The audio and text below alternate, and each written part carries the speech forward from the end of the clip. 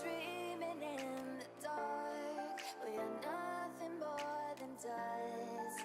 Search but you stay lost. We are reaching for the stars, but we're making this too hard. And I wonder where you are. Mysterious, that's the part you always show. 'Cause you're too curious. Maybe you should take it slow. Mysterious, that's the part you always show. 'Cause you're too curious. Maybe you should take it slow.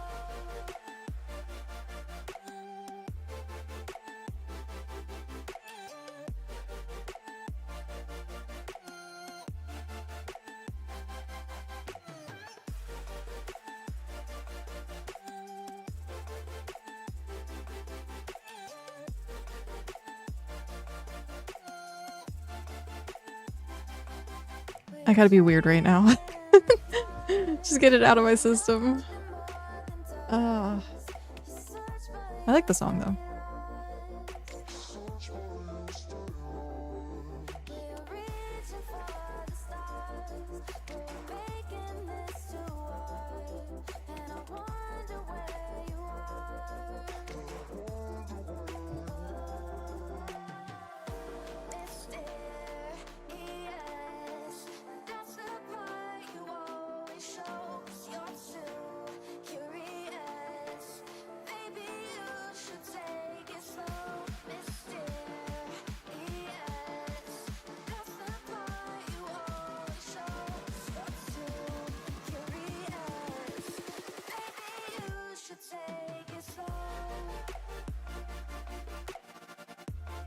Okay.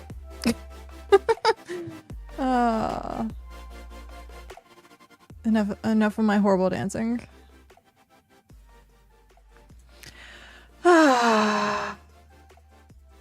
Actually.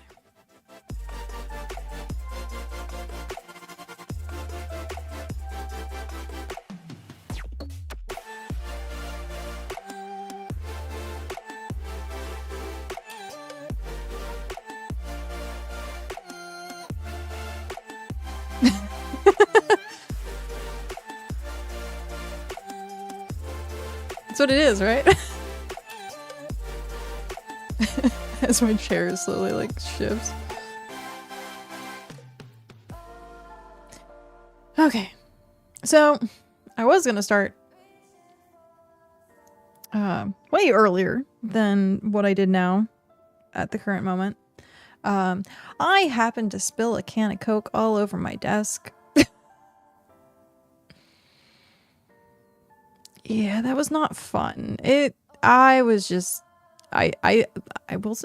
admit that I cried. I admit that I cried. Thankfully, my keyboard, there's still a couple of sticky keys.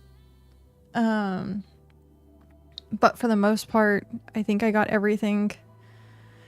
Coke desk is an Avenger villain arc starter. Yeah. This is my villain arc.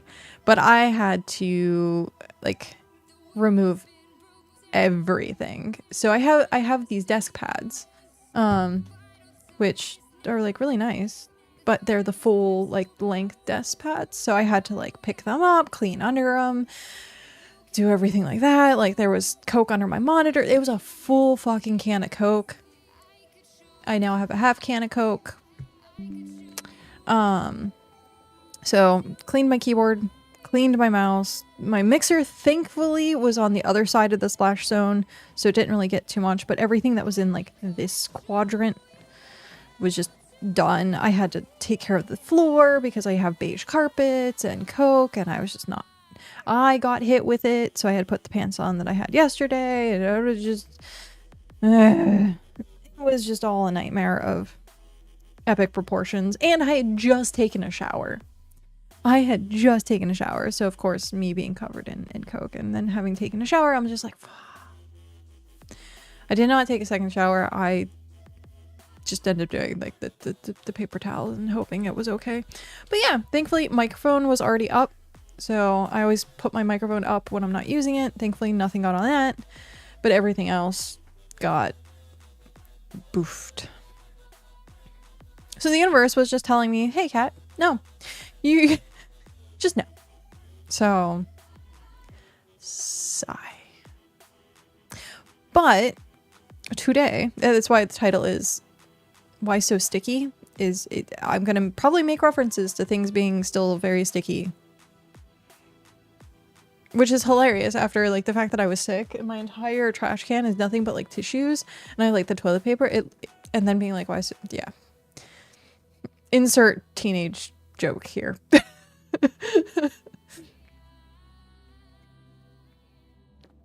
But yeah. The joke writes itself. It's true. 'Tis true. But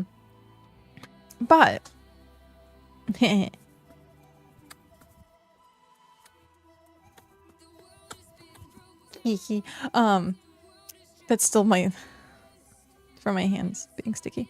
Anywho, we have BitCraft, we have adventure stuff to do. I wanted to figure out, okay, music, I'm gonna turn it down a little bit because you are very distracting in my ear. At some point I realized I stopped drinking out of the cans and glasses almost exclusively, always use bottles and always put the cap back on. Yeah. Oh yeah. Well, there was all the time where I had, that I've just experienced, yeah.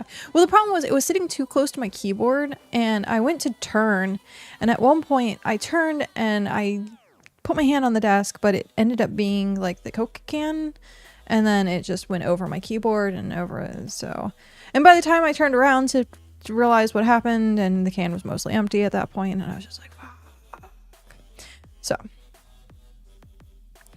Woo. So last night I was trying to figure out redeems for like the adventures and stuff, and I figured this week, I'm pretty sure tomorrow I'm not going to be able to stream. I'm not sure what time. We do have, I think, Thanksgiving dinner at some point.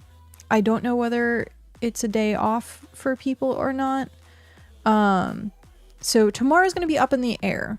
And then Friday I have hair appointment because I was sick and didn't get to do my hair appointment, but we'll see about doing like an event Friday for maybe like do like Goth Friday for Black Friday and see about doing like a Scream stream or something. I have to talk to Cal and see if we have anything planned. But yeah. Tentatively, that's what I'm kind of thinking right now to do. But yeah, we will see. So the adventure things this week, at least, are going to be free. I say free because it'll just be based on like time frame stuff.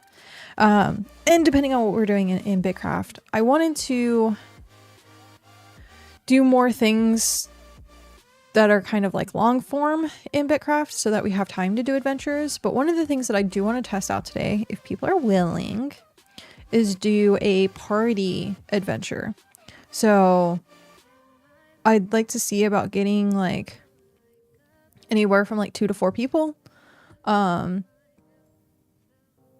do a party adventure and see how it flows and see if there's something that I need to tweak and go from there. So at some point, if we have people that are willing to do that and sit and contribute to doing an adventure, it'll probably be a little bit longer of an adventure. I did go back and look at saying that like most of the adventure stuff was like about an hour with the solo players. So I don't know how it's going to be with a group or not, but we'll see. We will see. But first we should get into game. See what's going on in game. I don't have any goals right now other than trying to do the tier 4 up with the mining town. So I don't know what's going on other than that right now. I also kind of at one point want to go try and get a kitten again, but that requires me to do like a bunch of lake fishing, which I don't think I have bait for tier 4, tier 5 fish anymore. I think I ran through it all. So, boop. So we'll have to see. I still also need to do the renovation, like finish the renovation. I want to get people's feedback and see if they like what we did or if they didn't like what we did. If we should do something else. I wanted to make it a little bit more cozy, but it's hard. It's hard to be sort of creative in this game with very limiting design options. So, let's see. Yeah, we'd have to go get bait for if we did kittens. DOS kittens. We have a bunch of tier 1 bait. Like, jeez. At some point, I should probably go use that just to use it. We also need to make food. Keep getting an error code. You freeze up first, then code. Oh no. Or internet again.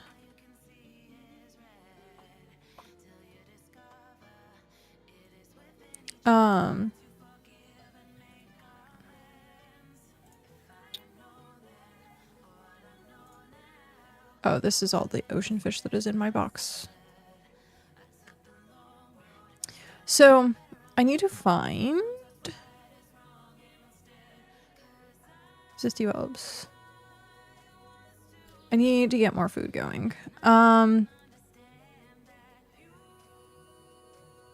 Shoot. I forget how... I've not played for so long at this point. I forget, like, all of the recipes for stuff. Oh, no.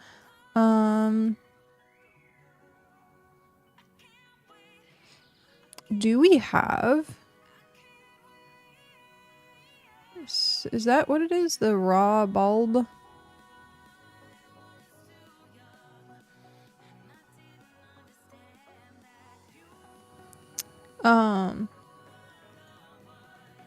What's this? Oh. This lasted about 30 minutes of your stream last night, and then it was okay. Oh. Well, that's good. Okay.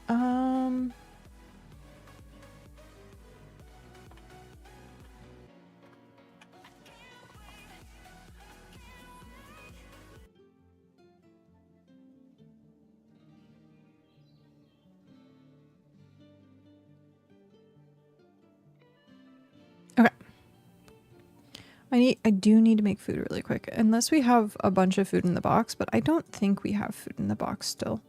Also, where is the food box? Oh, there it is. We have cooking and we have food box. I did change it. Oh. Wow, someone made a bunch of... Oh, we do have a bunch of food.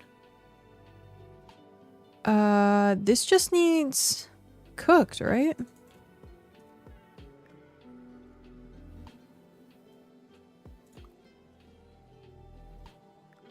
Well, I will help people cook it. And then I'll put it back in the box.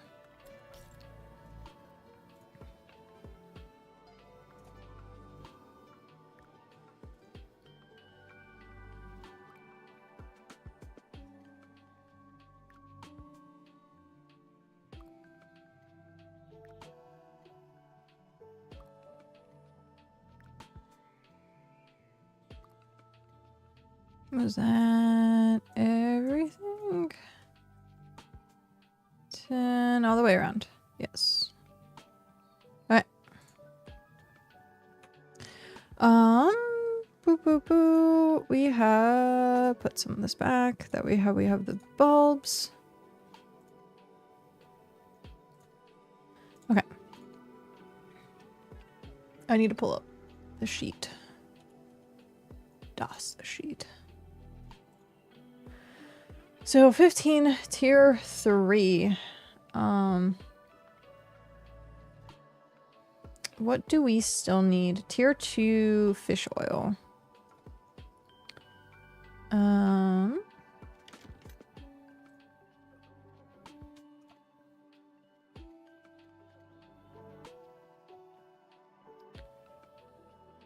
I don't have too much chum. Do I has? Only have 2. Let's... Do I have... There we go. Okay.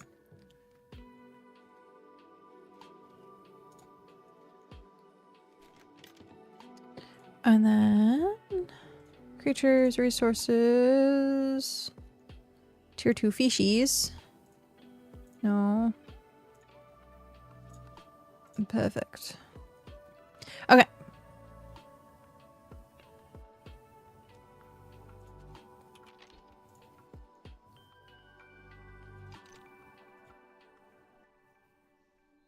It's a pat.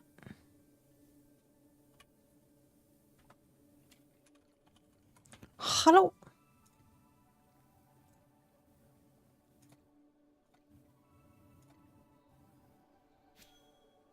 I just kidnapped you 5 feet.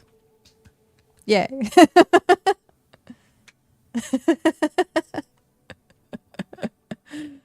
Oh, that's funny.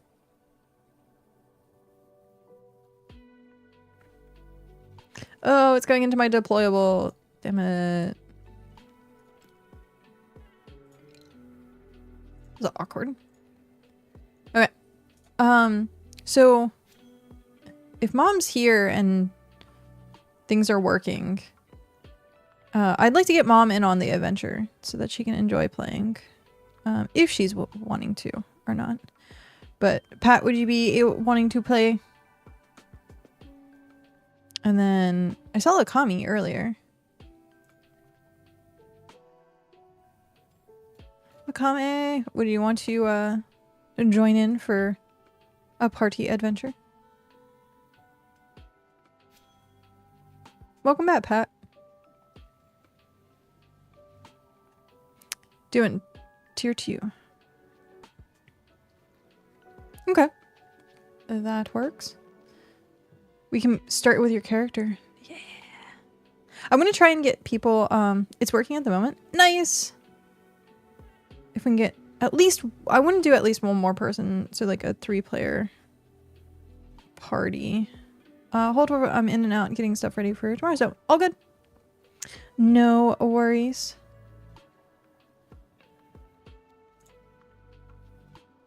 No worries at all.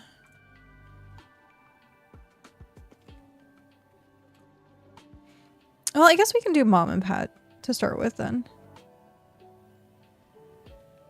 And then maybe we can get another person to jump in halfway through, see how that works.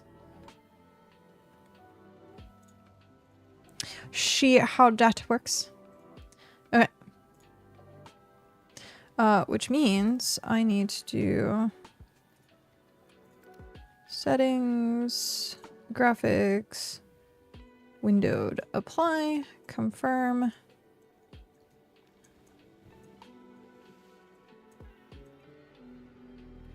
That.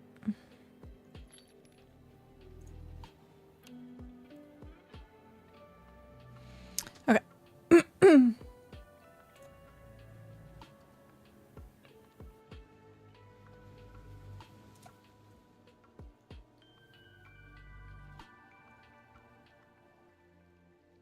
Yay! Nice. So we has I still am like trying to learn how to format this properly. Is it heading 1? I think it's heading 1.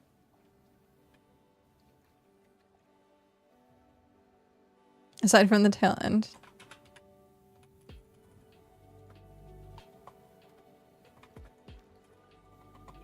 We gotta do it appropriately. How it's properly spelled. I don't know why it's all lowercase in the chat for some reason. It should not be all lowercase. Okay, and then this is heading 4. Title. And then underscore.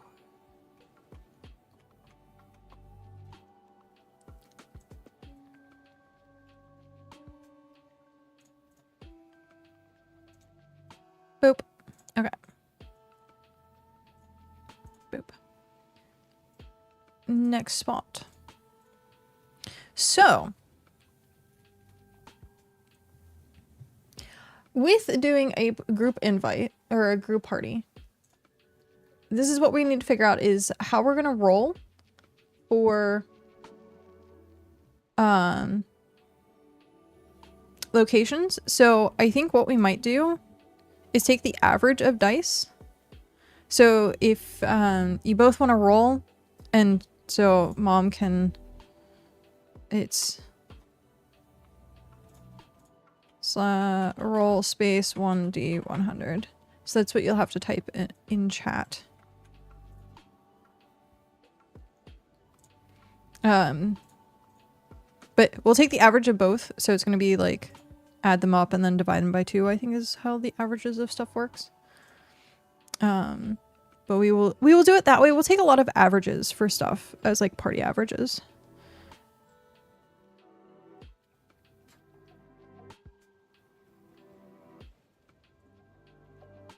So if you both want to give me, and if you need math done, let me know. I got the calculator out. So we got a 47. And then mom has to roll 1d 100.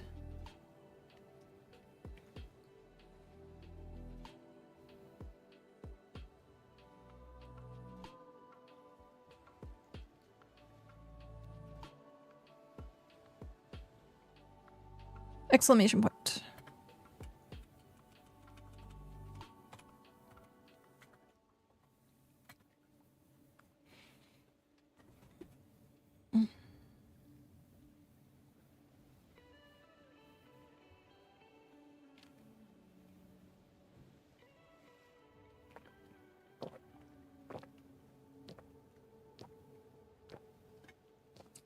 We'll teach mom how to play D&D. Yeah, the goal of my entire life. But this is like hyper simplified. With a 90, goddamn strong roll. Okay, so we have 47 plus 90. I can understand that that's... I'll just do plus. And then plus 90 equals 137 divided by 2 equals 68. We will round up just to be generous, so it hits a 69. Nice. Okay, so location with a 69 average is... Good job, guys. Bloodroot Thicket. Plants leach color from anything brushing past. So, this is going to be a fun adventure for you guys. As you get to this, say you get out of the woods and you're heading on an adventure together, and you're trying to find the legendary and mythic emberKat. And you have to cross through this thicket. And this thicket is known as the Bloodroot Thicket. Unfortunately, as you see the color of things and trees, that this kind of vine or plants, just in general, seem to be like a little gray. Kind of like the Pale Garden in Minecraft. Everything is kind of grays and whites and just... Not necessarily, there's still life, there's still vegetation, it just, the color seems off. And with that, if you want to give me another D100 for what you come to find in this thicket. What do you come to find in this thicket? The 95.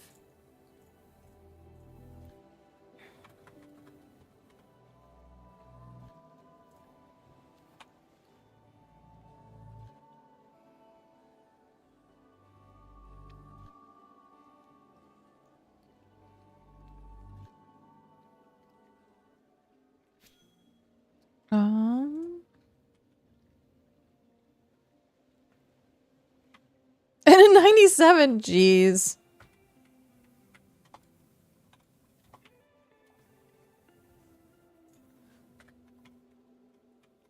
I'm gonna say P1. P2.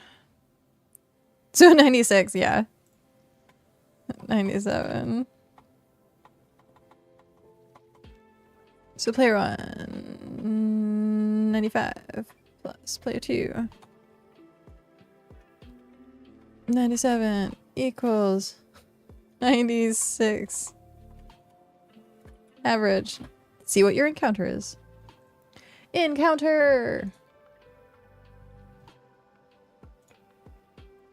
With a 96, we have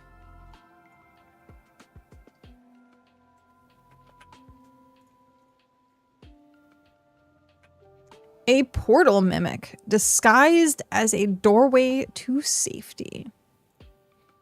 So, with that, I'm going to say that you don't necessarily know that it's a mimic, but your adventurers tell you out of nowhere, you see this tree kind of open up and it has like a hobbit hole looking kind of doorway inside this tree. And you're like, you know, that doesn't seem right.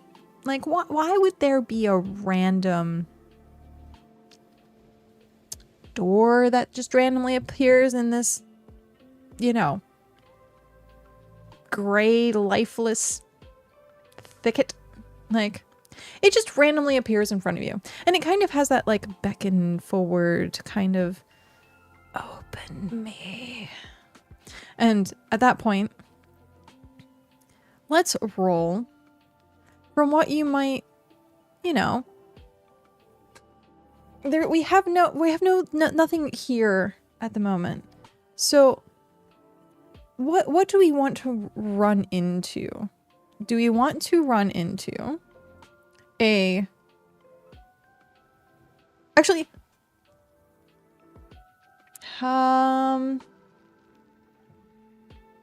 no, we'll do that. Give me a D100. Give me a D100, both of you.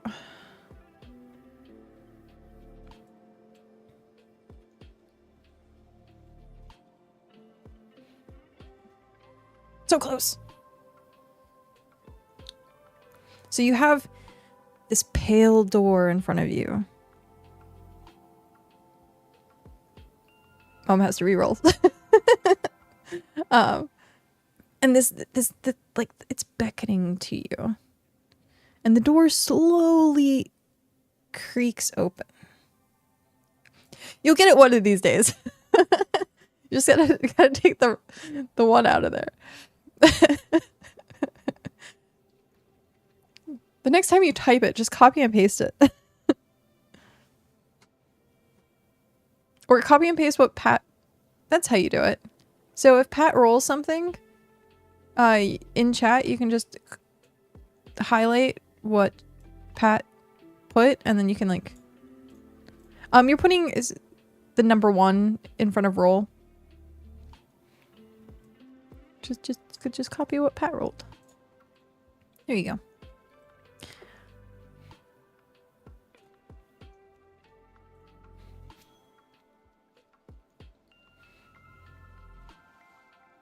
So the door slowly creaks open.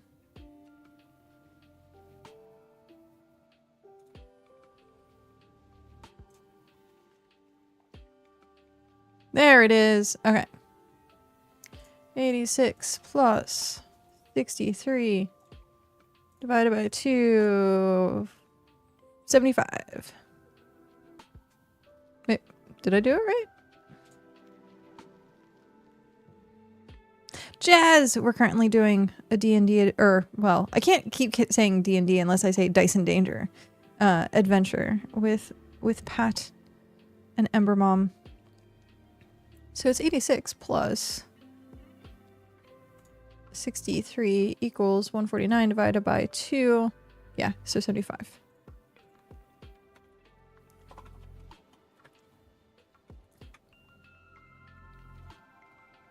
$86 P2.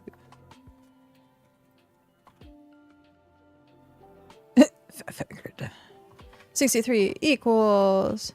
I am for the most part have been doing better. I'm still like mucusy, unfortunately, but it's not the worst. I'll clear my throat every once in a while. More so it's the fact that I spilled a can of Coke on my desk today, and that didn't set up too well for the rest of the day.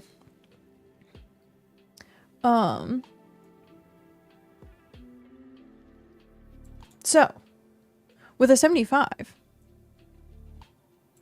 we have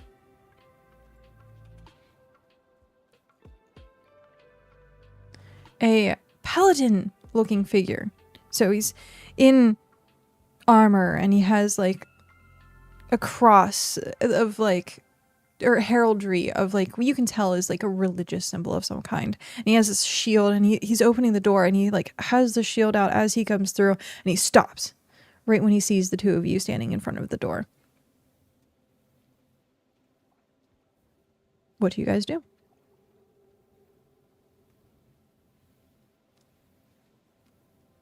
As Biscuit Online. Yes, we're playing Biscuits Online.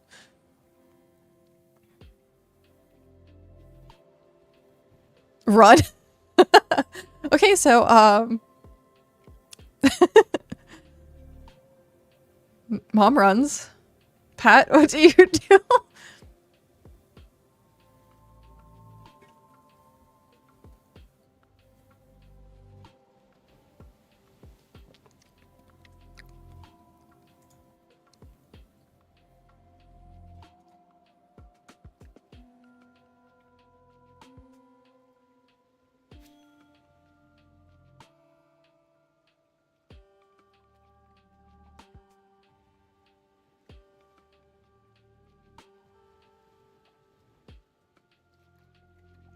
I'm with Mom. This seems the most obvious fate trap in the world right now.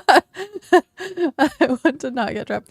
Okay, roll a fate die. So that is going to be 1d20.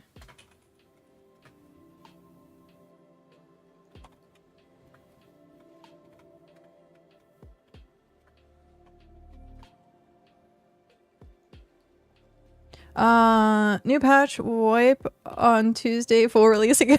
Biscuit Online, risking it for the Biscuit update. Oh my god, that's amazing. Risking it for the Biscuit. Do you know how many people would actually play that though? That would be amazing. If they actually called it risking it for the Biscuit. Plus 12 equals 22 divided by 2 is 11. So 12, and we have 11. What puts this at neutral? Okay.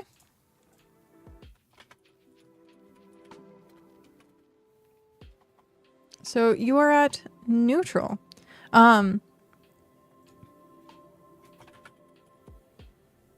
So as you guys start to run away, the guy realizes, or the paladin realizes, that he's as startled as you guys are, and he's just kind of like, what the is going on? And then he like, hey, wait, and like tries to like run away with you guys, thinking that you guys saw something that he might not have, and is just like, and so you have this paladin who seemingly is just yelling, hey, wait, guys, what's going on? And is running with you. What do you do at this point? Do you continue to run away from him? Do you stop and engage with him? Do you... What do you do? Because this guy is literally as confused as you are.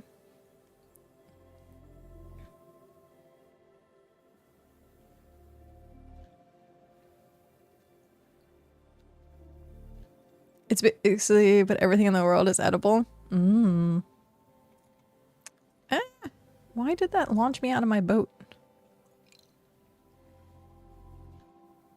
Stop and engage. Okay. So at this point, Pat, you see Mom kind of go, what? And stop and is now in pretty much speaking range with this guy. The paladin just immediately stops and he puts his hands up with his shield, and you realize he's not really carrying a sword. He doesn't have anything but his shield. So he has his shield on him, and he's just staring, like waiting to see if you guys are going to attack him, if something's going to happen. He's just patiently waiting.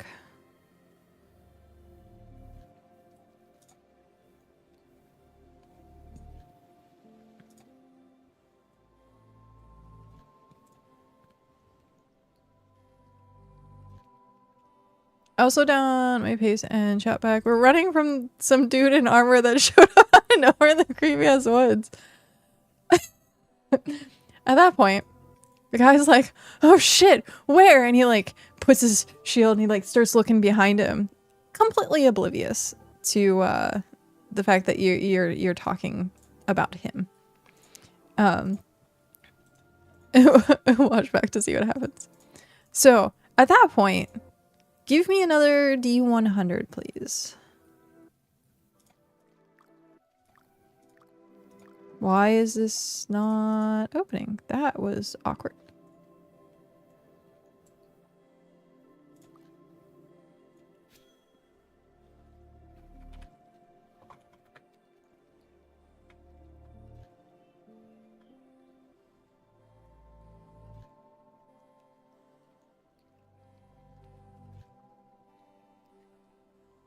We has a 64. And we has a 27. 64 plus 27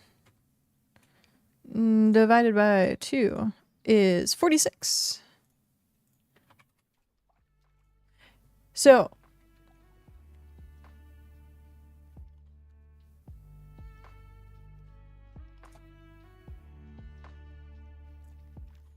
where did it go? Here it is. With a 46, we has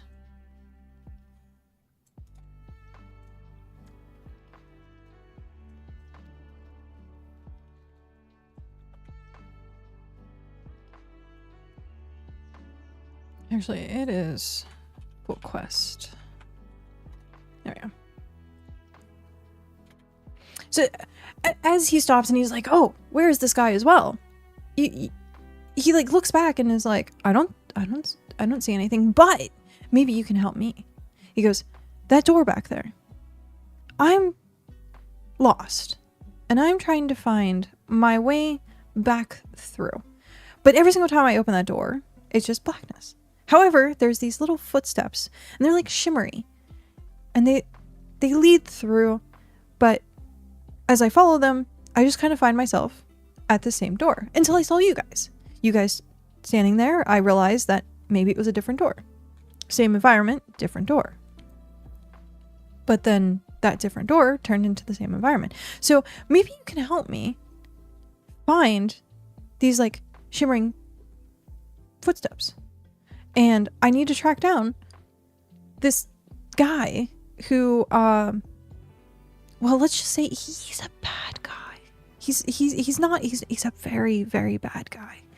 But he does leave these footprints. And if you would be so kind to help me track down these footprints, I would be entirely grateful.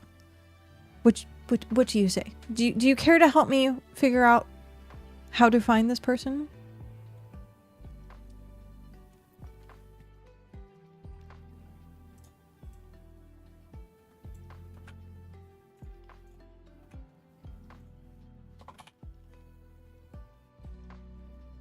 You want to look at his feet before giving an answer and the footprints he left.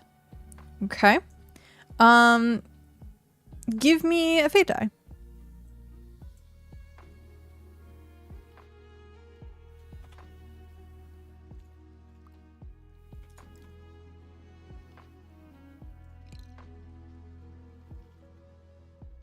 Yes. D20 is a fate die.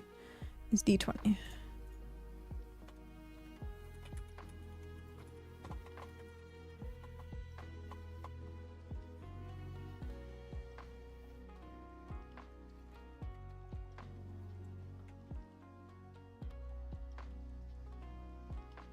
Ah, I need to remember to paste without formatting.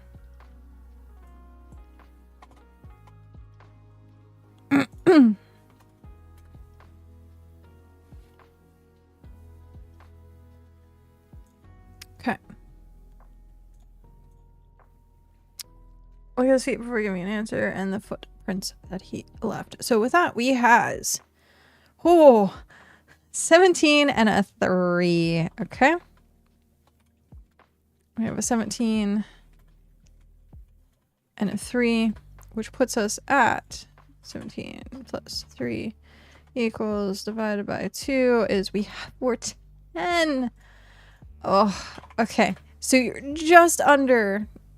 You can tell that it seems like he is shuffling his feet a lot, but you don't seem to see any of what he's describing. You can kind of see that like he is leaving footprints. You can see that the plants that in this area that seems to sap color, it's like leaving, like if you were in dried leaves and you can see the cracked leaves and the cracked plants with his footsteps, but it doesn't seem to be leaving this like magical residue in which you think he's talking about.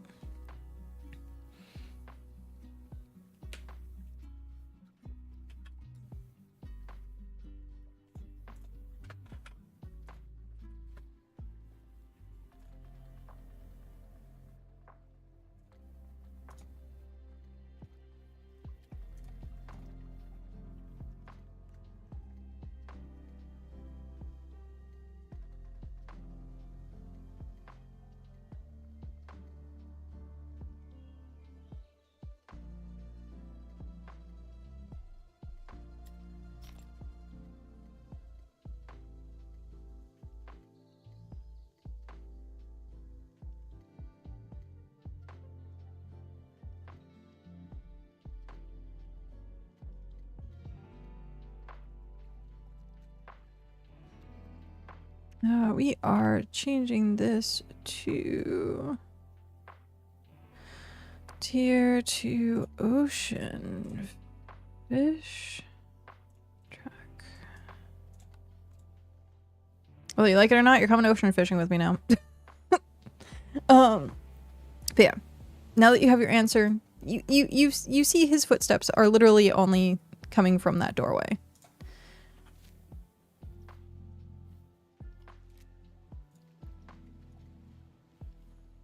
Scotch says, I suppose there's no harm in helping out. I get the feeling you're not going to leave us be otherwise. Probably not.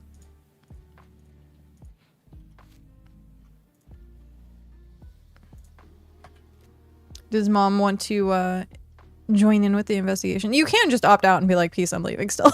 But leave Pat to figure it out on his own. You help him out. Okay. Let me get to this fishing spot and then we will, there we go. So as he's like, oh, good. So do you remember where the door is? And he's just gonna kind of like look around, like completely lost. You hunt and peck. It's all good. Also, with adventures, you have a backpack of items. So with that, to help in your journey and for starting characters, because this is your first time doing an adventure, you can look into your backpack and roll on the list. Why is this being finicky? Come on. There we go. That was...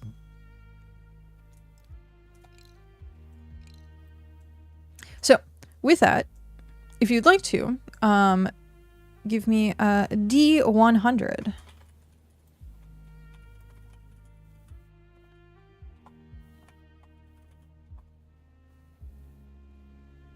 To see what your starting items are.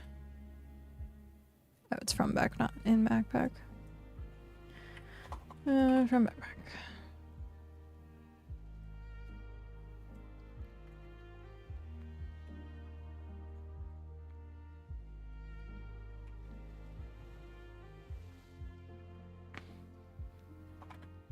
has a 27.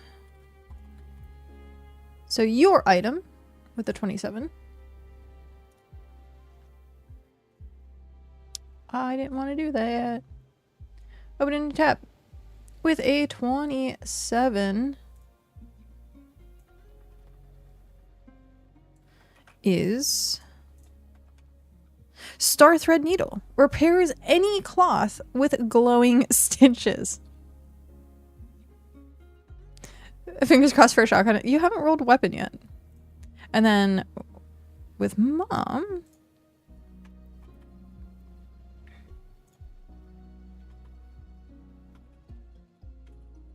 we has a 66.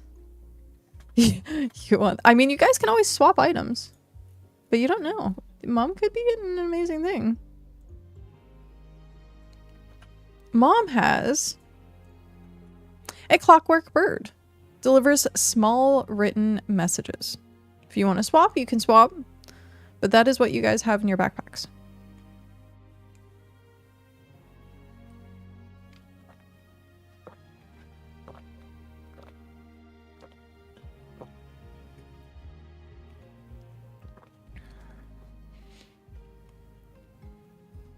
I don't mind swapping if Mom wants the magical sewing kit. Oh, sorry.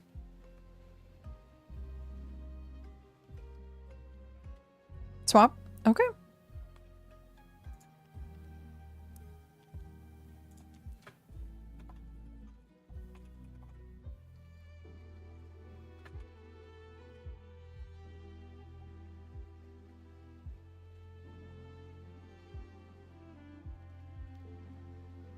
That'll go on your character sheets. Why is it being...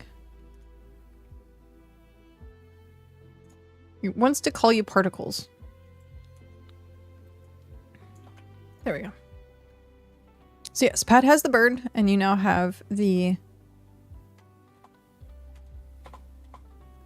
sewing repair kit. And with that, as you find these items, the guy is looking completely lost and still kind of meandering around trying to find this door that you originally saw him come through. And the entire time, let's say,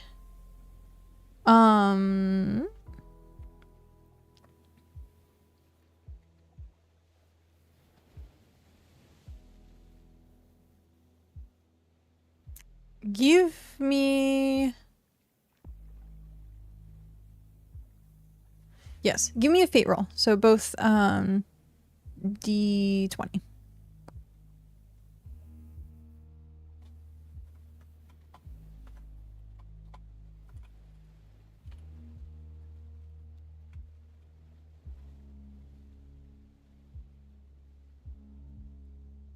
$15 and a 4. You guys will work together, okay? Just saying. You got a croclin egg. Jeez, how lucky. Plus 4 divided by 2, so we're 9. Okay, so with that, it's gonna take you a bit longer. DMK, hello, welcome in. It's gonna take you a decent amount of time with this paladin to kind of retrace your steps, mainly trying to use his footsteps, but he doesn't seem like he wants to sit still. So like following his footsteps, and you're kind of realizing like he circled trees that he shouldn't have. He's the type of person who couldn't sit still and would lead you in like random directions, and eventually it gets to the point where you guys are just like, we came from that direction, it has to be in that direction. And the guy's like, no, I swear it's like that way, and it's not. So after a good period of time, you guys finally get back to the door, and the door is still there, but it's closed, and he seems rather reluctant, let's say. And he just kind of goes, yeah, see, that's the door that I keep coming through. What is that? The correction, a drunk dude in armor. Hey, paladins can drink.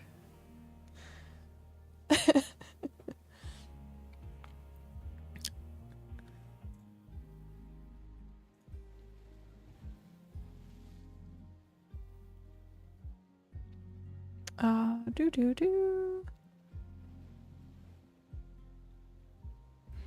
So what do you guys do at this point?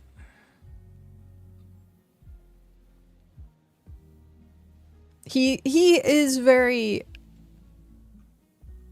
adamant of kind of standing behind you guys at this point. He's found new shields. You're back at the door. Yes. It just took a bit longer than what you really wanted to get back to the door, and the door is now closed.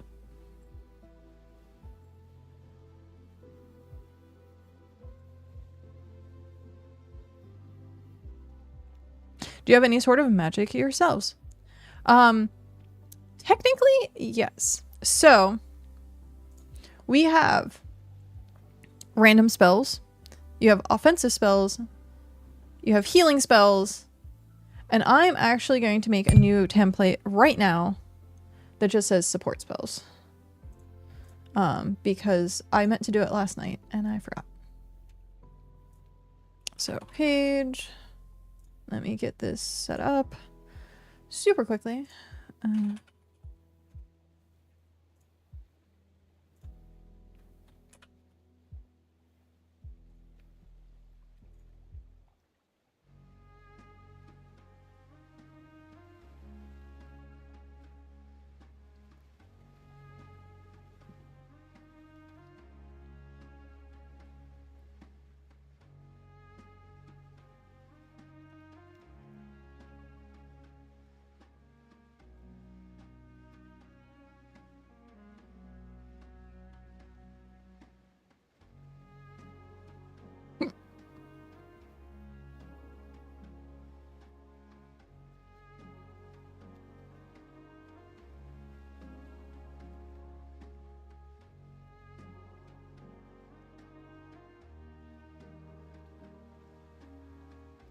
It's populating.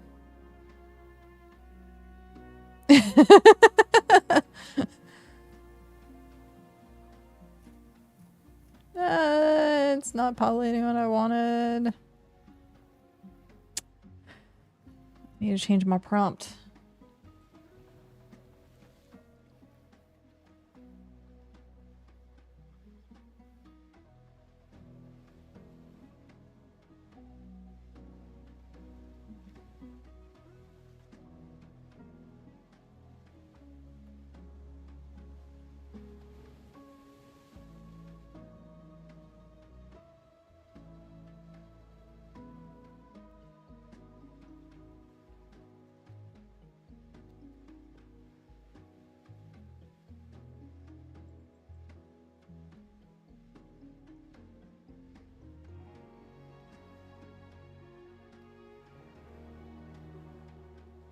Okay.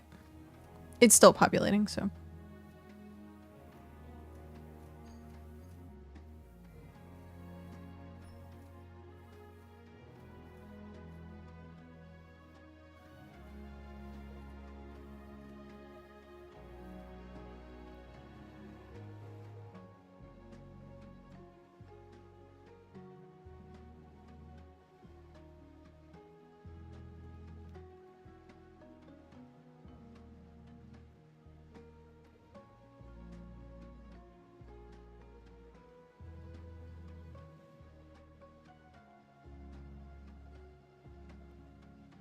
There we go.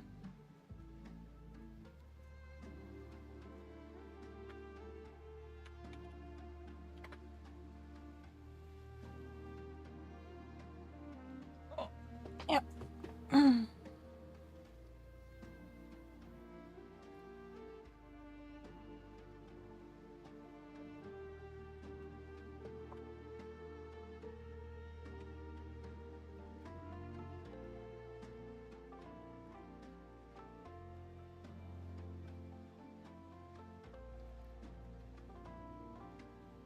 So the only downside with some of these generations is they do take a while to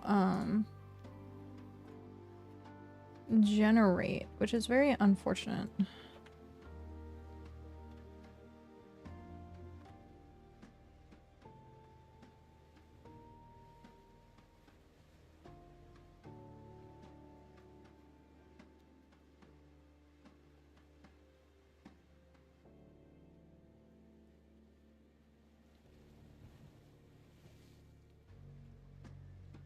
And then, like, getting the correct prompt is also,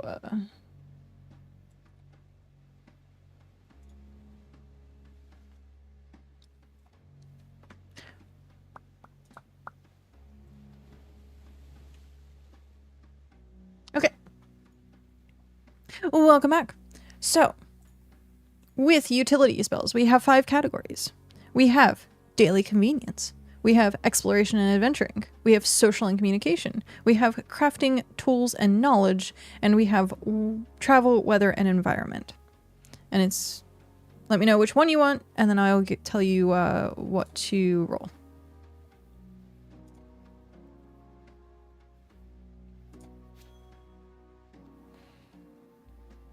So, daily convenience, exploration and adventuring, social and communication, crafting, tools, and knowledge, travel, weather, and environment.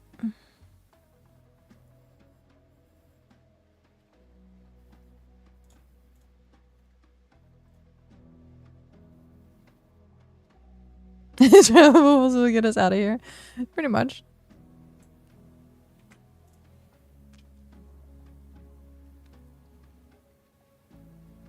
You can also do, like, basic skills. Like, I'm not gonna, like, make you roll if you want to, like, test to see if the door's trapped, or if you hear things. That'll be based on fate die. So think about, like, whatever you can do. There's no classes and stuff like that. So you could take something from any class and be like, oh, I test to see if there's traps. Well, then we can do fate dies for stuff like that. But if you actually want to, like, cast magic and stuff, then it'll be off of a generic table. Just to make things fun. Or you might get something that is like, you turn wood into stone. And suddenly the door becomes way harder to access.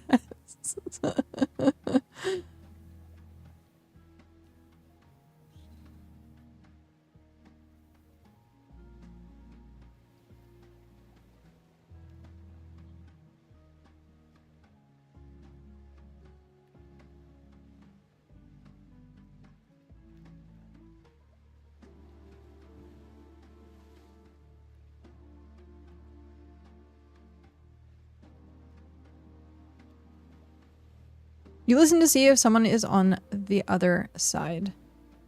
Okay.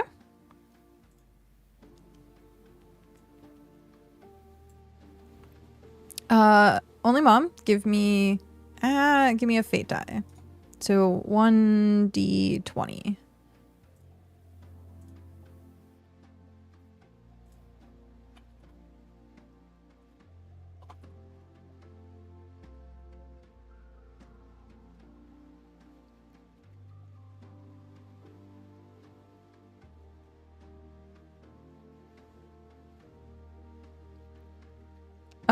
Just a random one-time cast of a spell. Yeah.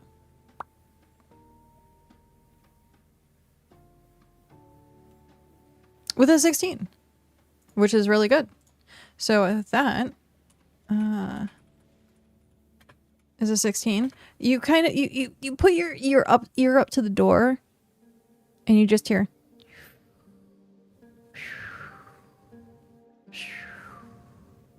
It's kind of like wind, but it's like a pulsing wind that's kind of against the door. Ravi, hello. We're doing chat tabletop adventures while we fish.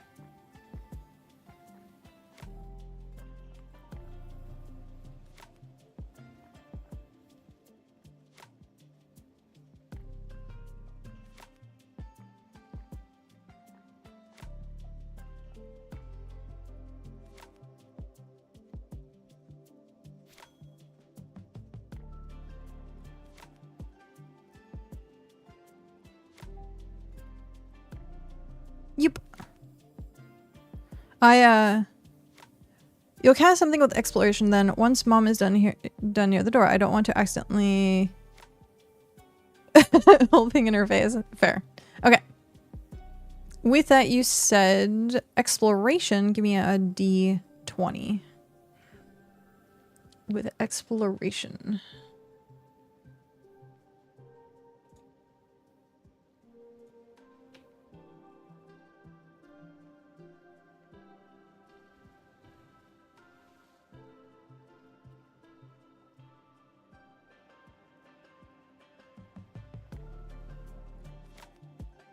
And you rolled 13. With a 13 for your exploration magic, we has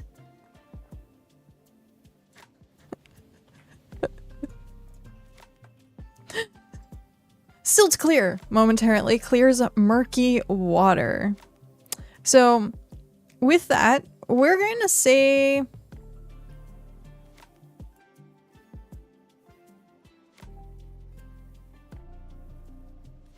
it feels like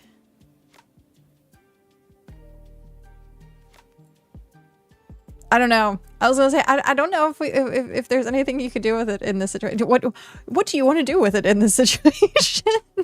Or possibly try again.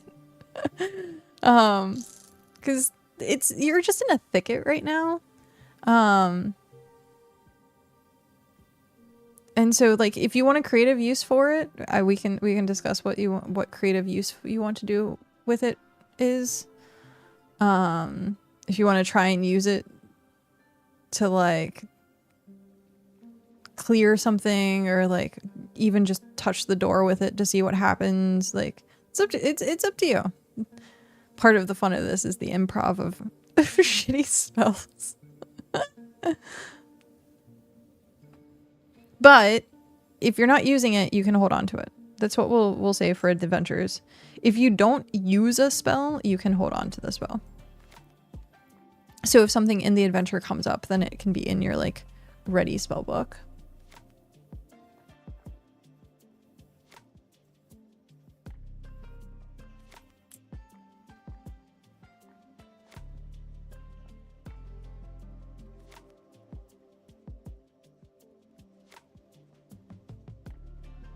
Okay, you hold it.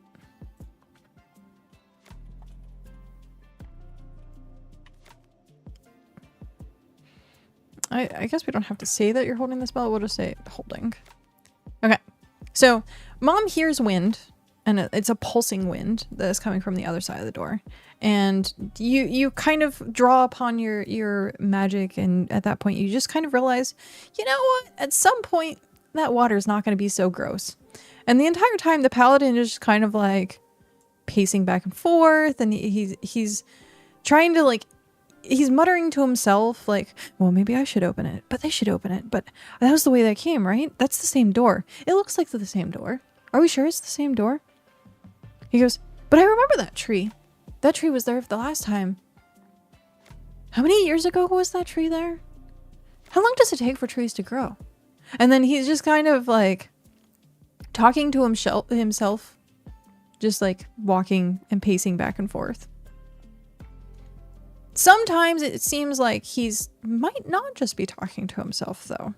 That he asks a question, but doesn't answer the question, and then continues with a new conversation.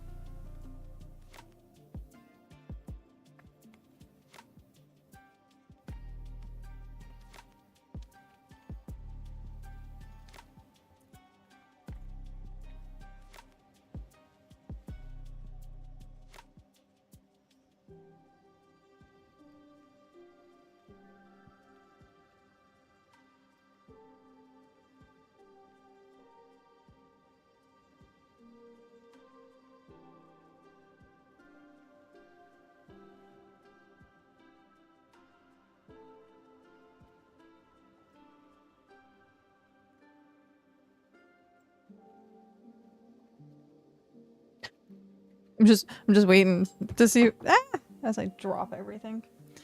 Go get my fidget spinner. So what are you guys doing now? How many years has the tree been there? Oh, goody. He's been trapped for a long time. Okay, then.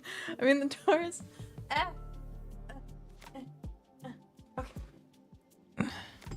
How many years has the tree been there? Oh, goody. He's been trapped for a longest time. Okay, then.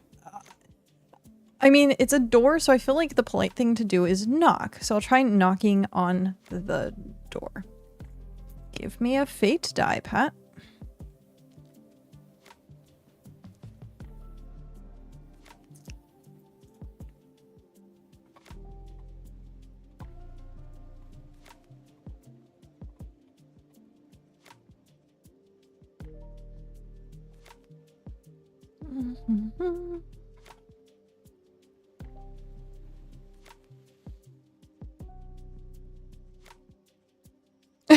Oh, yeah.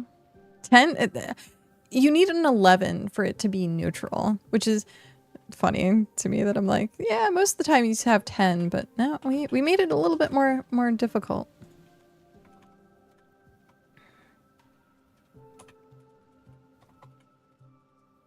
And we got to a 9. So as Pat has now cast a spell, Mom still listening at the door. Hi, Hrothgar, how are you doing? You've now kind of walked up and knocked on the door.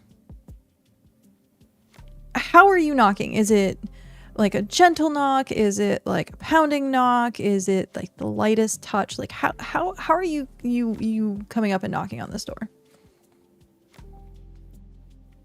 Damn, I'm out of soda.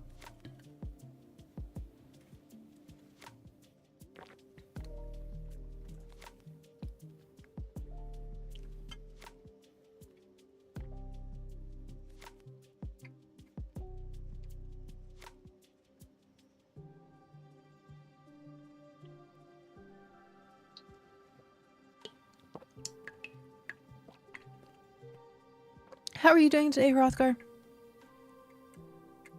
Listening closely as to what it's saying. Okay?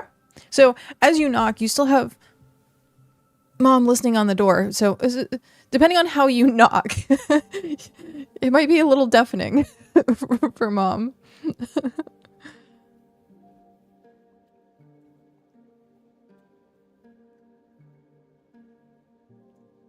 Just your average back of the knuckle knock, like you knock on someone. Okay, so got it. And break the door down. Wait, Mom, are you actually breaking the door down? Well, I will take what you say as no,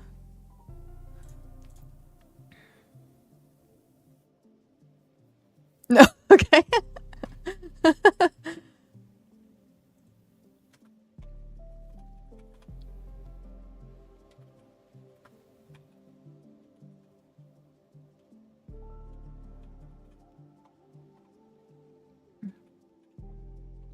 Why can't I type? My brain is just not typing very well. Okay, so as you knock and Mom's very closely listening, the first thing Mom's gonna hear is the wind stops. Is that the end of the page? It must be the end of the page. Yep. So the wind stops. And you can hear what sounds to be like a lock noise or someone unlocking something. Like the same sound as like when you can hear the click in like a door. So do you tell Pat that you hear this? Because you're only hearing this. Pat doesn't hear it because you're still like with your ear to the door. So you hear one, the wind stops, and then you hear like a click of some kind, whether it's locking or unlocking a door.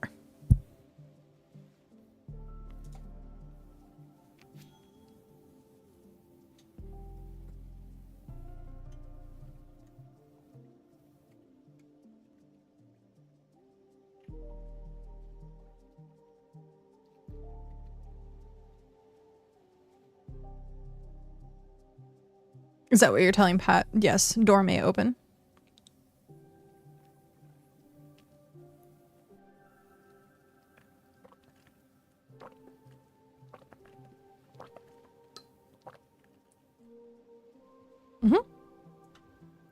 Okay, so as you've listened to these things, and Pat then takes a step back from the door. Okay, so Mom has told you that the door may open, and then at this point, Pat takes a step back away. Mom, are you staying at the door, or are you also gonna take a step back? And then at this point that you've taken a step back, the paladin has his sword, like, or shield, no sword, again, no weapon, but it has his shield, and he like looks and like, oh, what's going on? And he like, as you guys back away from the door, he's gonna like look at the door and like waiting for something to happen.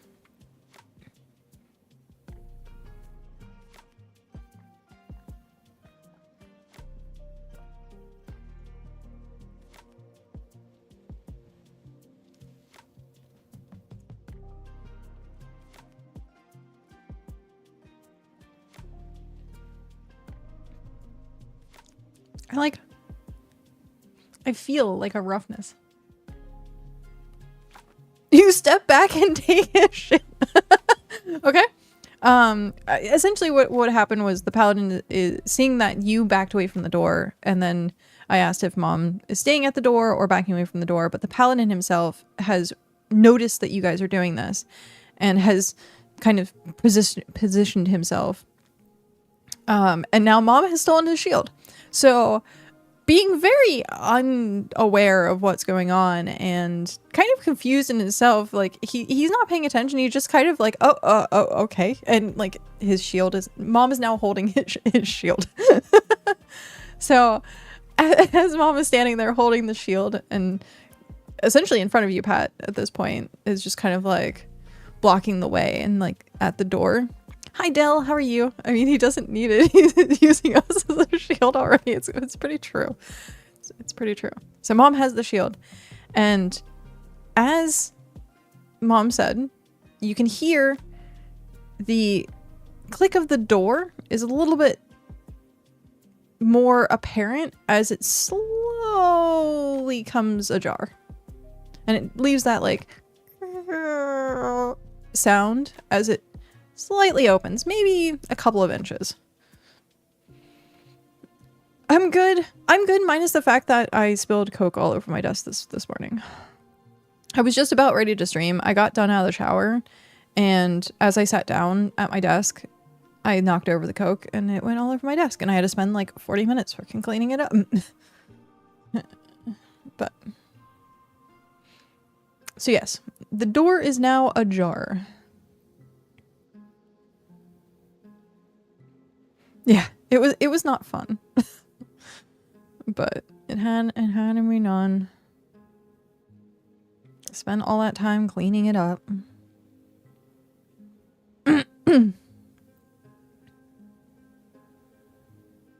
Nothing has happened though. Keep that in mind. It has stopped opening, yeah.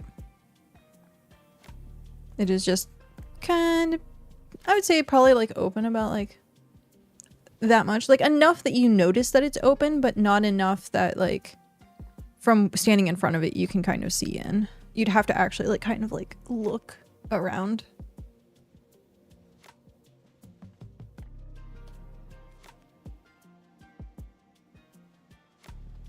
Give them a couple of seconds to see what they may do. The paladin at this point is just kind of like hiding behind Mom. Like you see this grown-ass man that is just kind of like puts his hands on like Mom's shoulders and like using Mom as a shield behind his own shield. And just waiting. Like, what? After waiting, I'd like to write a little message of, hi there. We were wondering if you happen to have misplaced your paladin. We found it wandering in the woods, and then give it to the clockwork bird and send it through the crack in the door. Oh, this is cute. Okay. Give me a... I hate that. Can I just have it that it doesn't ever paste with formatting? Give me a fate die. And while you do that, I'm going to use some like super quick. Because apparently I really need to. You have me envisioning bugs like when they get stuck and can roll looks like when they can stuck. Oh, the roly-polies? I don't know. What are you doing? Pet is sending an owl out, but I'm going to use this one really quick. You got the 17. Oh, shit.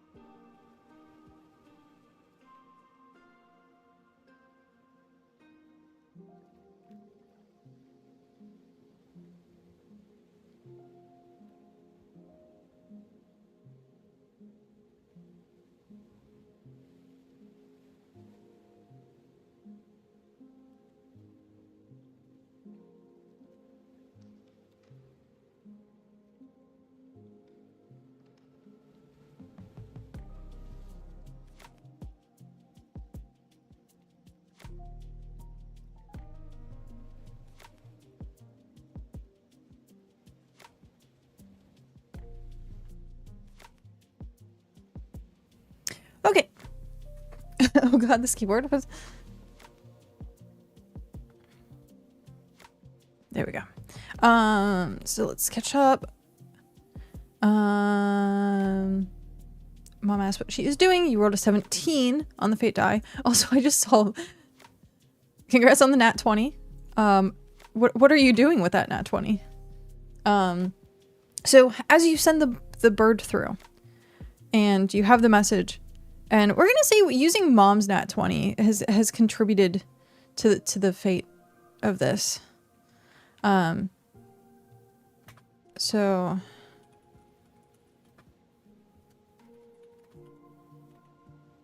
I mean, you got my Bug's life when they are in,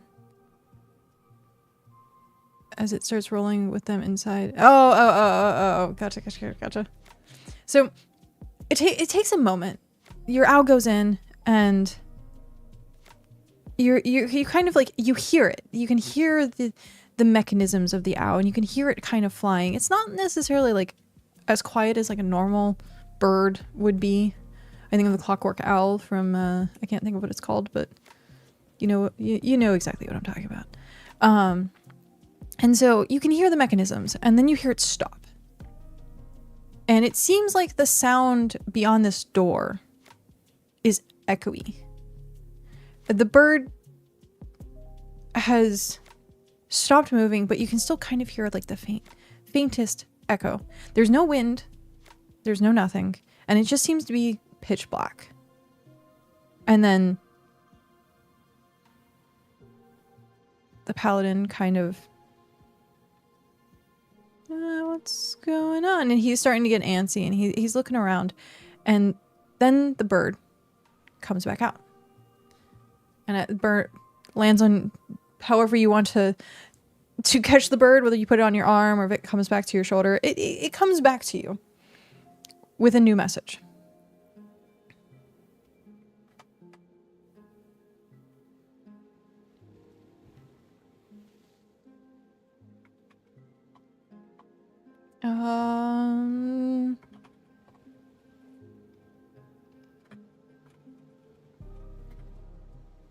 So the message in reply is,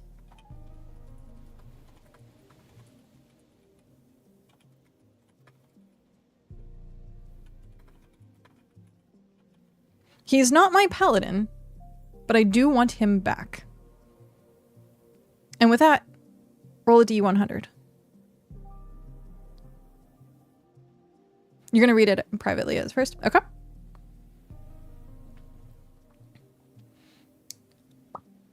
Mom is going to also have to read give me a d100.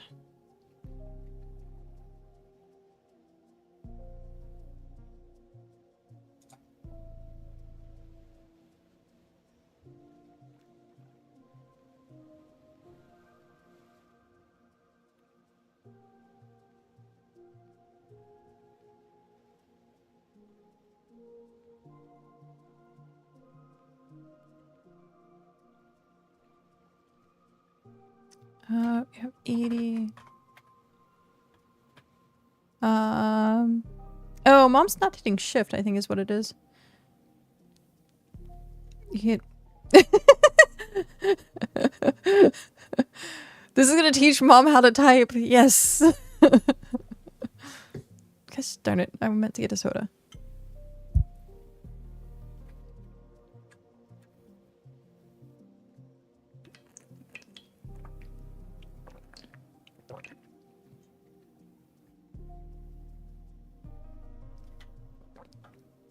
I yeeted the paladin through the door and I'm now a friendly neighborhood evil character.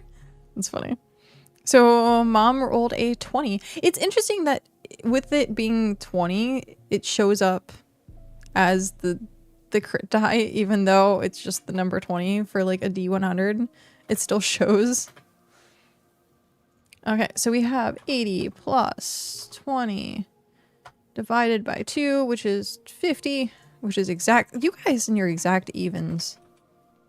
So we has 50.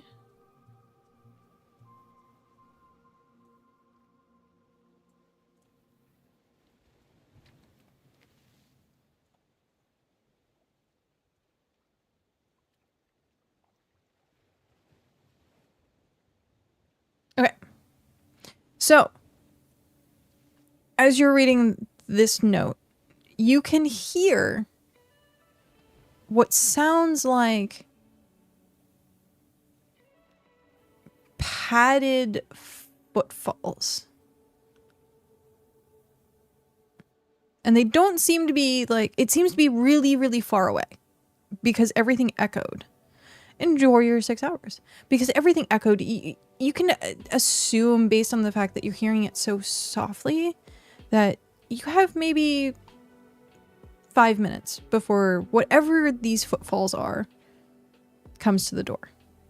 What do you do in the meantime? And also, are you sharing with mom the letter, or are you keeping it private?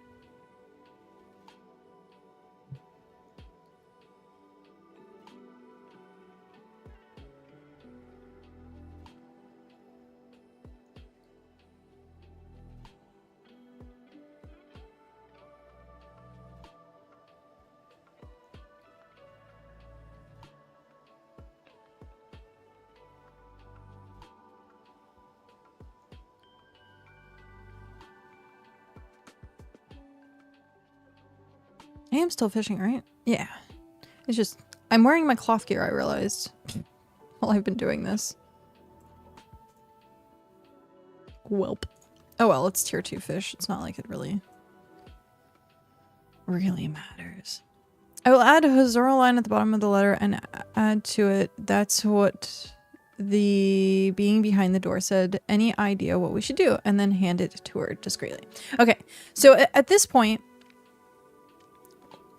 Mom, Pat has written on the very bottom of the note.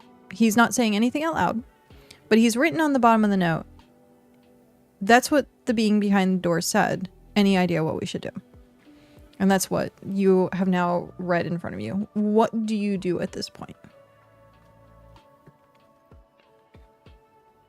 Also, it's being handed discreetly. I am imagining you're not, Pat, you don't want the paladin to read.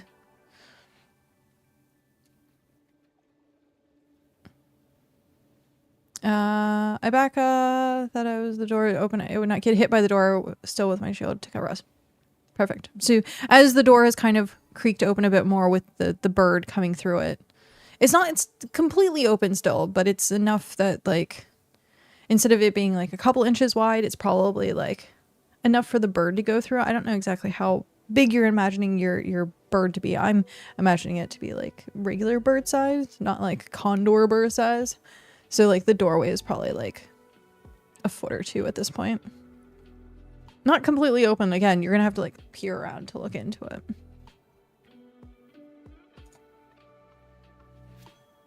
But mom has now backed up. But what do you do with this letter? Do you ignore the letter? Do you respond by writing something back on the letter? Do you whisper? The paladin is still, the entire time, has been gripping onto the back of your shoulders, hiding behind you like a scaredy cat.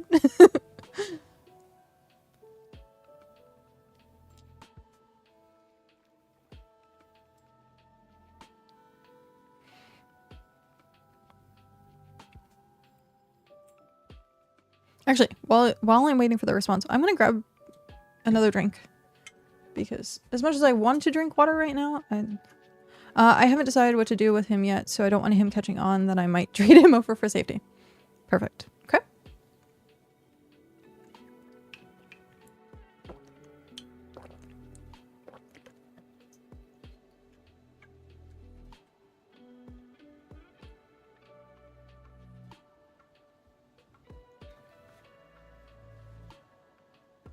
And then I'm gonna grab something to drink while mom... Actually, Mom, Pat, if you guys want to roleplay really quick, you don't need me there for that. If you want to, like, talk to each other, I will be right back.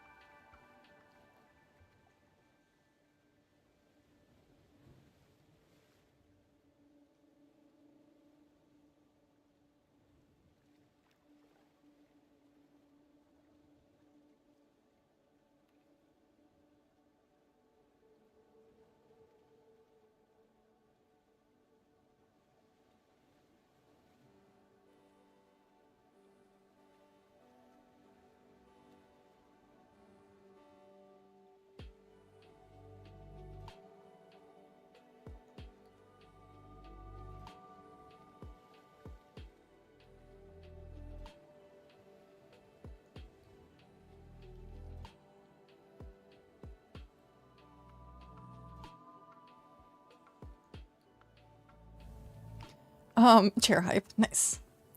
Actually, you know what I might do?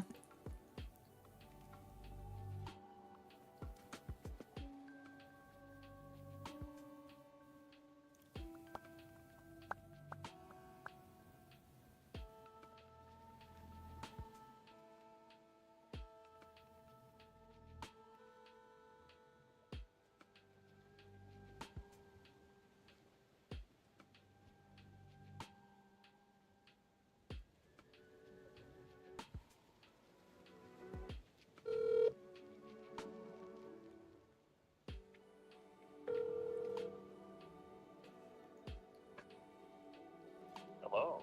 Please leave a message after the tone. Seriously?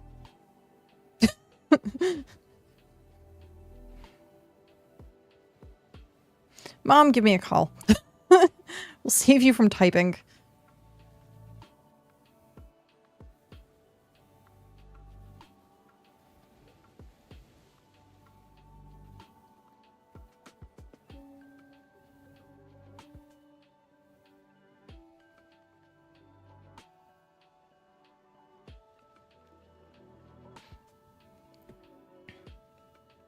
Also, for some reason, it went very quickly to voicemail.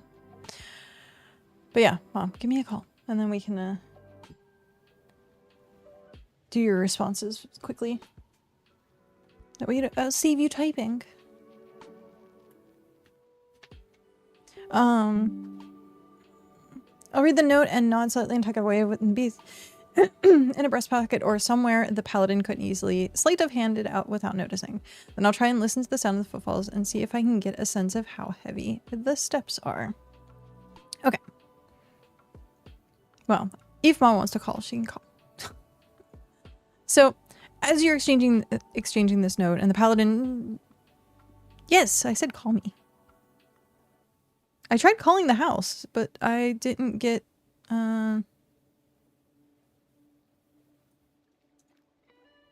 It gave me voicemail.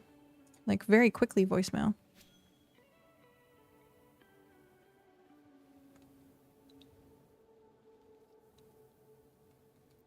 Hi, Pros. How are you?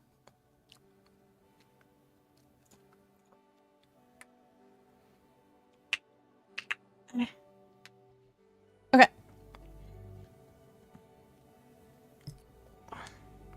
Waiting.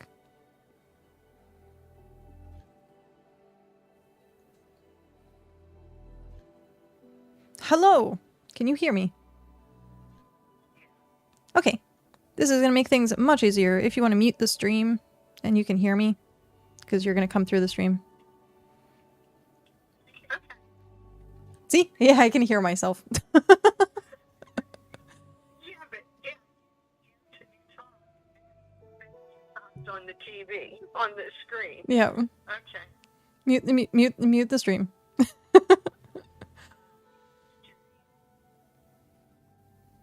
I muted the stream. Okay. Well, just about. Wait a minute, I have to mute the others. It's all good.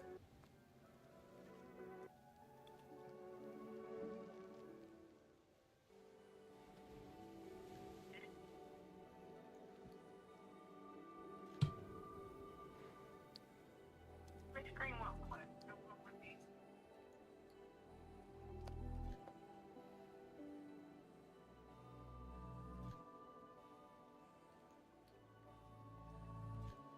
All right, I'll try to talk, but not hear you listen.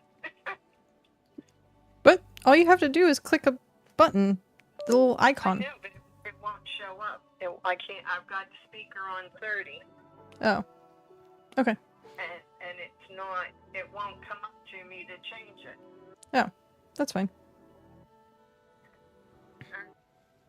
Why is this not... There we go. Okay, so... You guys are just waiting for the footfalls, you said? Yes. Okay. Given Pat... Roll a fate die, you're trying to listen in, right? On, what's coming through. Trying to listen to the sound of the footfalls to see if I can get a sense of how heavy they are. Give me a fate die. So with a 12. Okay. Do I have a place that I can put you? I'm gonna try and put you... Aha! Can you still hear me? Yeah. Okay, good. I can hear you.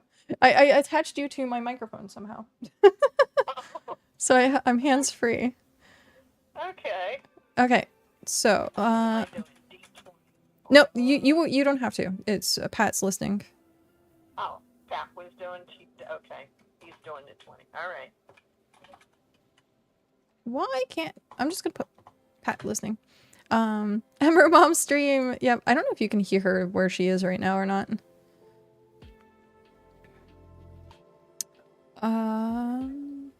So that was a 12. If you kind of... I don't want to say you've like fully approached the door, but if you kind of like scoot in just a little... Like, you know how you like have to strain your ear and you kind of like go like this? After a little bit, you can kind of tell that you're hearing 4 footsteps. You can hear like a pattern of but it's like... I'm still hearing myself, Mom. God damn it. So you can hear the but and you can hear like it's more like a soft noise. It's not like someone's like hard shoes. And do you do anything while you're listening? Do you prep the shield in front of the door? Do you move back away from the door? Like, what are you guys... What is your plan of engaging as this thing comes closer to the door? And you're just waiting? I'm protecting Pat and I guess the paladin that's standing behind, waiting to see for something to come out. Mm-hmm. Okay. So Pat... Doggo, he can have as many paladin shoes as he wants. Okay. So as you're patiently waiting, you almost don't see it at first. It takes you a moment to kind of like squint through the dark because if you're like trying to peer in, there's no light. It seems like the light is being completely absorbed by whatever's on the other side. And as the door kind of creaks open, you can't tell whether it's the shadows or what you're quite seeing until the muzzle of a giant and almost twice the size jungle panther. And you can tell it's jungle because it has more of the, I guess, like, features of not a, like, all black panther, but, like, maybe some spots or maybe, like, the raw visual. Like, think of, is it Bagheera from Jungle Book? Is that the name of it? The panther from Jungle Book. It looks like that, Yeah. but it's twice the size. And his head has pushed the door open. And both of you give me a fate die. So give me a d20.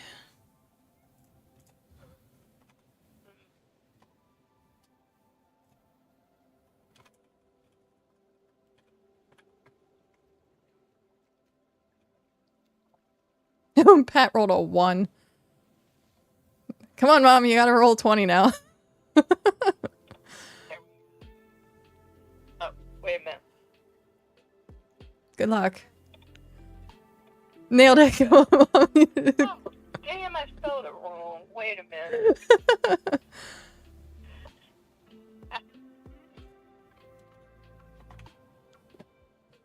Okay, there it goes. Oh. 6. Got 6. Okay, so 1 plus 6 equals 7 divided by 2 is, we're gonna say 4 in this case.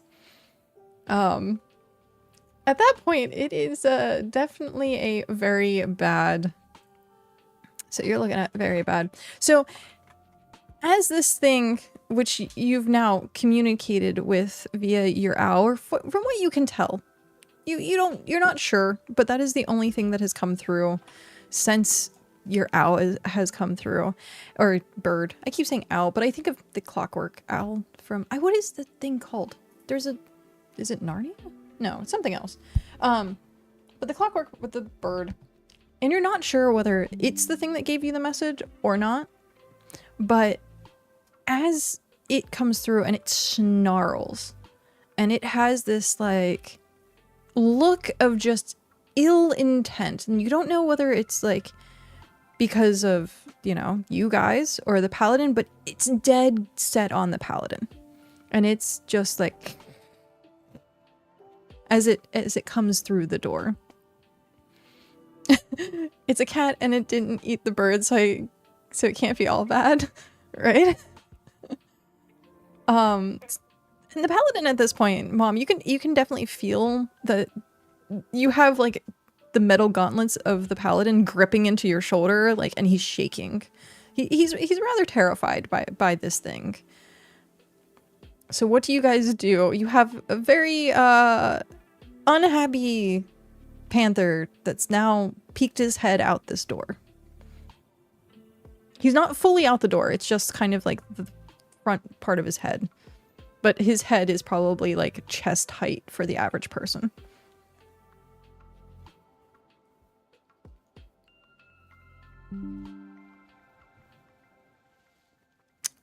Googled clockwork owl. Oh, nice. You're protecting me. She's going, meow. Oh.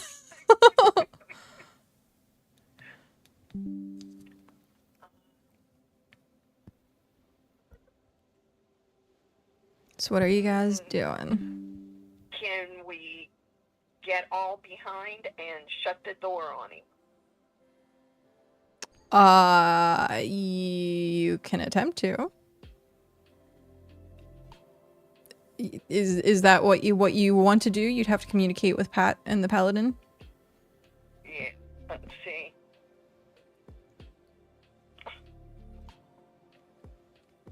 Oh, keep in mind, this thing, by the way, it probably has like twice the size of like a wolf. Like it's dire. It's a bigger thing. It's always scary when the DM says you can try. That's the whole point of this. So, Mom wants to scoot everyone to the side and shut the door. Pat, are you going along with this? Or are you doing something different? Clockwork Owl in the first result was Clash of the Titans, so that maybe... Oh, probably.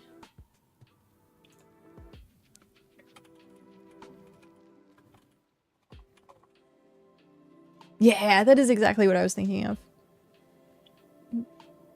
The Clockwork Owl. We're just waiting on Pat to decide what he wants to do. Okie dokie, Ravi. Sorry, Ravy. I just need to... there's like 3 people that have the same type of syllables in their name, and I'm like, keep it straight. Given how angry it looks, I'm not quite sure how likely a peaceful solution is going to be, so yeah, I'll join Mom and push the door. Okay, so the 2 of you, give me that fate die. Give me the D20.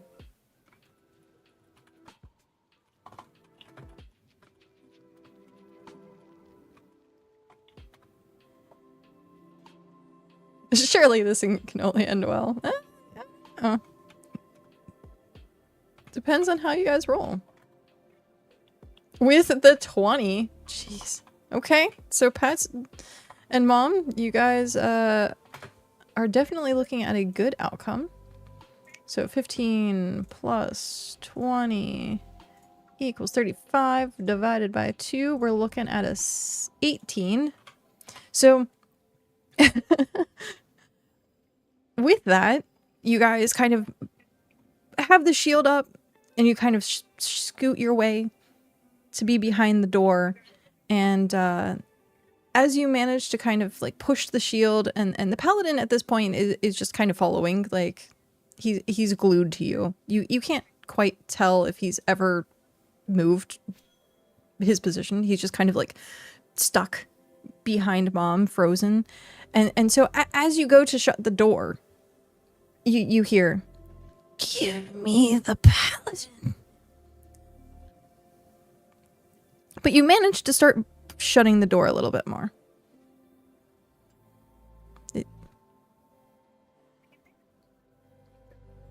Do you continue to shut the door? Do you hear out this panther that has now said, "Give me the Paladin"? Or open the door? What are you guys... Obviously the Paladin has probably pissed himself by now. But you are managing to get the door shut. His head is still kind of stuck in the way, and you're kind of strength checking against the panther. So depending on how you respond to this will depend on what happens with the panther.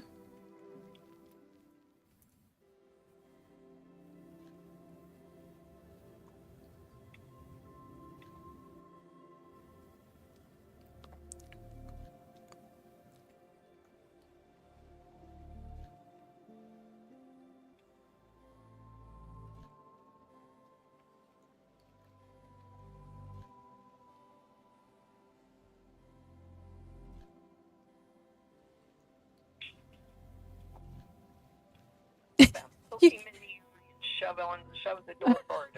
I was gonna say, chat can hear you. I don't think you have to type in chat if you don't want to. Oh. I'll keep the pressure on... The door, but it's fine. Okay. What would a being as mighty as you need such a weak and feeble paladin for? Okay, so Mom has poked him in the eye, reaching around the door, and has poked him in the eye, and you hear the sound of him being very angry, and you kind of feel the door get shoved open a little bit more. And as Pat goes, what would be such a mighty being as you need such a weak and feeble paladin for? You hear, weak? Feeble? Nah. And at that point, the door gets shoved open, and give me a 1d4. Just Pat. Give me a 1d4.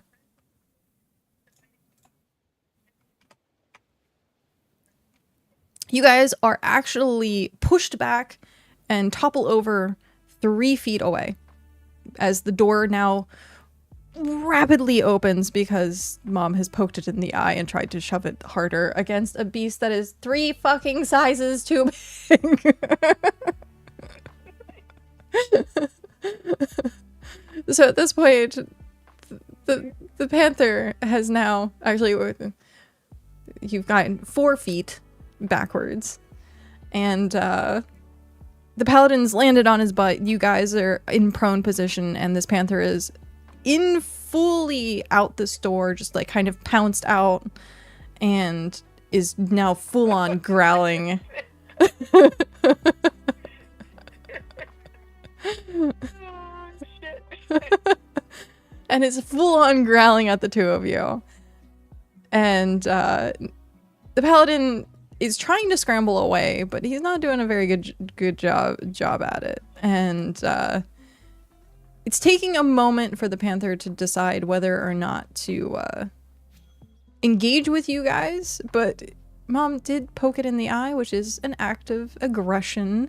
So it says once again, I told you, I want the paladin. And he like claws at the ground and like starts to kind of like do the whole cat stalking kind of movement. And as you notice this, Pat specifically, because you were looking for it before, you see a shimmer as the footsteps. And the paw prints leave this kind of like shimmery dust each time he steps. And it kind of trails out from him being at the door. So you guys are currently thrown 4 feet back and prone on the ground. And the paladin is still like trying to scramble away. What are you guys doing?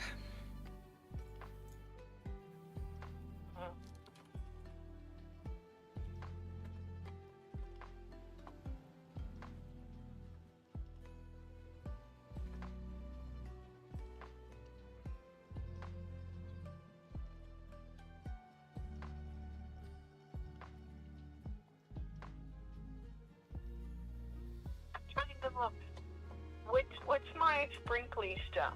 Don't I have a sewing kit somewhere? You do have the sewing kit. So what? Sew something sparkly for the paladin. Wait, what are you sewing? What are you doing with that? I'm sewing a jacket for him. You're just quickly on the ground sewing a jacket for him. Okay? So you're just gonna very quickly sit on the ground and just sew a jacket for him. Yeah. Okay. To protect him. Okay. It just repairs any cloth. Nope. Your kit only repairs cloth, so you're not gonna be creating something out of nowhere. Why do you like to busy your toy? We rest you in a large ball of string instead. Well, wait, maybe we could do a large bowl of string, a ball of string. Okay. Maybe we could take the string and wrap it around the panther. Okay. So, at this point, Mom has pulled out her sewing kit. She's trying to stitch something from nothing, is failing to do so. and is now just trying to make just a giant thing of string. The panther is now rather confused and is just kind of like staring at the three of you, but every single time his eyes catch the paladin, he hisses once more, and he goes, he's... And then he like stops for a second, and then he just like looks and he goes, and you can see that it's like that cat, the look of the cat where it finds the like laser pointer, and you can see that as Mom's like sewing things, its eyes keep like darting around looking at like what she's doing, and it stops the cat in its tracks, and you can see like its butt goes up in the air, and he starts to like go down to the ground as if he's like doing the whole like I'm about to pounce thing. Do you continue to make your string? Pat, you've not gotten a full response, and the paladin at this point is just kind of like teetering on passing out from being, you know, almost pounced on by this panther.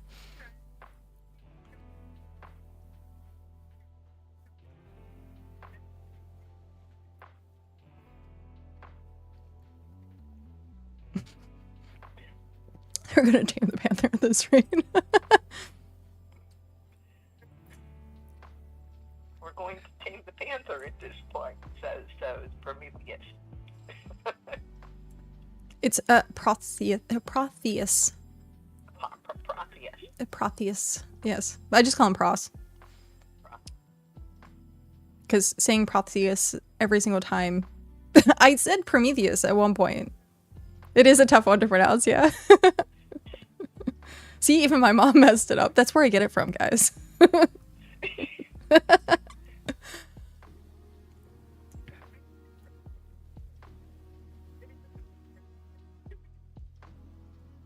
Does magic have any visible elements in this universe? Like, if I cast an absolutely useless spell, like, would it still be flashy?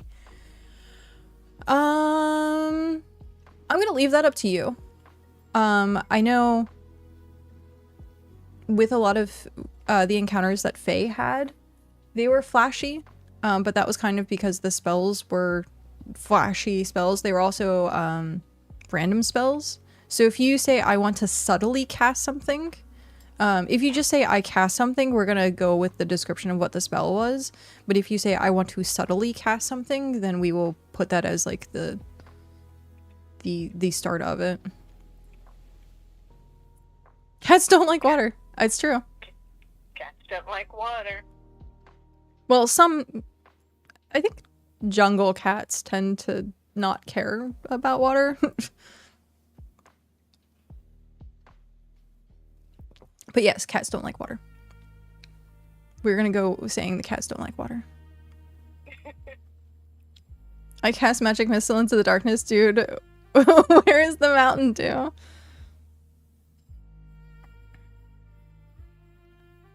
Are there girls there? If so, I want to do that. Sorry. Well, I'm gonna have to show that at some point. It's a really old D&D like parody thing. Flashbacks. You're froze on my screen. Ha ha ha ha ha. No, I don't have to hear myself. Yeah, I nothing going on, but I mean, the picture's there, but you're froze, so.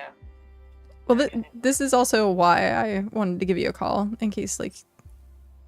Yeah, well, I did there for a couple of times. It kept doing error code 2000. And then it gets me a little squirrely thing in the middle, a circle, circle, circle, and you freeze. Mm-hmm. And then you come out. So right now you're frozen. No, I want to clean water.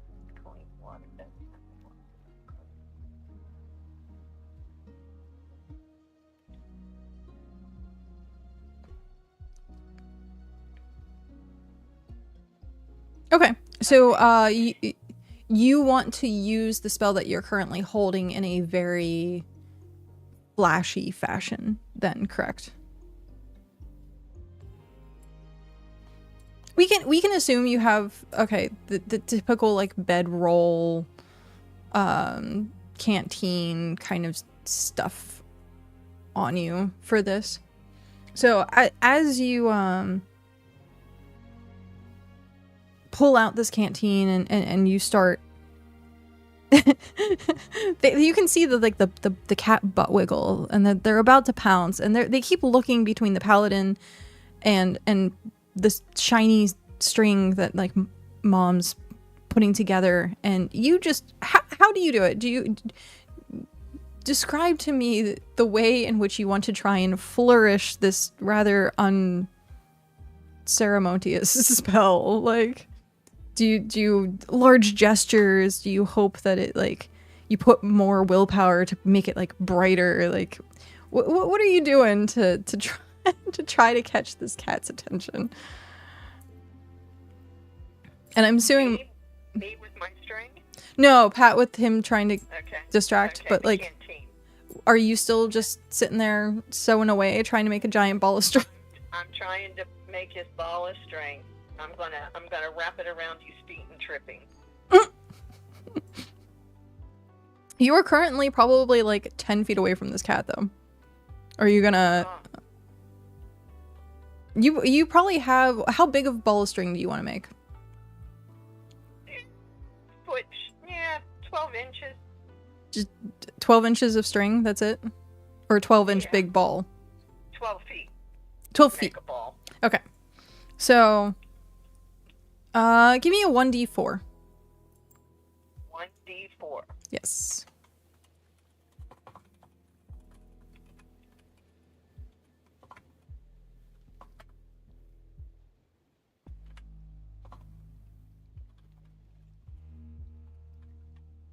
I got a 2. You got a 2. Okay, so at this point, we're going to push it into initiative. So it'll take 2 turns for you to complete this ball of string. Because crafting doesn't... It isn't an instant thing. You have to, like, spend time to craft. So we're going to go into initiative. So turn 1.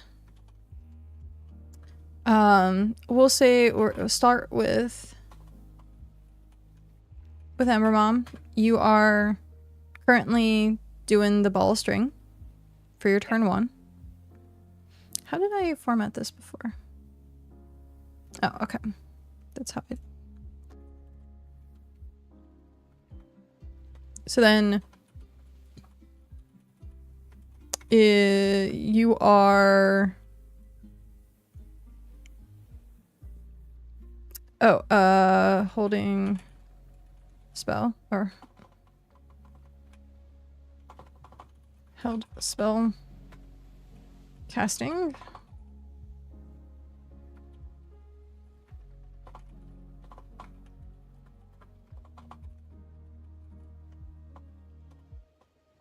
And then...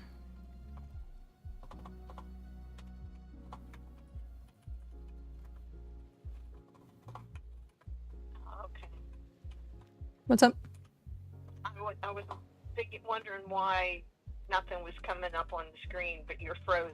So you're typing, but it's not showing on my screen here. So, okay. It took me a minute to realize when you're frozen, it's frozen as well. Alright, so still creating ball of string. So we're currently in between turn 1 and turn 2, and we're gonna wait on how well Pat is doing his flourishing of trying to distract this cat.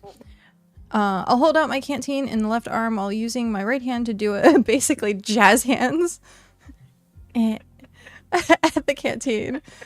Let's add some verbal components. I'll do some absurd anime style magic chant. Oh, great elements, I beseech thee, purify this water with jazz hands. And then, like, flashy lights I can muster. Then I'll drop to one knee and offer the water to the panther. Would you like some water? It's important to dehydrate before engaging in physical activity. Wouldn't you want to suffer? Wouldn't want you to suffer dehydration. Oh, what a catchphrase. Okay. Now, Pat, roll me a fate die, please.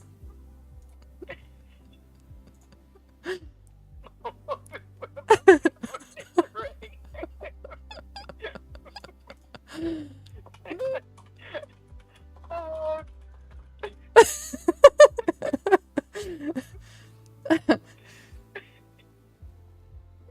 That's you better do well on this fate die. I'm just saying. I'm about to roll a one. Try.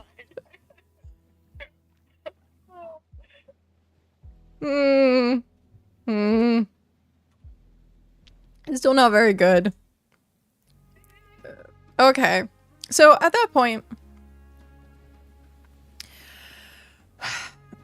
unfortunately, the panther has only been mildly distracted with your display of water purification with Mom and her ball of string. And at this point, roll 1d20. Well, with a 6, okay, that's fate die for the panther isn't that great.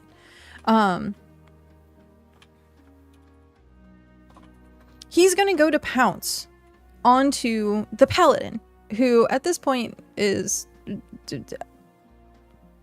almost like comatose with like babblings and talking to himself, and he goes to pounce, and as he pounces, and he kind of slips for just a tiny moment and doesn't fully get the full pounce onto the guy. It's kind of like a cat where you see it jump and go to jump on a windowsill and it just goes and flops.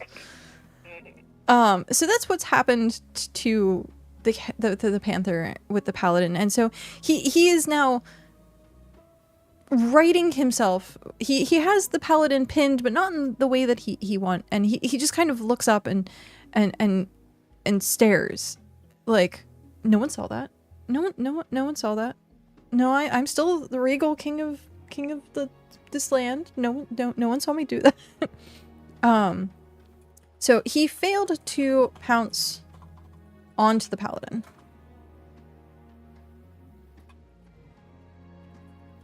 The paladin has successfully shit himself.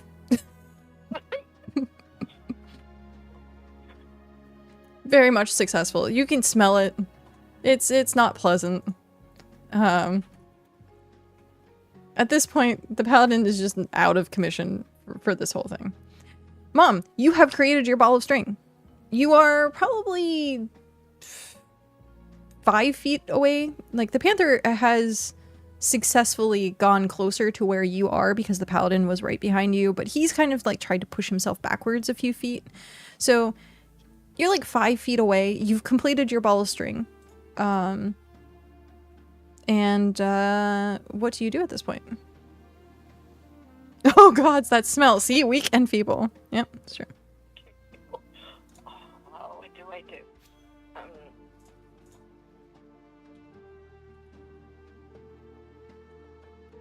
I make a trap.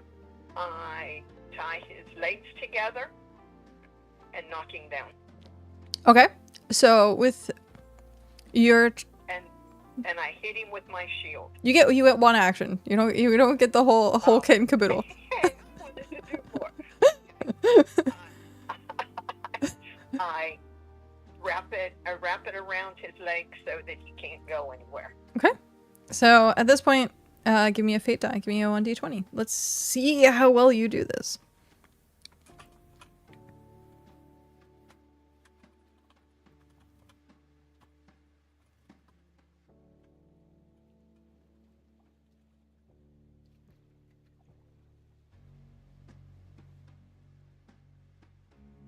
With a 7. Okay, so as we've stated multiple times, this creature is a rather large creature. And even though he failed and his attention is currently on the paladin, it is kind of paying attention to you, and as you try to wrap it around, he does that whole like leg touched water thing where they like flick their paw really quickly, like, but and then feebly you manage to kind of get like a paw tangled in this, but not like to the full degree that you expected. So he is kind of wrapped up in the string, but not as much as you expected him to be wrapped up in the string. And so Pat, at this point, what do you do? It is your turn. Now I hit him with my shield. You have to wait until your next turn. What's that? You have to wait till your next turn. Oh, okay. Okay. Mom is like the worst player, taking everyone else's turns.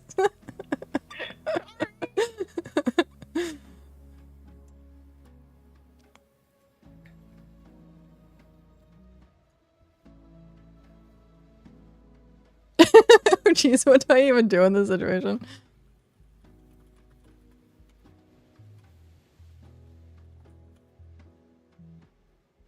So Mom has managed to get one paw tangled.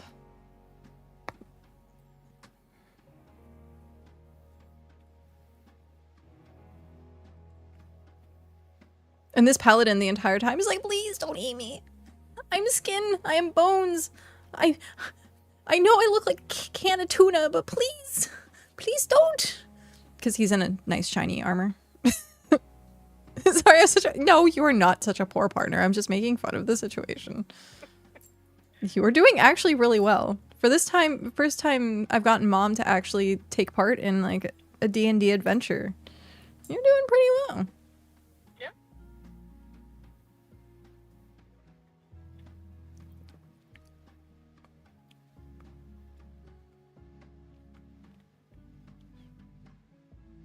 You love the creativity going on. Nice. I hope this is enjoyable for people to listen to and hang out and see the fates that are what these two get up to, and how the dice seemingly hate them at the moment, unfortunately.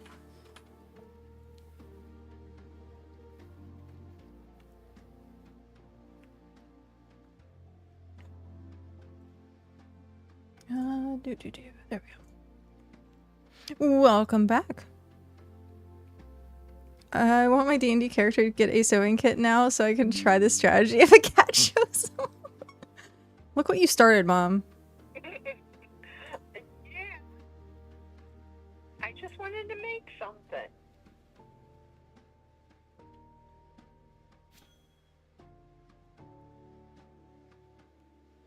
Oh, I'm done fishing.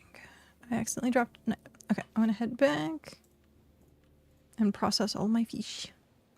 All the fish. Oh, you're still frozen on my screen. If you try and refresh, then maybe. Yeah, but if I refresh, I may lose everything. That one time, that one Friday night, I refreshed, and then I lost everything, and I think somebody on the chat was telling you she lost everything. She said goodnight. I couldn't hear you at that time. Couldn't do anything, so well, I don't want to be.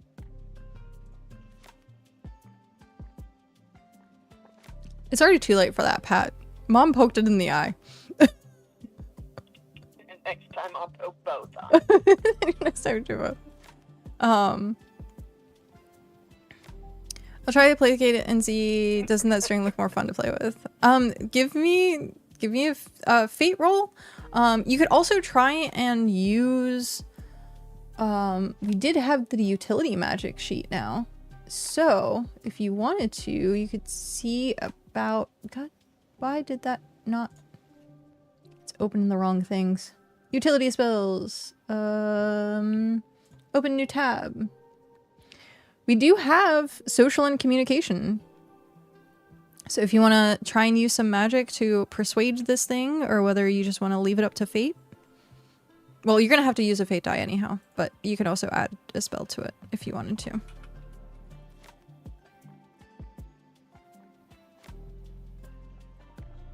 Yeah, anytime on your turns, you can access any of the tables. So you can get a weapon. If you do like attacks, you can use spells. It's anything you want to do on your turn, but you only get to do it once that turn, and it's expended for until you use it or for that encounter. Absolutely social magic. Okay, give me 1d20 then.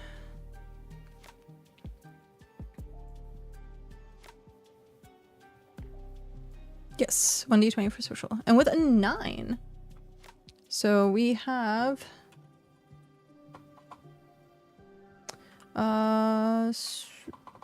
if I can spell correctly...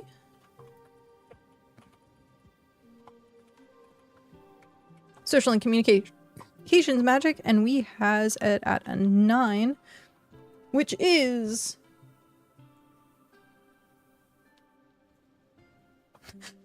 Well, name recall. Instantly recall someone's name and last meeting. How do you want to use this?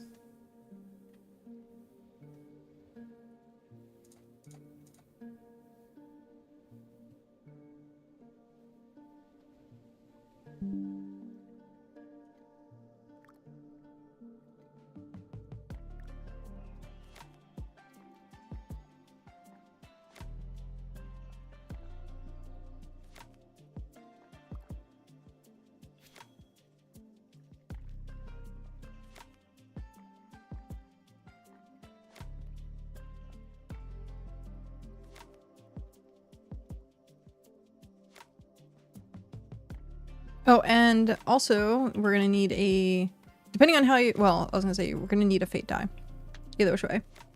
But what you do with this will also, we'll use the fate die for either the communication part of it or whatever you decide to do with this spell, because you can hold the spell as well. Mom is still trying to trip the panther with the string. Yes, I'm sorry. What? Why are you sorry? That's what you wanted to do. It's just amusing. It's amusing in my head, the idea of just like the cat being like meh, meh, like you're doing it, and it's like, and like it kept batting its legs and like trying to get the string off, and it's just not working. Is it magical recollection? Could I recall the panther's name despite having never heard it before? Yes. It's whatever we want to do. It's your creativity.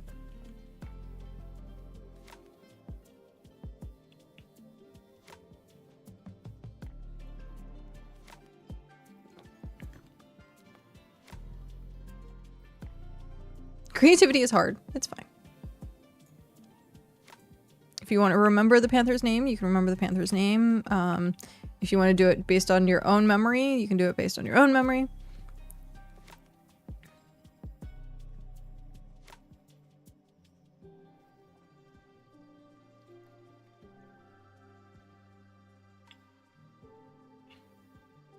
So far, as we wait, the recap of this is we found a mysterious door. A paladin came out of it, and Pat had then sent his owl through to leave a message. The thing that came out of the door is now a jungle panther. The whole quest task was to assist the paladin in finding this thing, person, creature that had left magical residue as their footsteps, and reunite them. But as it turns out, it happened to be a jungle panther who wants the paladin back, but the paladin is scared shitless of this panther. And in this current predicament, emberMom is currently with a string trying to trip a panther, and Pat is currently using magic to try and convince it not to eat the three of them.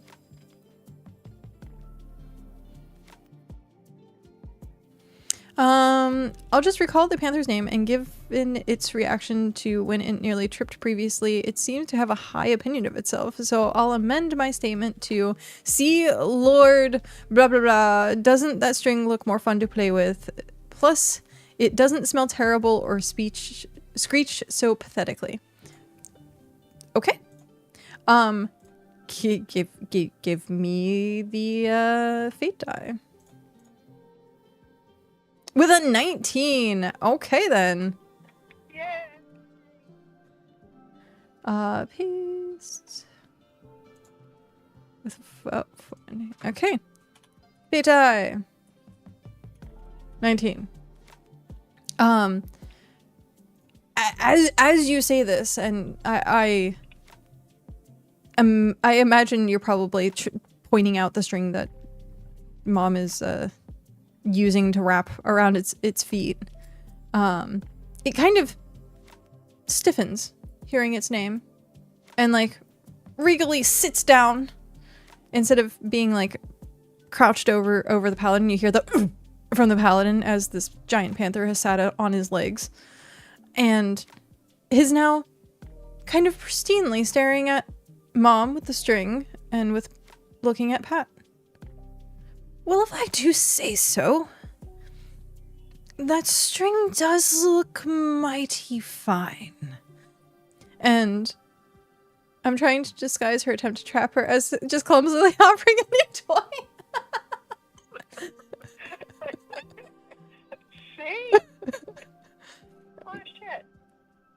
What you shitting? Okay.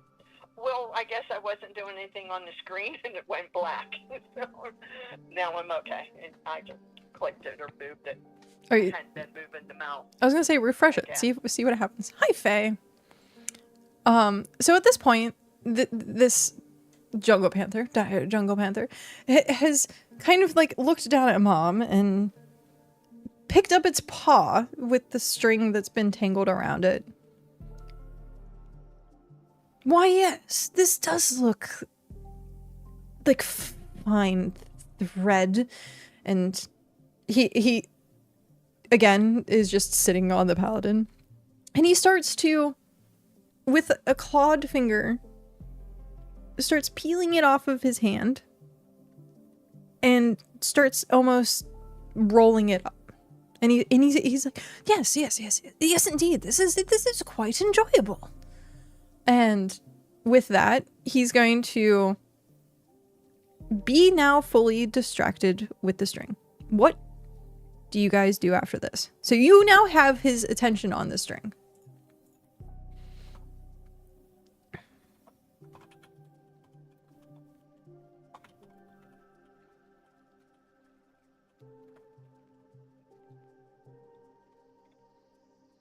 Hit him with the shield. Mom, Pat, you're not going to get out of this. Pat wants to kill this thing. Or Mom wants to kill this thing, apparently. And then run like hell. Mom just wants to cause trouble, apparently. You call a panther a lord and then it's posh British. I love it. So Mom, give me a fate die. Give me the 1d20. What? Oh, 1d20. 20. Okay.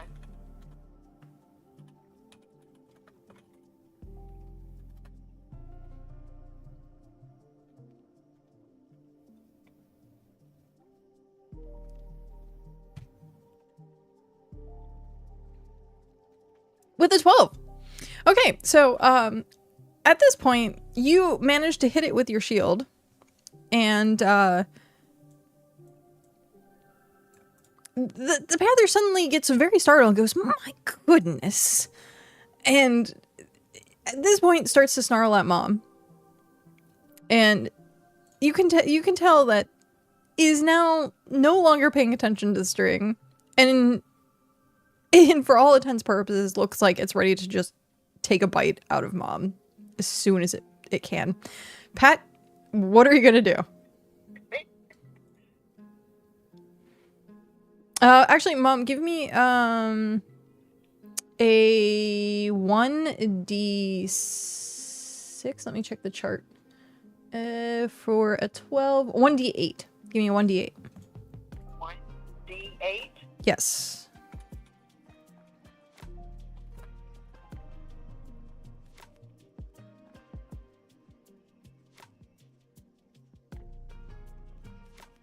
You have to do the exclamation point roll space Okay. 1d8.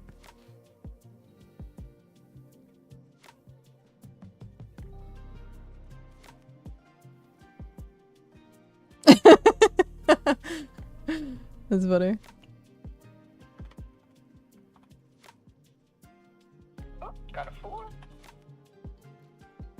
Yeah, that's actually pretty good. What did I want to keep the consistent format. HP 20. Ember Mom. 8.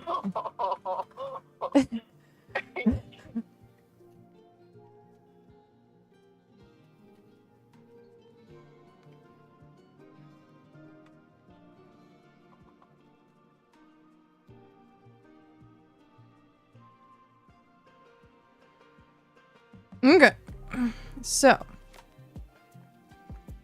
let me find the stats for this panther. Okay.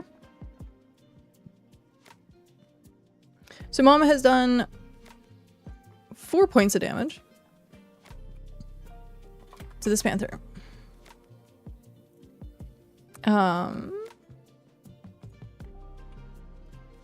Pat, it is your turn. You can tell Mom has just decided that she no, bad kitty, and hits it with a shield.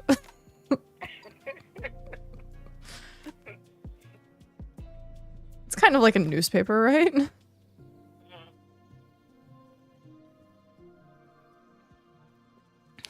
Produce a water bottle. Psst, psst. Bad cat. Wait, that's weird. Why did it stop crafting? Huh.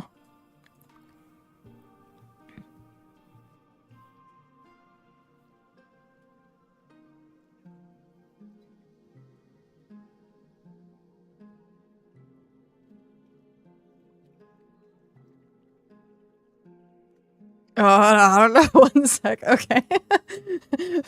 Pat's having internal issues, apparently. Trying.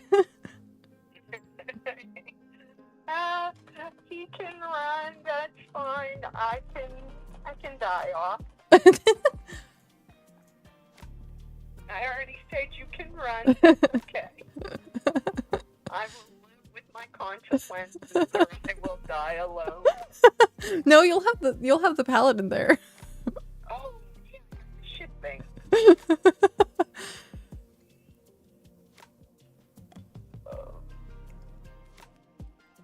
Also, with these adventures, there is no permanent death. I just want to let people know. I'm not going to be like, no, you can't play anymore. Oh, okay. So if you do die, it's just, you're not going to get any experience for the encounter. Oh, okay. Pat will get experience, but you won't. I mean, our quest.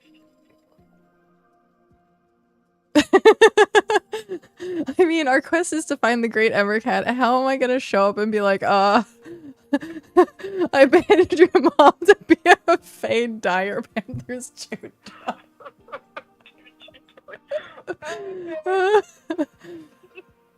Oh, that's funny. You get a reincarnation spell cast on you, reroll your character. Hey, that's actually not a half bad idea. Whatever loot that you got will just get... You'll go back to, like, level 1 then. Instead of, you know, being able to level up if you, like, fully die. Or you'll get, like, a penalty. I think not getting the experience is more important. Because I don't want to take away everyone's, like, stuff. Like, that seems... You worked hard to get that stuff. Mom worked hard getting her sewing kit. Yeah. Oh, too bad I didn't know what to do with it. You're supposed to repair things, but you know what? Creative advantages. Well, I wanted to make clothes for the paladin and make him like our friend, but that didn't work, so... You can't create things out of thin air. Yeah, I know.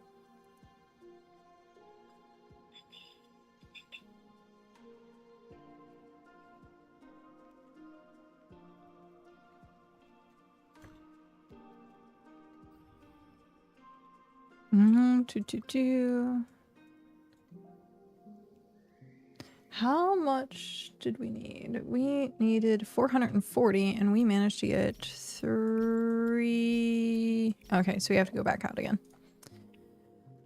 Well.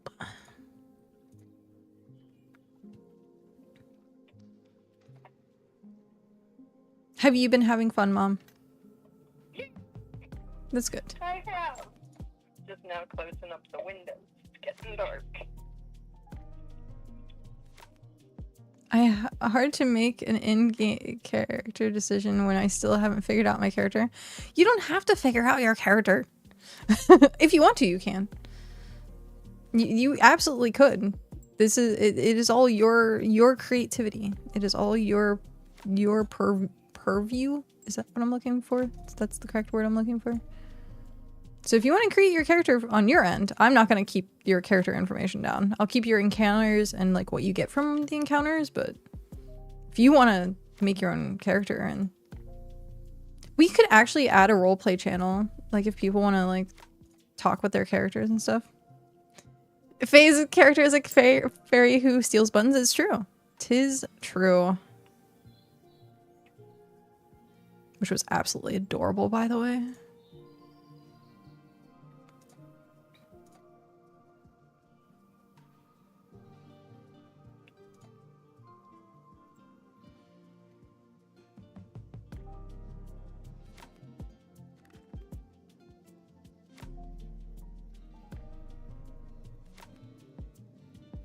I don't know if Pat wants to go back out and get fish or not, but I'm gonna go back out and get fish as we need more. You distracted him. All good. All good.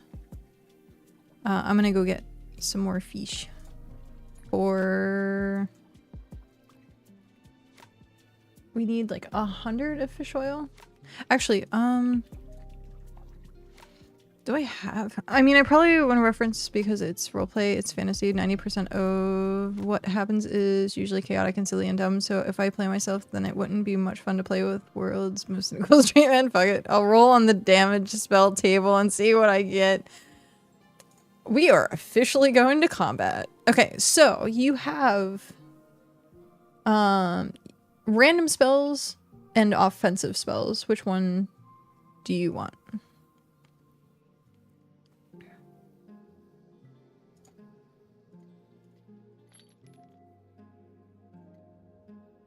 Offensive. Okay.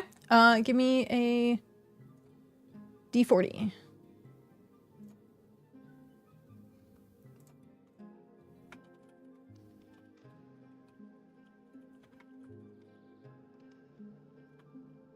With a 26.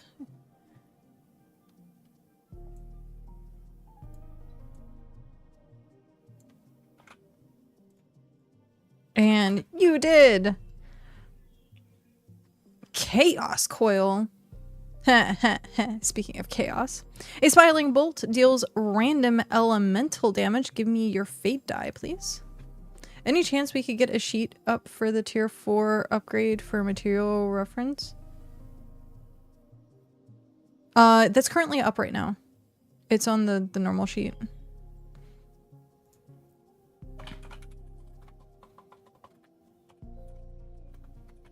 With 7. Yep. Most welcome.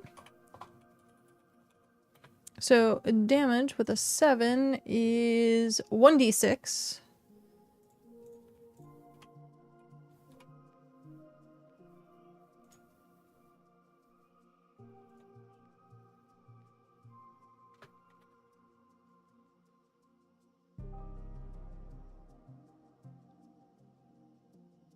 And because it's a random, we're gonna say fire, water, wind, earth. And then I'm going to roll a 1d4. And you did wind damage.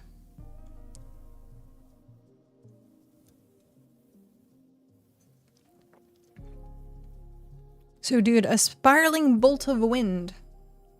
Rolled a 5. Okay. So doing 5 points of damage. And it is now...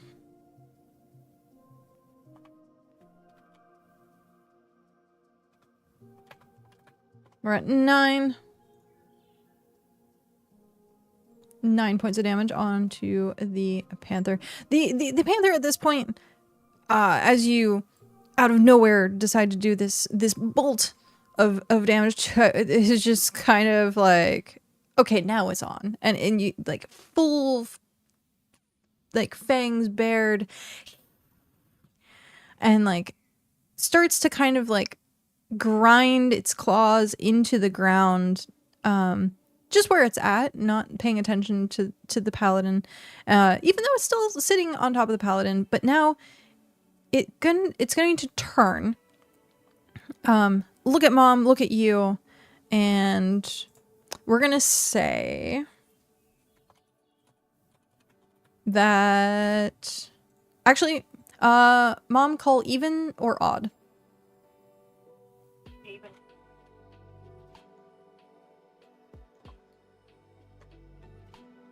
On an odd, it's going to go after Pat. So at this point...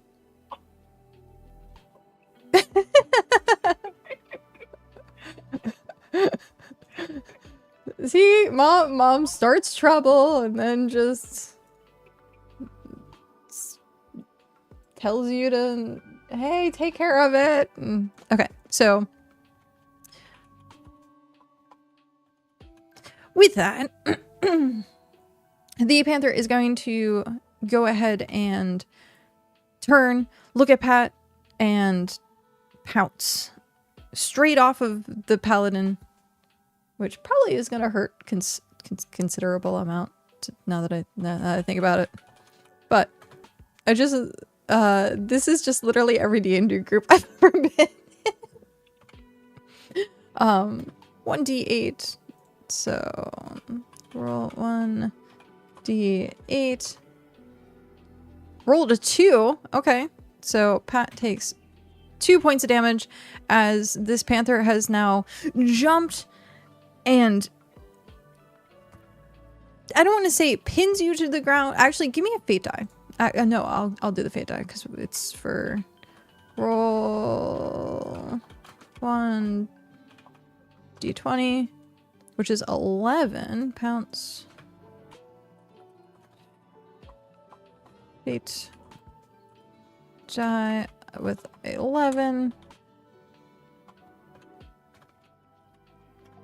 Okay, so he rolled a 4.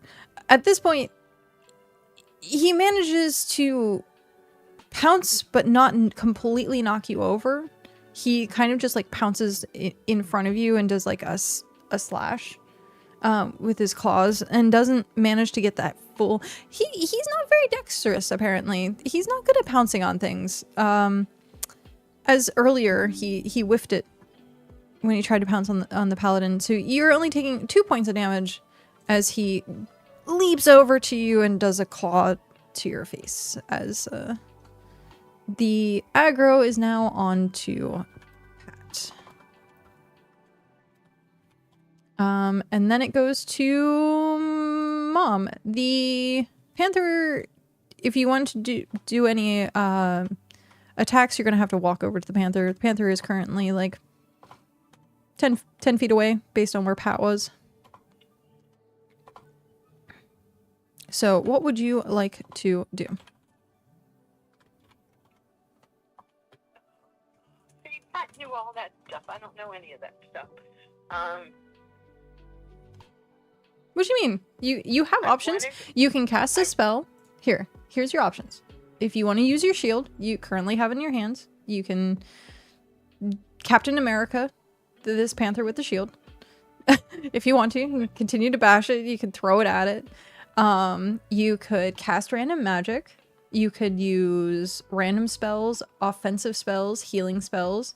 If you want to try and pick up a weapon, say out of your backpack or something, you would roll for a random weapon, a ranged weapon, or melee weapon. You can talk to it. So you have options. What would you what one of those would you be interested in doing? I would like to calm it, say, here, kitty, kitty, and get my yarn and have him play and be calm and quiet, and we'll pet him. You know you're the most chaotic creature in existence. Here, I'm gonna bash a shield in your face and then tell you to calm down. Well, I'm trying to protect Pat. I don't get Pat anymore, so I figure if I try and go that way, maybe. Okay. How about a suggestion at that point might be you want to get its attention, correct? You don't want it attacking Pat. Right. So let's say Mom taunts it. You say, here, kitty, kitty, and then you make yourself look more of a target than Pat. Yes. Okay. Okay. So Mom is, you're going to attempt to taunt it. Do you want to do any damage with this? Do we want to do like a spell to go with the taunt? Do you want to use a weapon with the taunt? Or do you just want to get it to focus on you? Focus on me, and then I put it to sleep. How are you going to put it to sleep? So if you're trying to cast magic, it'll be off of a random table. And you might you might get a sleep spell. We never know. You could potentially get a sleep spell. You could attempt to bash it with your shield in the head to get it to go unconscious. Yeah. So, what are you wanting to do? Do you want to do a random spell? Okay. Hope it's sleep? Here, kitty, kitty, kitty, and hope it comes, and when it gets close enough that I can swing, I knock it down. Okay. So then, for Karif, it's pounced on me and is like standing over me, and I'm like, you are not laying on the ground now. If it got higher, if it got like very good on the fate die, then I would have said then you were prone. But no, it only got good. It got good. So 16 and greater is a very good. 11 to 15 is neutral. So taunt and shield. Mom, give me a fate die.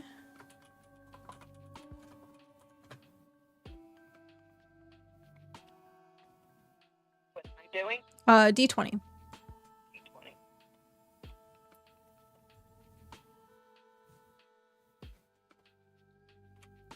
10 again. So unfortunately, 10's on the bad side. So we're going to say that you managed to get its attention, but you have not gotten it off of Pat. It has not moved away from Pat, but it is now looking at you. So based on what Pat does for his turn, because he's up next, at the current moment, you do have its attention, but it's not like walked towards you or anything. It's still next to Pat. So you have not been able to use the second part of that, which is your shield, but you have managed to get its attention. Okay. So then, Pat, you see Mom saying, here, kitty, kitty, kitty, and like have the shield ready to like bash it in the skull. What do you do at this point? He finds a new partner. No. Say, you're doing really well, minus the chaos of I want to be friends with it, but I want to hit it. I want to be friends with it, and then I hit him. I be friends, I hit it. I be friends, I hit it. Okay. It's fair. I would do the same thing. This is where I get it from. This is where I get my chaos from. And people love me, and they love you, so they appreciate our chaos, apparently. Okay. It keeps things entertaining, right? That's how that works. Of course. Life is never boring. Can't be. Never. Never, never, never.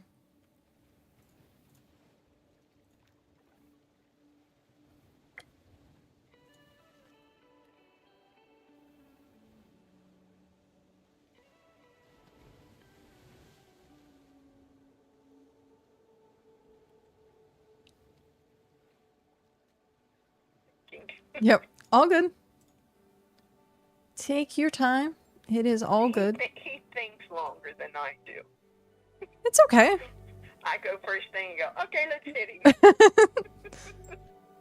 I mean, to You eat. can tell people that have played before because they know when they're doing. Me, I'm just like, well, let's hit him and knock him out.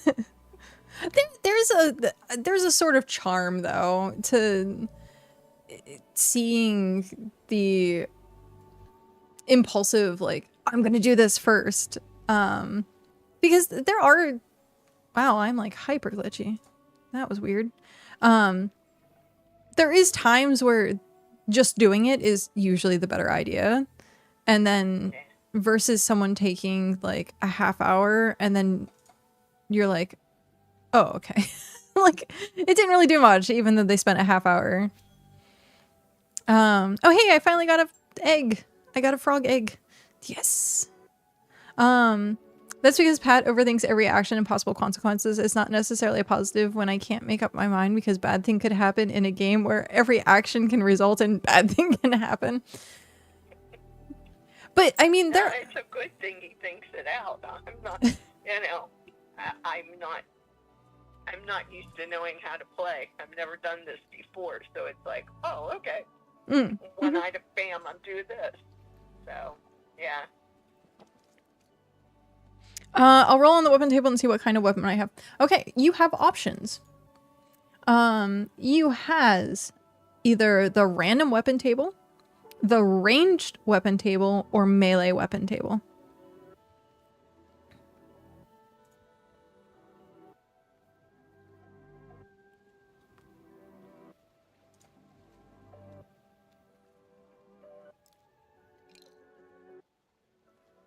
You're going melee. Okay, give me a D20, please.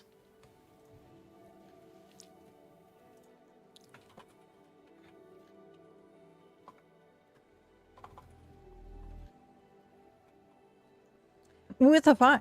Okay, your melee weapon with a 5. You've been hanging out with Herathikins a little much because you just received the Ironwood Warhammer. Heavy hammer reinforced with magically hardened wood. And is also the only hammer on the weapons list. So good job.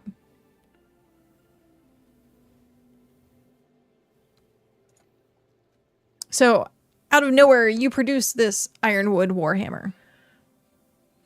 I'm going to use our stream super quick as you tell me what you want to do with this Warhammer, whether you want to use it to attack. It's currently looking away from me. I can target a specific area. We'll discuss that as soon as I return back from the restroom. I'll be right back.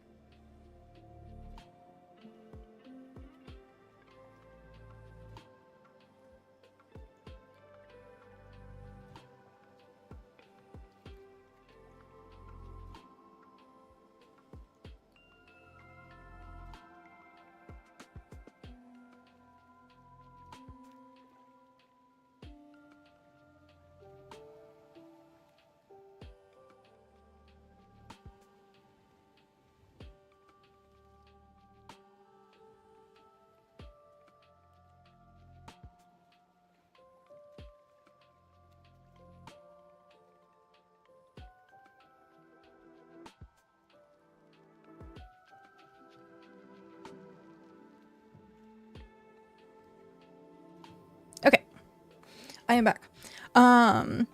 So we'll say If you get a very good, so I'm gonna have to remember my own freaking charts. A 16 or higher, if you get a very good, then you can choose where you want it to hit. So if you want to call, hey, I want to hit said location, and then if you get the 16, you do hit it. If not, then it's like a whiff of that specific area.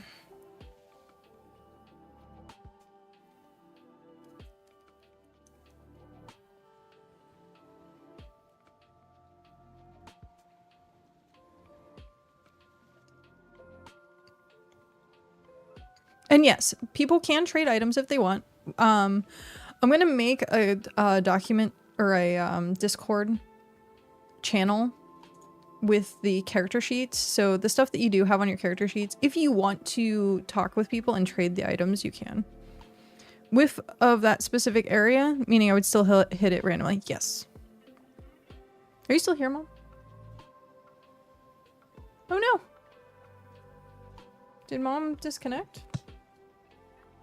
Oh, okay. I was gonna be like, I'm here. I'm reading what he is writing and oh. I was like, what happened? I was quiet. Yeah, you were. It's so weird. Nope, I'm here. Okay. Well, I mean, depending on the fate die. So you still automatically hit, it just depends on what damage you do. I don't want to end up telling someone that they don't manage to hit something unless like the fate die is literally a 1. If it's a nat 1, we're gonna be like, sorry now. You got my mother's aim. Size happens, we got it. It's neat. I don't know if there's something you call it on a cat, but the area of the front leg that bends the middle, I kind of want to knee the panther. Okay. Fate die. With an 18. So, you are going to hit it in that specific location, and you're going to do with an 18 a d10 of damage.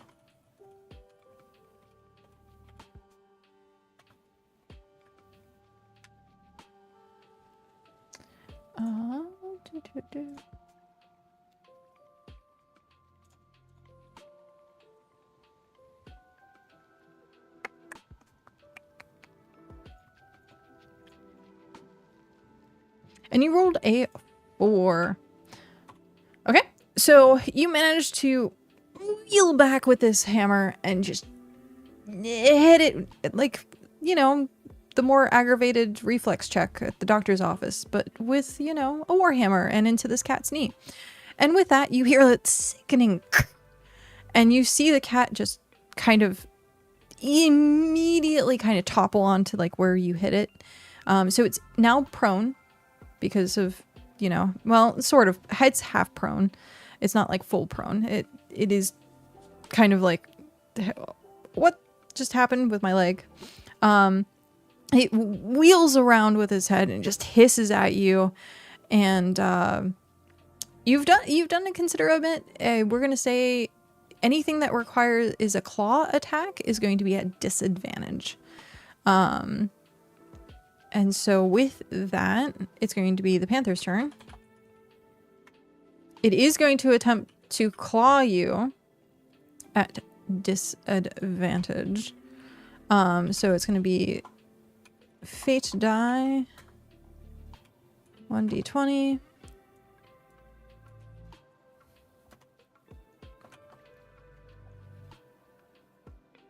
Oh, did I break the bot?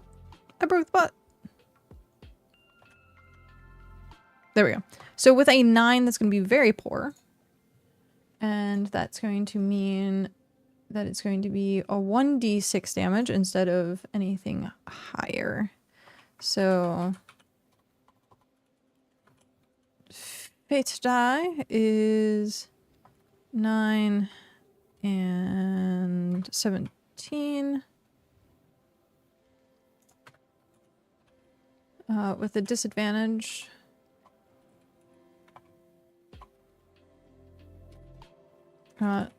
damage 1d6. 6.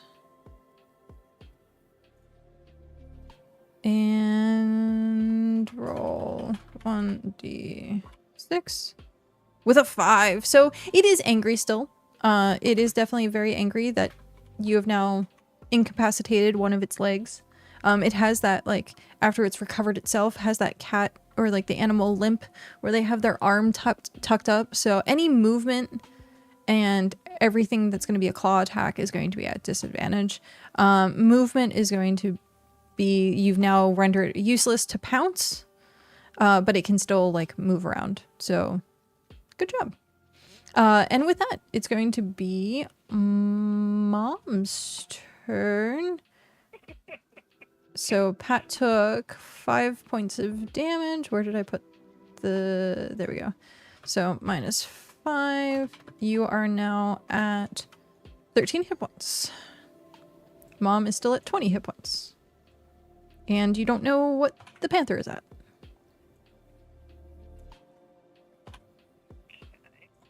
But it is now Mom's turn.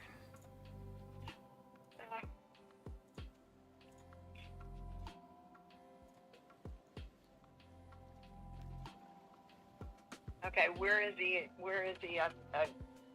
panther to me? Still about 10 feet away, because he's currently on Pat, and Pat was a little bit away from you. Oh, he's still on Pat. Yep. He just attacked Pat. Okay. Because Pat, you know, used a warhammer to hit him. What about the paladin? The paladin is passed out on the ground.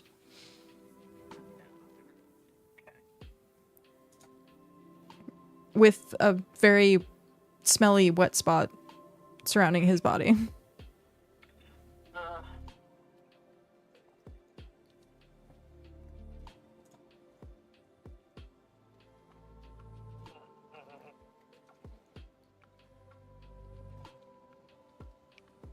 What if seeing as the paladin is so shadowy?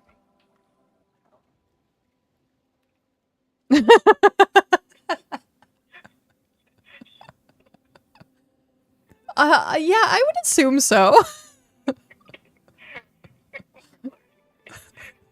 No, we're not. Not quite yet.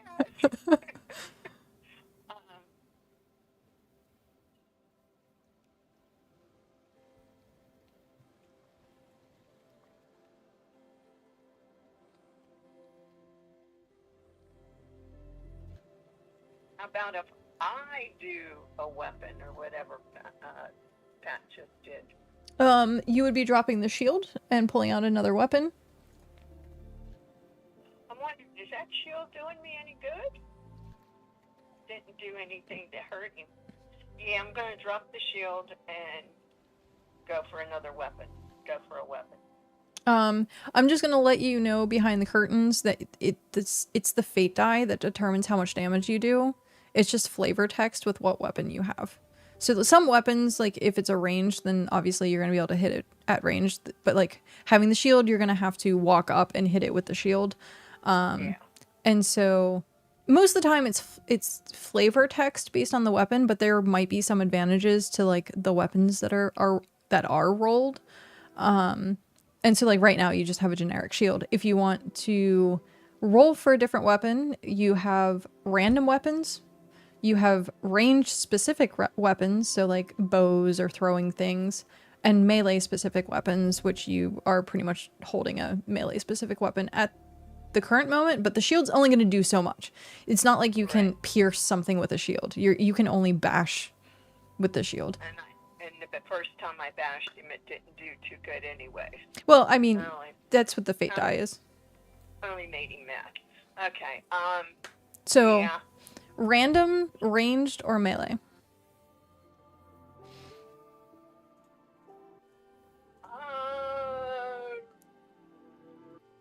Range. And that will be a 1d20.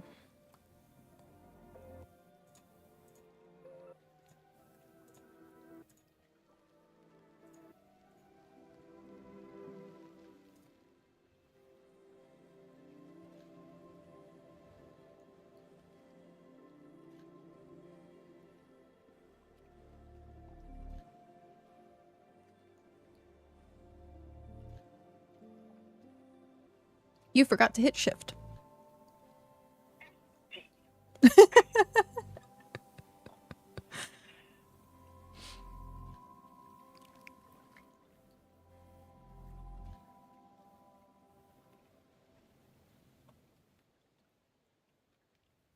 That'll never play with me again.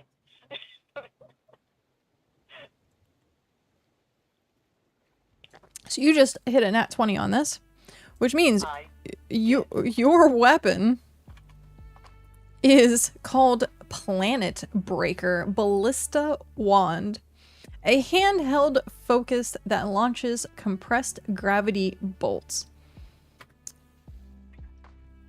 Now I got a question. If I do this gravity bolt straight at that leopard or the panther, I'm not going to hurt the cat, right? Correct. With this, also with a nat 20, Okay. you always roll with advantage using that weapon. Okay. Advantage So- means that you're going to roll twice and take the higher number of the two. Okay. So I'm going to do roll D120 again. Yep, you're going to use the fate die. But you're going to roll it twice, so you're going to do roll D20, wait a second, and then roll again. And then we'll take the higher of the two.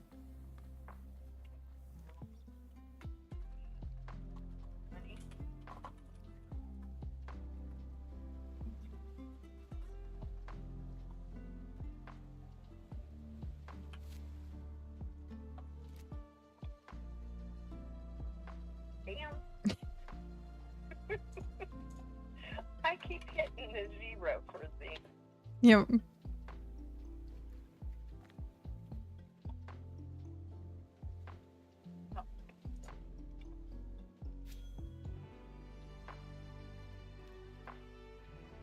Got it too. Okay, but because it's advantage, you will take with the 14, which is neutral damage. So you're going to be rolling a 1d8. 1D. 1d8.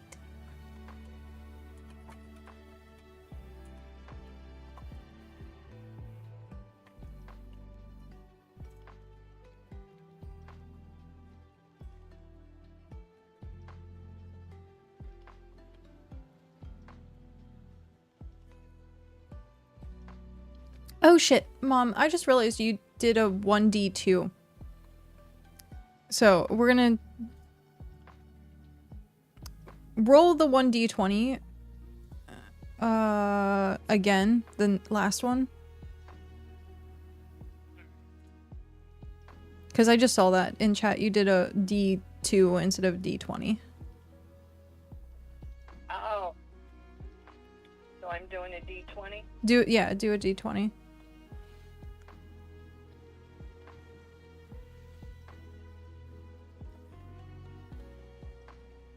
Well, it really wanted to give you a 14, so it doesn't really matter. You're doing a d8. Now roll the d8.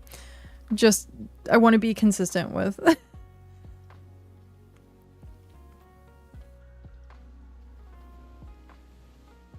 It really did, like, fate was just like, nope, it's a 14. Okay, so 3 points of damage. It is low, but I mean, it's a d8 versus a d6.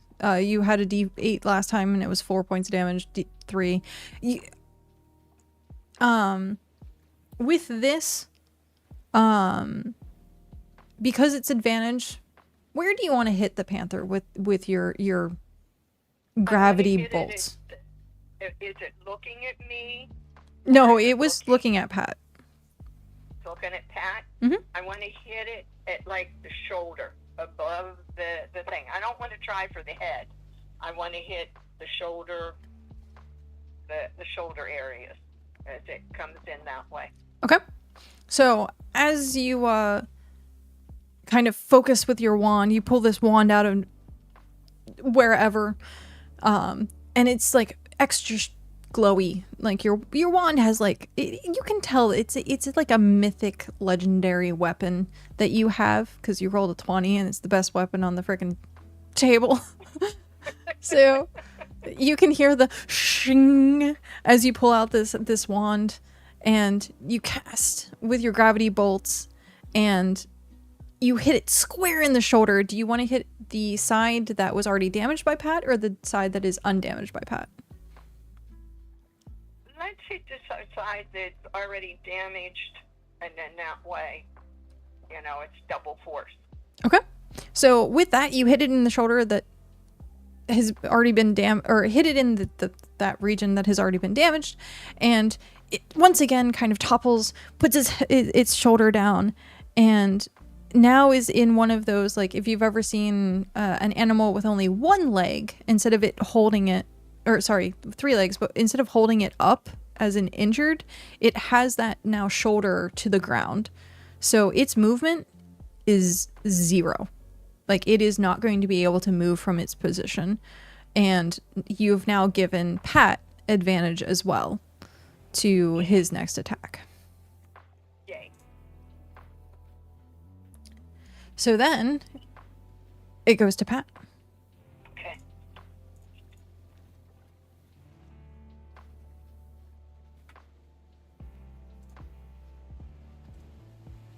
Actually, I should do this as +4. +5. +3 equals 9 + 3 equals 12. This panther is looking rough. It is looking very rough for wearers. It doesn't seem to be doing too hot.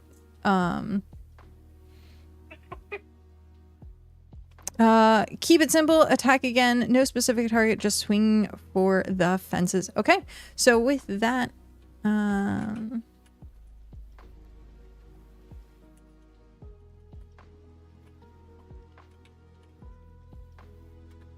you're doing melee attack with the Ironwood Warhammer.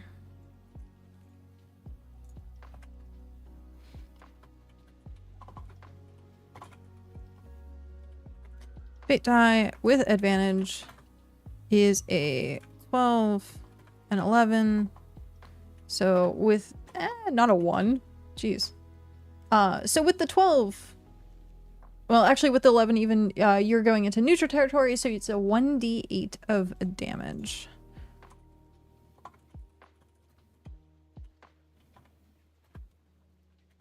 With a 6.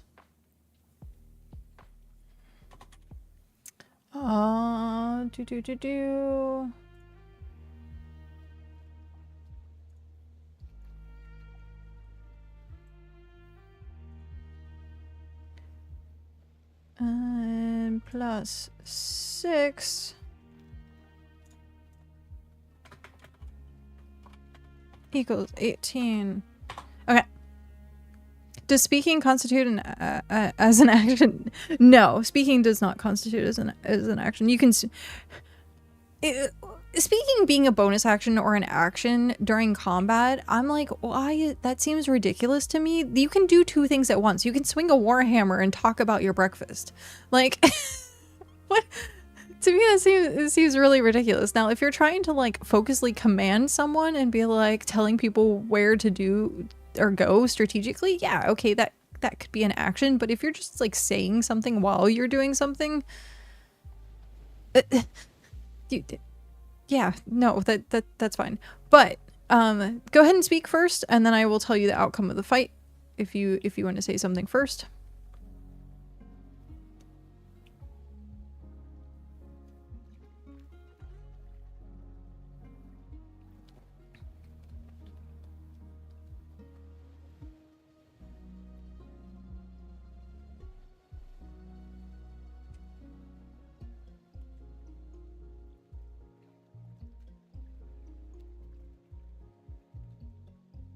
Oh, sorry, Mom. I didn't mute you. I muted stream, but I realized I coughed, and I didn't mute you. Don't worry about it. Fine. I'm not. You got a cough. I know. I didn't think about it, and I was like, oh shit. I can't, like, if I'm muting my microphone, but you're on the phone, it doesn't. No, that's alright. I heard you cough. Yeah. Like, okay, why did you get a cough? Dude, my cough is so bad. It's like inside my chest, and like laying down to sleep, it does that like horrible rattle. Ugh. Assuming it's not dead now, surely no one would fault Lord blah blah blah for deciding to spare two dolcish adventurers taking their lovely new yarn and returning to their regal realm beyond the door.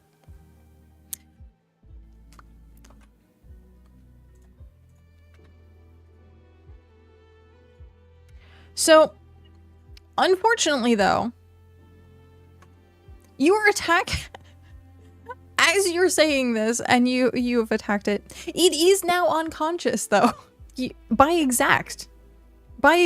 So it is currently, like, if you just let it be, it would eventually like heal to like 1 HP.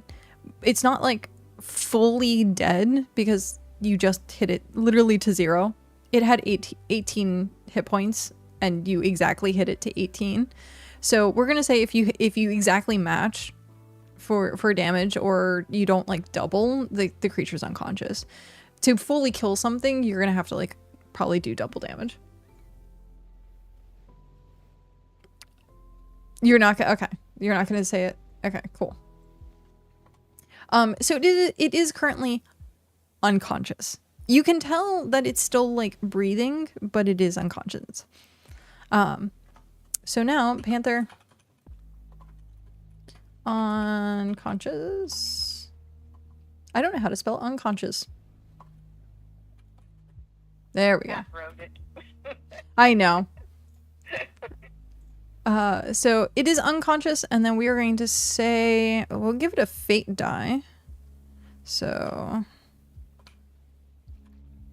roll 1d20 with an 8. So fate die with an 8, which means it's going to roll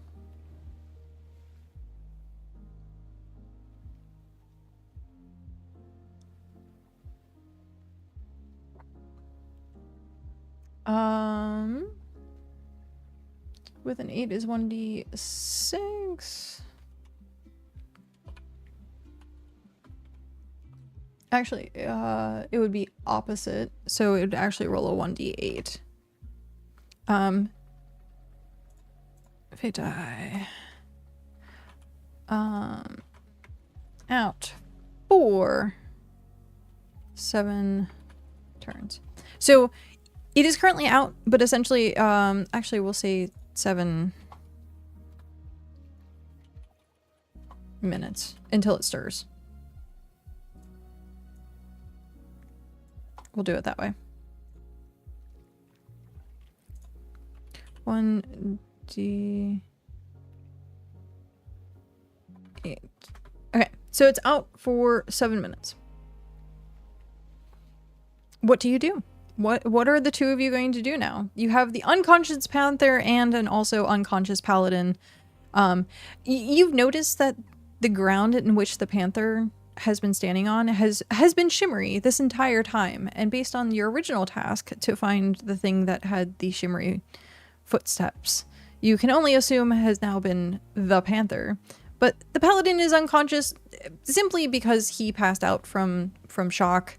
It's like when you see people on roller coasters and they kind of like pass out on a roller coaster and then they wake up, pass out on a roller coaster. Well, he's in that passed out stage at this point. But the panther itself is also unconscious. What do the two of you do?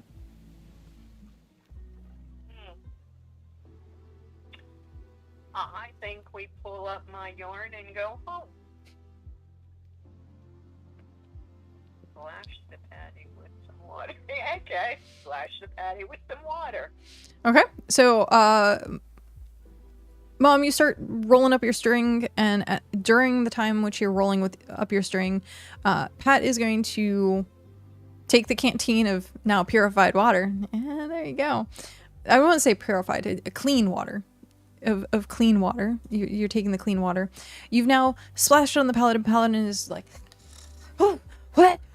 I'm not dead, am I? Oh no. Okay. did you take care of it? Am I? He like starts like patting himself down, so you hear him like tinking off of his armor as he like pats himself down to make sure that he's alive. Nothing has actually fully injured him. He's had that like moment where the cat sat on him, but it wasn't even like internal bleeding worthy. It was just kind of like, you know, a cat pressing on your bladder, and then you have that like uncomfortable feeling for a moment.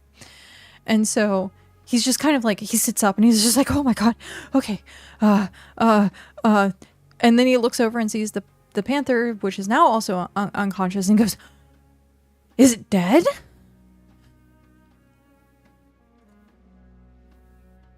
And it is now on you guys.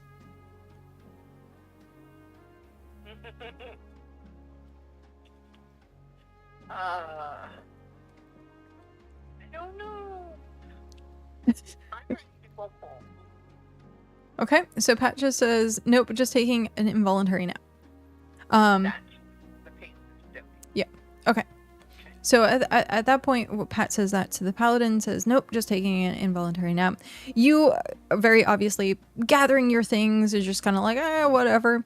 And the paladin at this point sees the footsteps on the ground and sees that the panther is the one who has left the footsteps. It's very obvious the panther has left the footsteps, because as you've moved over to him, you've not left footsteps. Well, the shimmery footprints. And he goes, I've been chasing that? That thing tried to kill me. Oh dear. Oh, I think I made a grave mistake. You said it's just napping? And well,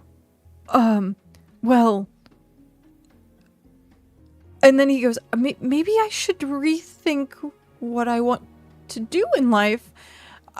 I don't want to be married to that beast. So now you've heard this paladin that has said that he doesn't want to be married to that beast. Mom looks like she's like packing up to go home. Pat, what are you doing? I make this face. We take the paladin home with us Oh, do you? after we bath him. Pat, are you agreeing to taking the paladin with you? Me? Yeah. Oh, no, I asked Pat if he agrees to take the paladin with you guys.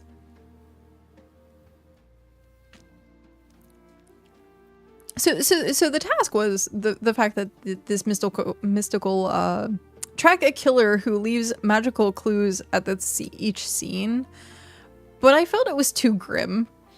So I felt that the paladin chasing after the thing that was leaving these magical clues, he assumed the clues were just for him and didn't know it was the panther all along. So Why he was on the other side of the door going, I want the paladin. mm-hmm. So the panther this entire time was actually not going to kill the paladin, but just simply take it away so the two of them could be together forever. But the paladin at this point does not realize that. He thinks he's tracking down a killer, a vicious killer. And then somehow during this entire thing, he's realized that the mystical footsteps means that he was supposed to, his fate was to be with this panther.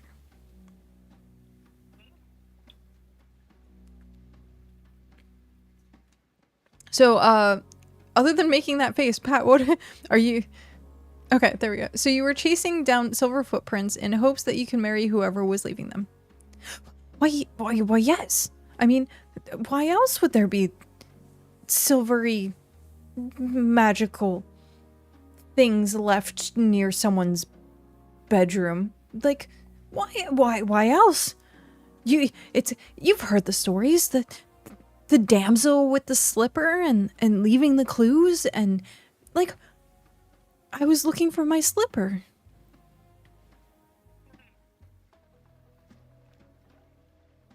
You can interact with the paladin if you want to, or you can leave it to Pat to roleplay. We are now in the roleplay scenario of this. I leave it to Pat.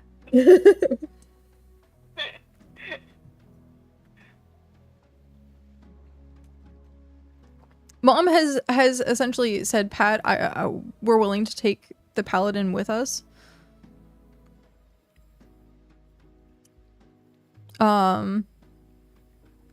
There is 2 minutes remaining on the panther becoming unconscious.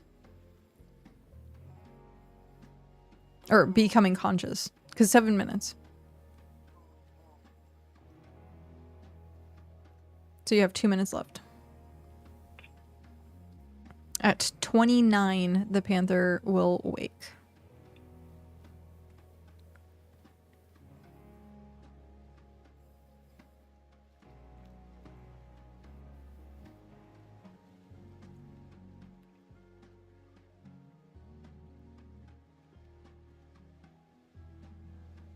I read too many storybooks, kids. Mom, can we leave the panther that ball of yarn? Yes, we can. Okay. Something to stay with.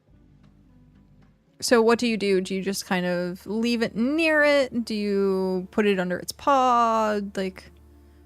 Well, he's hurt, so we'll put it real close under the other paw, not the one that's hurt. Okay. Put it under his head like a pillow. Okay. So your tiny bit of yarn that probably is like the size of a baseball, and you put it under his head. Okay. Yeah. Maybe his paw. Okay. Thought it was bigger than that. You only said 12 feet. 12 feet of string isn't very long. Probably not.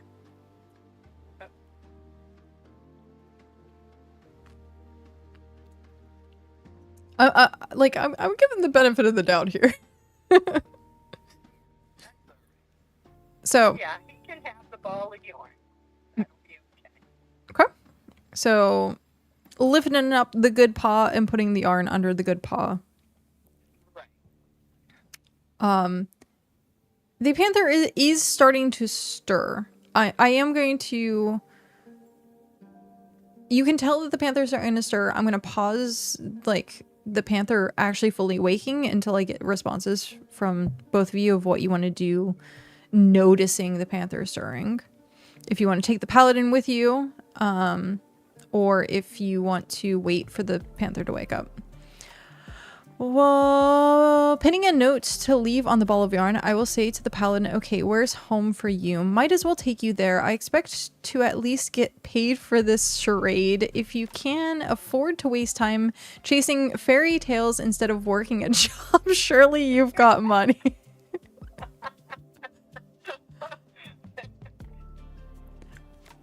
Give me a fate roll on that, Pat.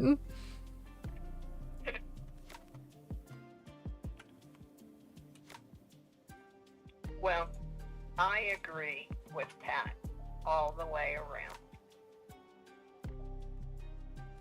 around. The notes just says, sorry for the mix-up. Please take this as compensation, our bad. And yeah, if the panther's waking up, we can run away. Okay, so the note, I'm going to copy the note.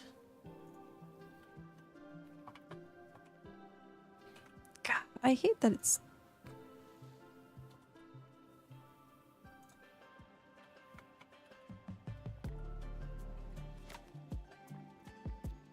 Okay.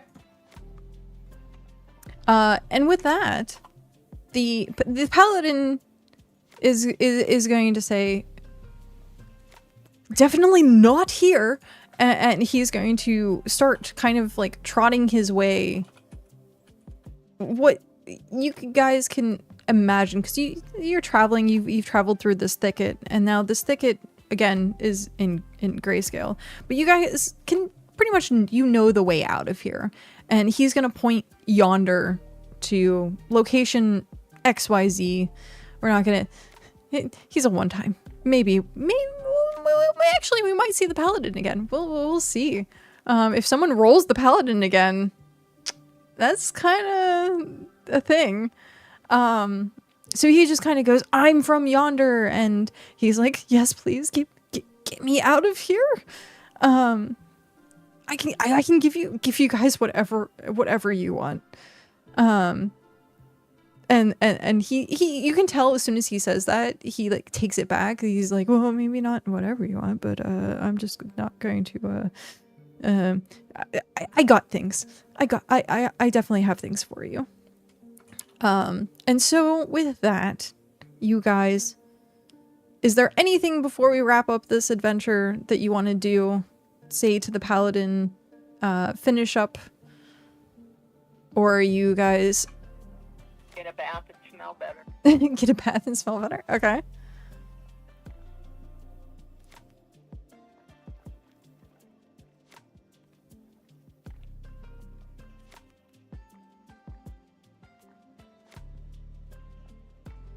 Pat, do you has any last words that you want to say to this paladin about this encounter?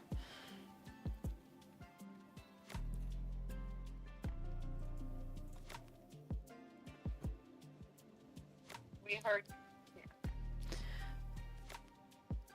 Everything that needs to be said. Do agree. Fair. Do agree. Okay. And with that, you've successfully... actually, where is... What was the roll on that? That was a 75.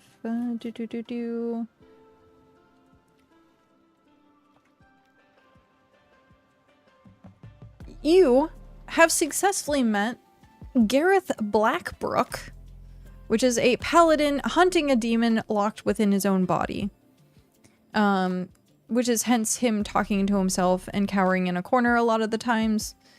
And so he explains that to you as you go through and escort him home. He says that he is Gareth Blackbrook, and he is a paladin. He is hunting a demon locked within his own body, but that just giving him like an extra little bit of a flair to his personality and him being a scaredy cat. So with that, he's going to rummage through his chests at his keep and produce 2 items. If you can both roll a D100, we'll see what your loot is for this adventure.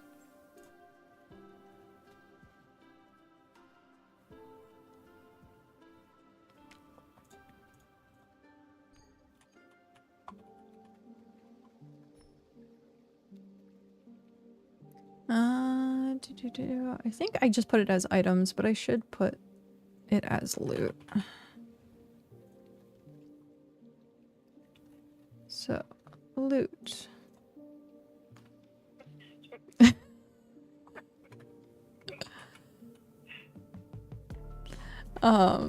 So Pat got a 64. Your item is... Oh, hey! It is the same thing that Faye got. You got the Everclean Cloak. Repels stains and dirt. It's almost like a nose plug, so you can never get shit on. So, and then with Mom with a 88. At least he can't shit in my see? Mom with an 88. Your item is... Apparently, the Fates really want you to send messages. You have the Paper Bird Familiar. Folds itself into messages and scouts short distances.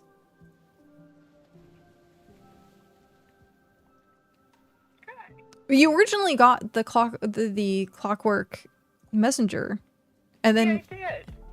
yeah. So the But Pat did a lot better with it than I would have done. yeah, it's fair. But apparently the fates really want to give you something that sends messages. Just saying. Yeah, paper bird. Okay. So it's probably because of how often you message me. Yeah, constantly. And you keep getting tailoring stuff. It's true. True. Okay. It's cool. So now also for you guys are doing experience. The experience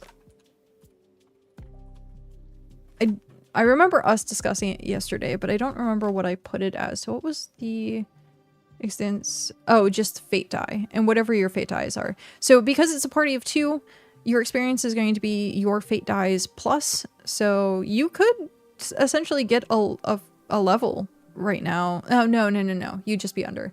Because to get a level, it's 50 experience. And even if you both rolled nat 20, it would be 40. But you'd be super close to leveling up. So if you can give me your fate dies, please. It's 1d20.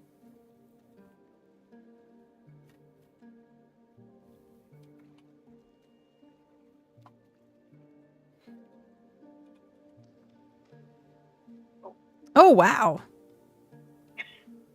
It's still registered. You're fine. Even just doing the d20, it seemed to register it as 1. So wow, you guys are doing really, really well with that. It's for doing this adventure. It was a very long adventure, but with 2 people, it's kind of understandable. And also, having mom as a newcomer, not... It's a learning experience. Did you have fun? Yeah, I did. Good. So yeah, you guys get 34. We're gonna add a new tab. Add. I think it has more to do with my thinking. It's perfectly fine. Also, come up with a name for the adventure, you two. What do you want to name your adventure?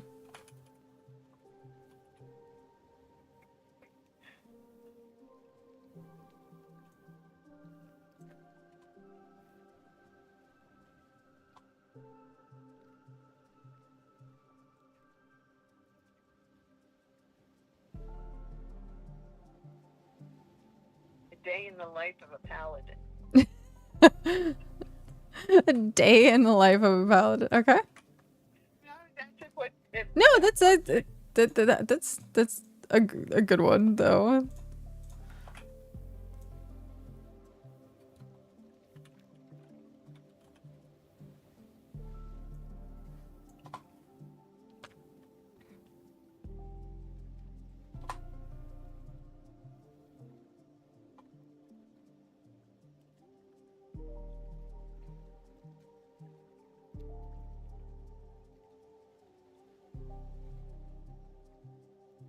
My only social day in the life of Sir Stinky Britches, but Paladin is good too. I just like making fun of him.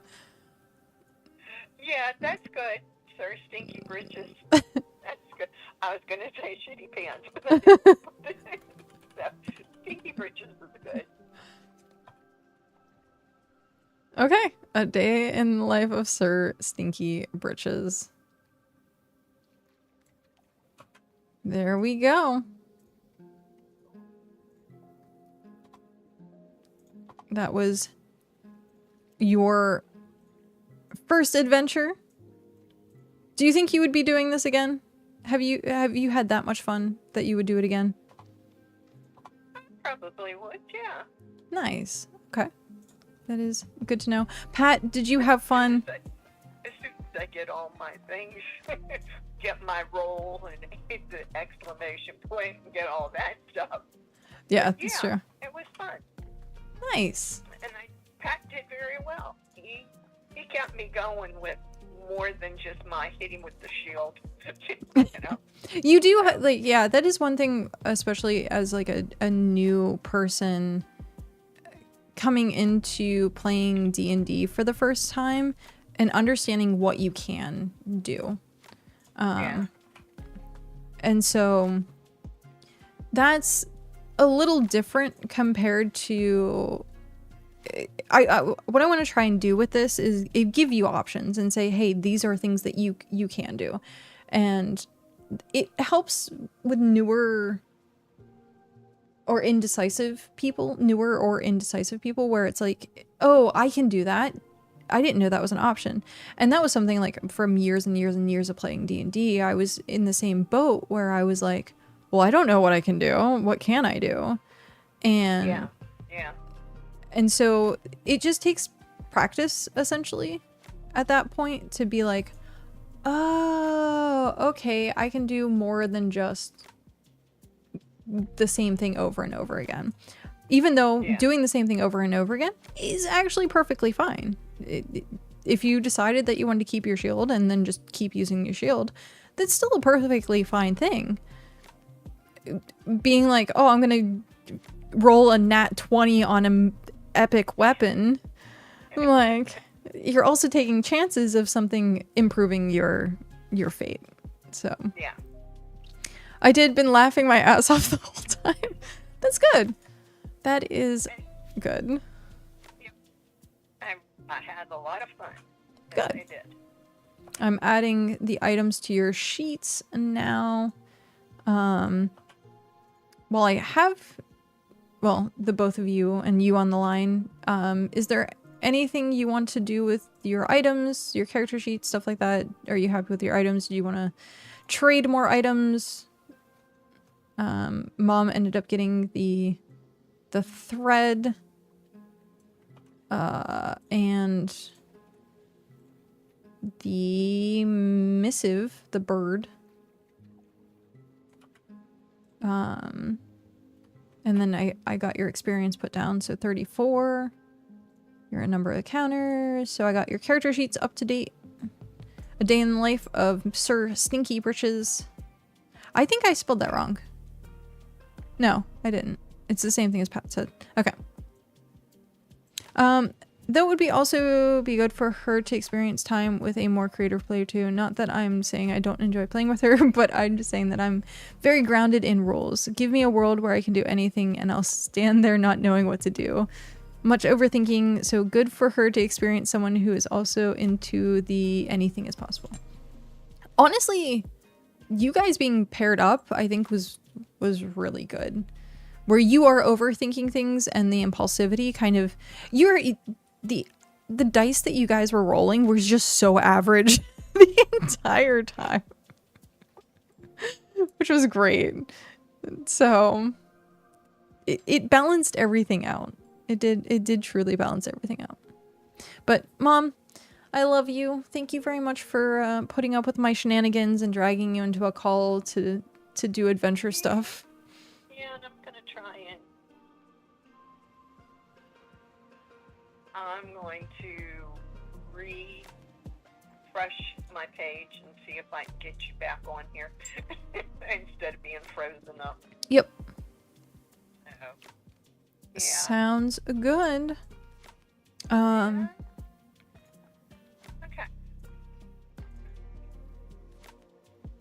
was gonna ask. Let's see. Come on.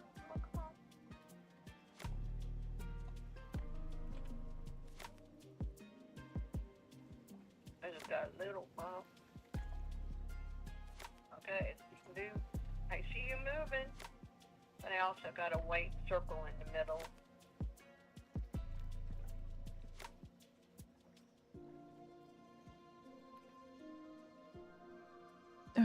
Error code again.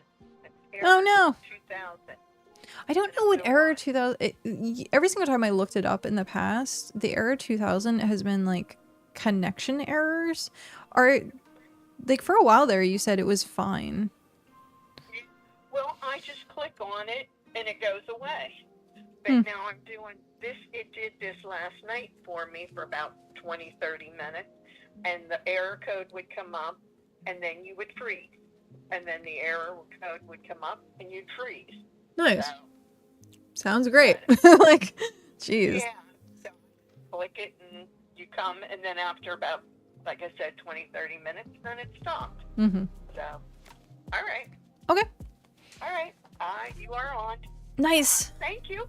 Thank you. I figure if you're part of any adventures in the future, we'll probably do this as well. So that way it saves you typing and you can be more engaged and you don't have to worry about, like, the only thing you'll have to worry about is doing dice rolls. So.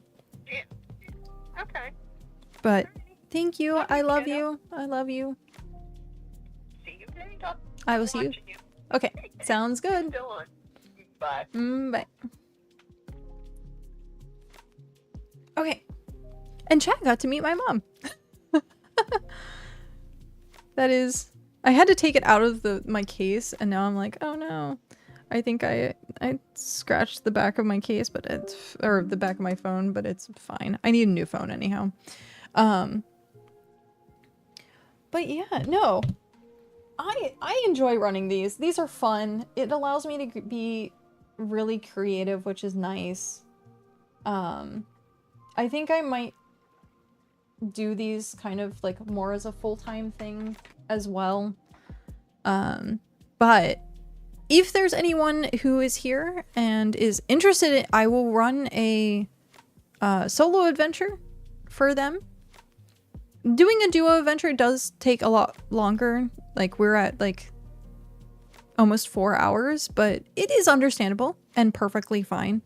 I don't mind if we only get to do one a day. That is fine. As long as people enjoy it and they like seeing other people going on their adventures, then I'm willing to keep this up. I will most certainly find a way to get this put that everyone can kind of view it, so you can check over your character sheets and see what items you have and stuff like that. And then as the game kind of progresses, if people have feedback as to charts or tables that they want added, like we rolled, I wanted to do the utility spell chart as like a thing last night, and I forgot to do it. So then today I was able to get it together, and so like we might have charts that come up on the fly and I can like produce it and stuff like that. I'm interested. I just need to do it at a time when I'm not constantly going AFK. So let me know when that is for you and we can definitely fit that in. I completely understand. I know that yeah. Yeah, I understand. For some reason today I'm going constantly AFK because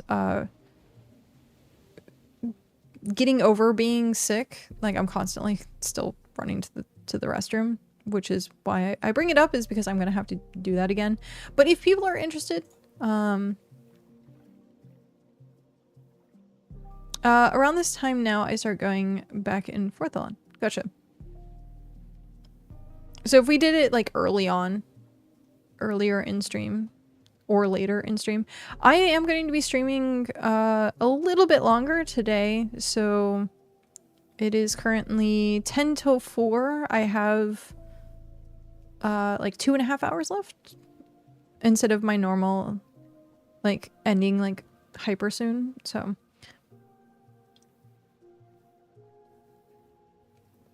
I'm going to use the restroom super quick and I will be right back.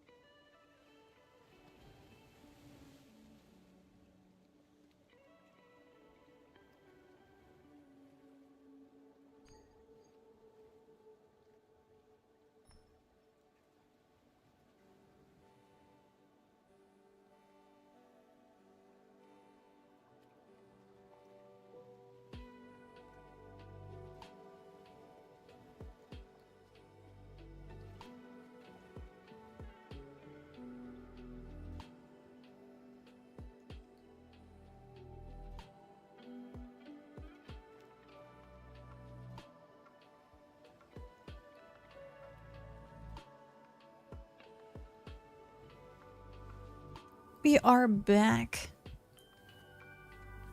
So, oh, I also wanted to... Shoot. I guess I'll wait until this thing is done. I want to do a tier 3, because we also need a tier 3 chum for the sheet, which is 130 and 243. We'll have plenty of fish oil left, which is going to be nice. Tier 3 pigment I need to work on. And then carvings at some point.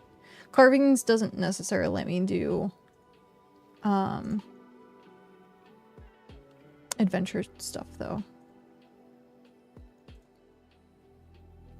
Because adventure stuff needs... I need to be doing like more passive.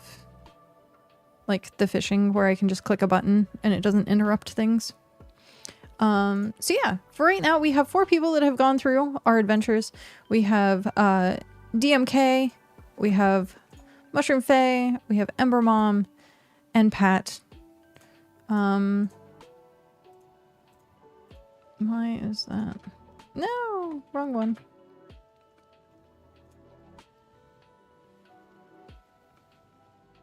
Hey, that was me. That's true. 'Tis true. But yeah, I'm gonna do one more adventure. And why haven't I haven't got a fish yet. I'm gonna do one more adventure. Particularly, I would like it someone who hasn't done one before, but if someone who hasn't done one before can't right now, that is completely understandable, and then we'll just take from anyone who wants to do one.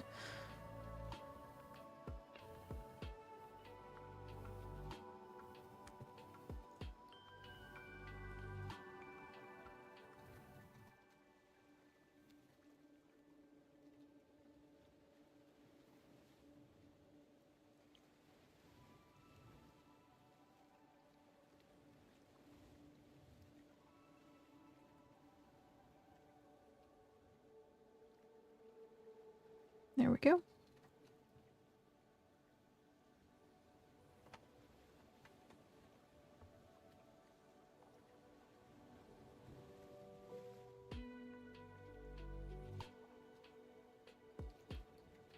So, if you are interested in doing a encounter, adventure, let me know.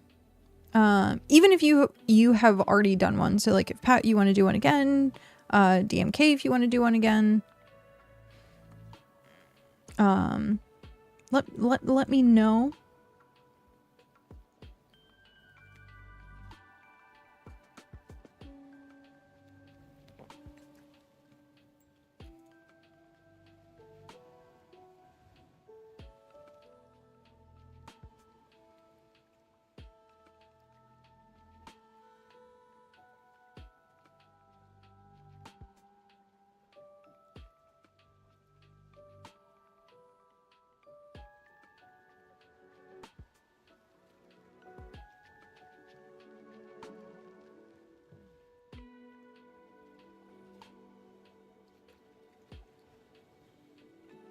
If no one else, I'll go again. Though I need to slap a pizza, and I'll probably go to. So.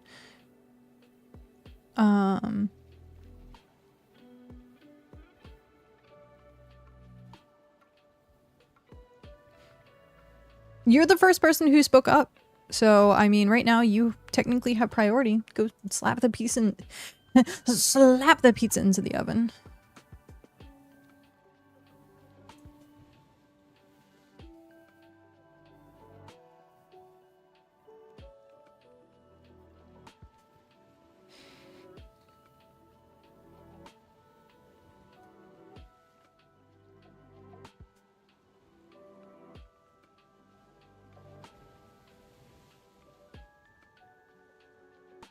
You're being sneaky at the moment.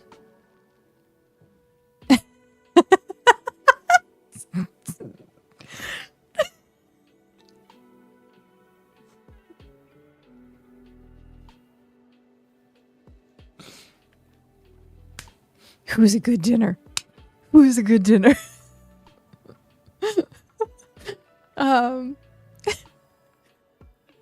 Ravy, whatever works for you. I don't understand what being sneaky means at the moment, but yeah. If you would like to and can handle being in chat for a little bit to do rolls, awesome, great. If not, we can do it. We can definitely do it another time. Be rec in a couple minutes. If no one wants to by then, I guess I will do encounter number 2. Oh, gotcha. All good.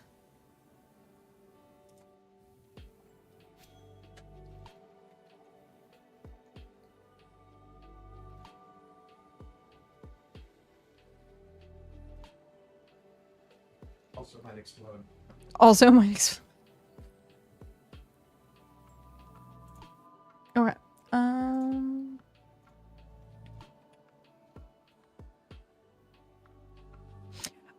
Ravy, would you want me to do one of these adventures for you on your channel?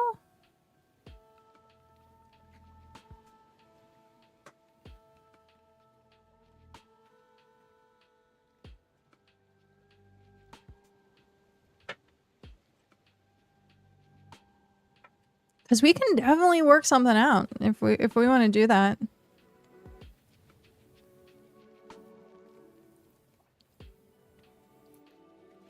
You're curious about it. Yeah. No, we can definitely.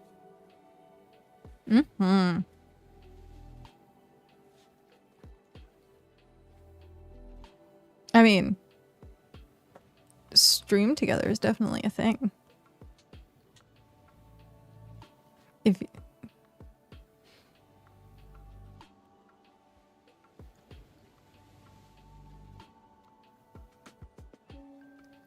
and I can give you the link to the encounter sheet, so if you want to have it up for 70 smithing. Nice, congratulations. That is quite a bit of smithing. But yeah, I can give you the link to this, and if you wanted to put it up so that people can see at the same time what's going on.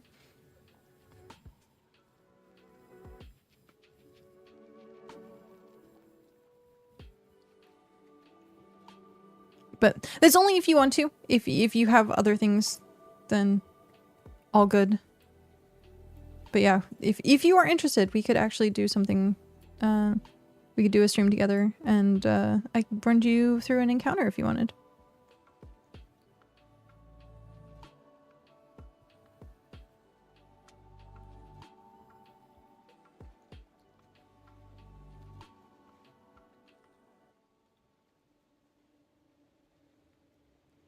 I have, as of right now, I have 2.5, 3 hours left to stream. So if we wanted to do a full encounter, we could do like a full encounter.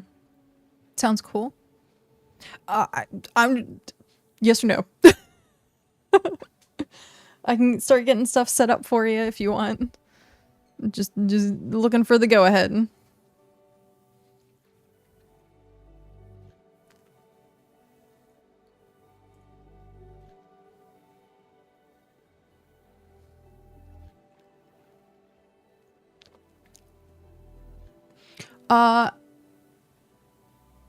How do we do the stream together? We're gonna have a surprise guest today. I heard that. I will. It says ask to join the stream at any time. If so, sometimes it bugs. I would knock on your stream. You can knock on my stream, and then it brings up a different window that says stream together. And then we can do audio through there, or we see. There we go. Accept. Join. Notify other live as a guest. There we go. I can't hear you. Can you hear me? What?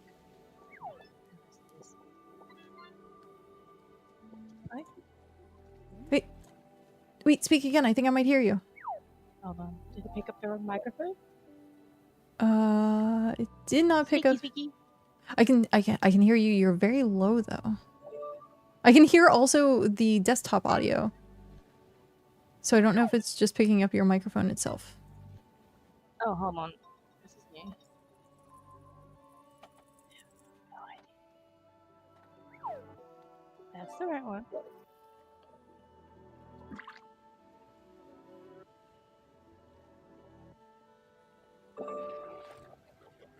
Once again. Oh, good. Been having a bit of a coughing fit since getting back. No, no Well, worries. the doctors slash radiologist. Oh, wait, it's my side. Okay, we're good. I just had my audio very quiet. Okay. This one.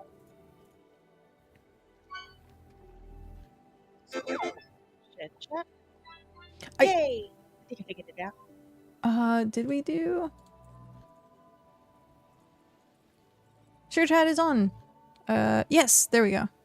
Share chat has started. Got it. Perfect. Yes. We're just fishing. Copy. Actually, give me one quick sec. Let me go to the screen so I'm not... Anyone with link? Viewer. Done. Okay. Do you mind if I Discord you the link?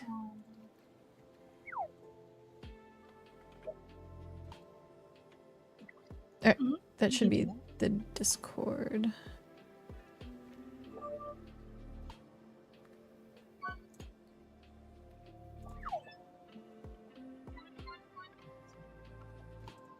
Okay. Let me know if that works for you. Okay.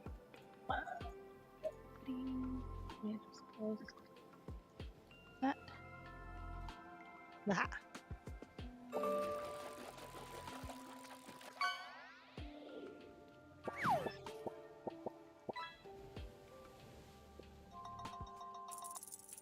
Lots of rolls. There we go. Hold on. Hey, Madden. Sorry. Hi. It's a bunny. Sorry. I see you. Good morning. Okay.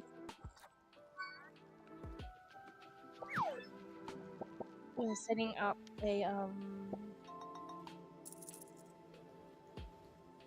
co-stream.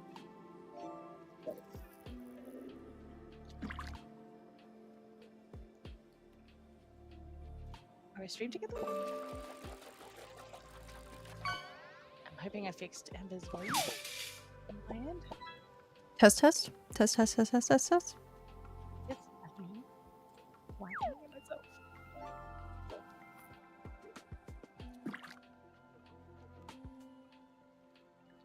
I can hear Ember.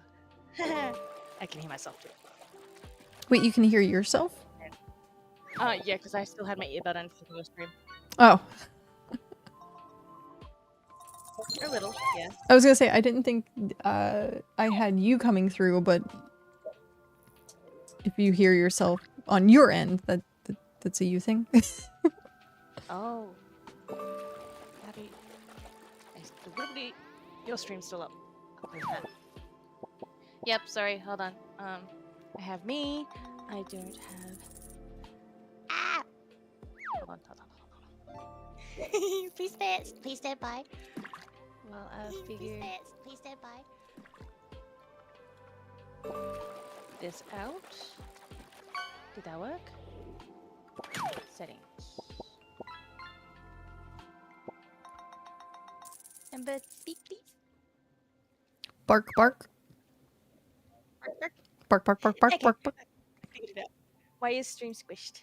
Oh, because let me change that. It's the encounter screen, and I was copying links and didn't want things leaked on Ravy's side as I sent stuff over. Yes. Hi, Scapegoat. Enjoy your lurking. Have a good day at work. Or sleeping. Okay, I think I figured it out. Let's go. Yay! Sheets. Yay!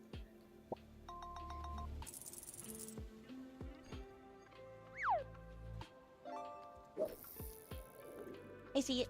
Aha. I'll put that over here.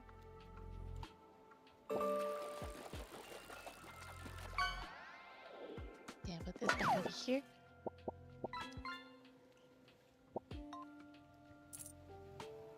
There we go. I think I'm set up. You think you're good? Spur of the moment. Sounds good. Doing it live is my motto. Oh yeah, I always do it live. Okay. Morning, everybody. Ember has ads. Oh no. Does that like say on your channel? Nope. Oh. I have your stream up on my phone. Oh, got it. Well, that's why I Look, sent something? that's why I sent you the encounter sheet, so that way you have it and it should like auto populate. So you can see that or add that to your stream if you wanted to do that. Yep, I can see it. Perfect. Oh, precious! You scared the crap out of me. Oh no. Hi. Let me know when you are ready to start your encounter. Yeah, we're doing collab today's schnitzel. Spur of the moment. We're doing a tabletop encounter with emberKat. Hello. For those that don't know, emberKat is a BitCraft partner as well. Well, not as well, is like as well as Shokta, and they play other cool games, and they helped me learn the ropes in streaming. I was gonna say, are you hinting at something? Hint, hint, nudge, nudge, nudge, nudge, nudge, No, nudge. I got rejected. They're not taking any new partners at this point in time. Well, maybe I'll just try again in a month. I'm just gonna Again. I'm just gonna say I can confirm nor deny and no comment, and then we will figure it out from there. Pretty much. Because I feel bad for bringing it up now. I'm sorry. It's okay. I'll just keep nagging them every month. They'll give it to me eventually. Persistence. Persistence is But I key. was naughty and got myself some breakfast on the way home. What did you have for breakfast? Bacon and egg McMuffins from Macca's. Not hot chocolate. Ooh. Hash browns. Oh, that sounds I was delicious. naughty. But Yeah, I that was sounds very naughty. delicious. It is deliciously naughty. Okay.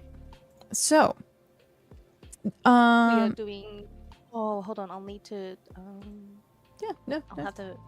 How do I do? I'll do a new layout. One second. We'll do this. We'll do that, and then we'll do that, and then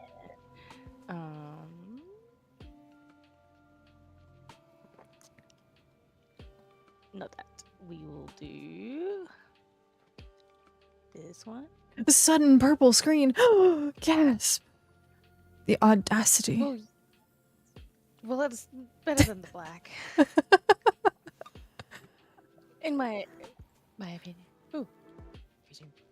Easy. Okay. So now we can see it on my end too. There you Ta-da! go. You can minimize the side of that so you don't have the constant bookmarks. Oh no, your taskbar is open. We can see your main screen. Yeah, it's all good. You see that? Boom. There you go. Yay. Okay. There's nothing dangerous there. At least I don't think so. Yes. I don't have Raft. Oh, we are streaming together. Hello, Prestius. Wait, you very casually said that name. Can you educate me on how to say that properly, please? Pros. The Us. us. I'm assuming it's Greek. Pros The. us. Protheus. Protheus. Prosteus. Pros. Proteus? Prosteus. Prosteus. Okay, Prosteus. There you go, you got it. Prosteus. Okay. Prosteus. Prosteus. Like thesis. Mm-hmm. Okay, so I'm assuming it's Greek, so that's how I've read it. I haven't been corrected, so I just call him Pros. I like shorten it. Sure. Okay. Okay, Pros. Yeah, I just shorten it. Prosteus, like a replacement on, but Eus instead of Esus.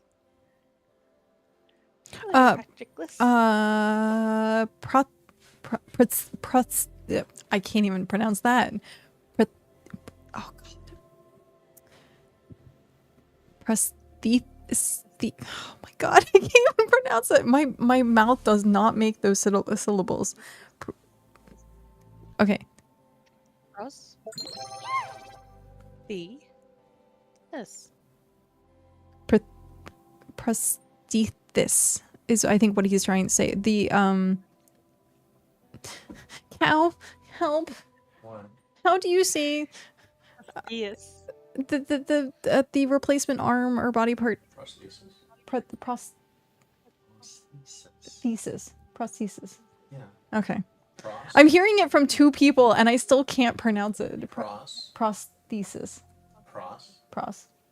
Thesis. Thesis. Prosthesis. Hello. Prosthesis. Oh. Okay. God damn it. Okay. This is just Hi. Oh, wait. I forgot to do something. You forgot to do something? Yeah, I gotta better reduce the ad time. Oh. Otherwise, it's every 15 minutes on my end.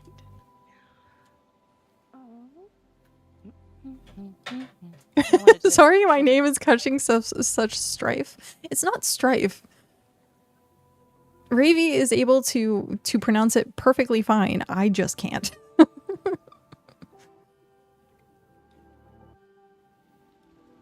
Prosteus. Anti-disestablishmentarianism. Anti-disestablishmentarianism. Like, that's fine. Anti-disestablishment materialism? Nope, there's no L. Anti-disestablishmentarianism. I can do that one, but it has no P's and S's with T's. Is it kind of federalistic expialidocious? The P. I said P. And then S T's. S So isn't. I've shortened the ad Yeah, go ahead. every half hour. Excellent. Yes, it worked. Okay. Haha. Are you set I like up? how we've spent like 5 minutes on Prosteus' name. It's true. Are you saying, Prosteus, I am the only one that has correctly stated your name? Mhm. Excellent. Yay! It does help that I was obsessed with Greek lore as a child. So you should know Patrocles. I just call him Pat, but it is Patrocles. Oh, I read that as Patroclus. Well, Patroclus, same. Patrocles, Patroclus. I just call him Pat, so. It's not the correct spelling. Pronouncing things right is overrated. Agreed. No one says my name correctly, or never said my name correctly for like 10 years, and then all of a sudden, now people are saying my name correctly. It's like, wait a second. What? Did we all get an education? Some of us. Pronunciations? Only some. I assumed Shokta would have. Okay, so so for my viewers, we're doing a collaboration with emberKat to do something called tabletop encounters, Yes. if I recall correctly. I But Smasher, enjoy your looking. I call it D&D, but only with a different name called Diceanddangers, so that way I don't get sued.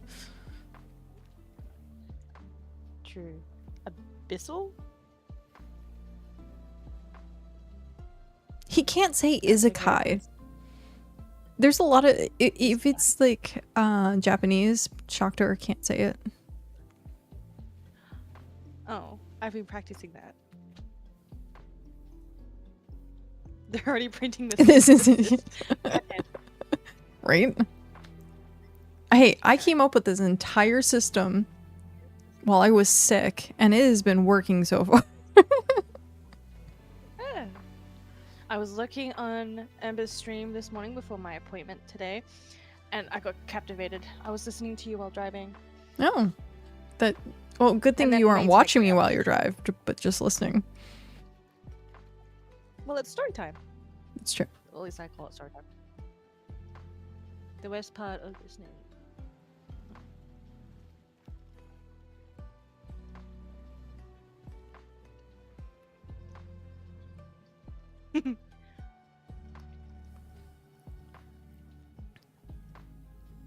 So how would this work? I was just waiting for you to tell me that you're ready, because we were still talking with chat. Yes. You are. Hold on. Worst part of man.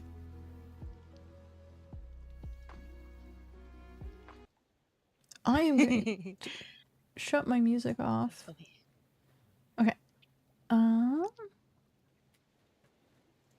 I paused mine as well.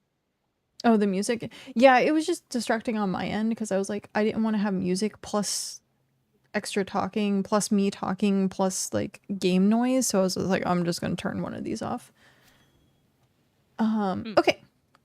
So, welcome to Diceanddangers, the encounter system that we have created overnight. It is still in beta, so there are things that we are currently trying to work out and make sure that they are fluid. But the thing that you're going to have access to is unfortunately my chat so that you can roll dice. And to roll dice, it's going to be !roll space 1D whatever. You're familiar with that with your channel with the lucky die. Yeah. With the lucky number. Yeah. I have a real life 1D die. I pick the lucky number that way. Nice. That is clever. That is very clever. So with that, all of this is based on is pretty much based on you and randomness, plus me doing the storytelling and giving you kind of bonus updates for correlating things on whatever you've decided. So with that in mind, are you ready to start? Yes, let's go. Okay. So with your encounter, we need to figure out, where are you? If you wouldn't mind giving me a D100.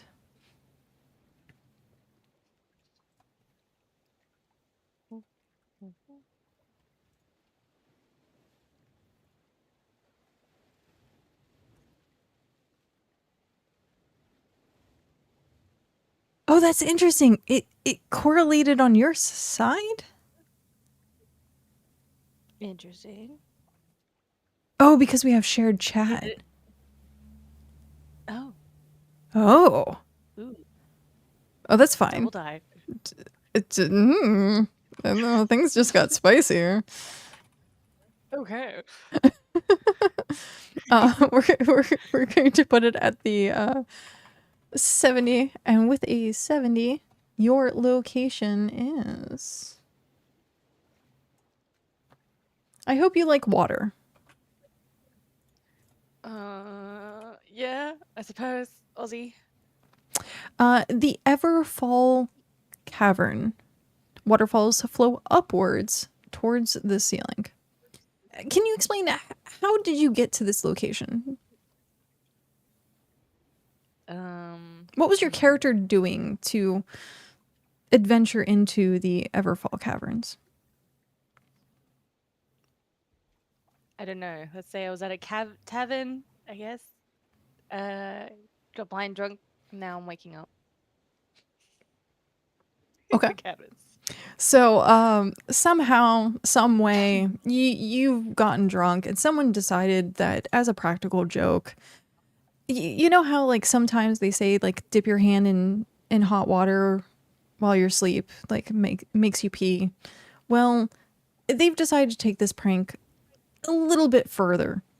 And by dipping pretty much the lower half of your body, your knees downwards, into this pool of water, and you wake up finding yourself with these waterfalls all around you in this. Give me a D100, 1 being complete darkness, 100 being bright. Oh, this will be interesting. So 1D. 100. Oh, okay. No, that's fine. We'll actually no. We'll run you. We'll run your channel. If it's the same, we'll give yourself a 94. So it's bright.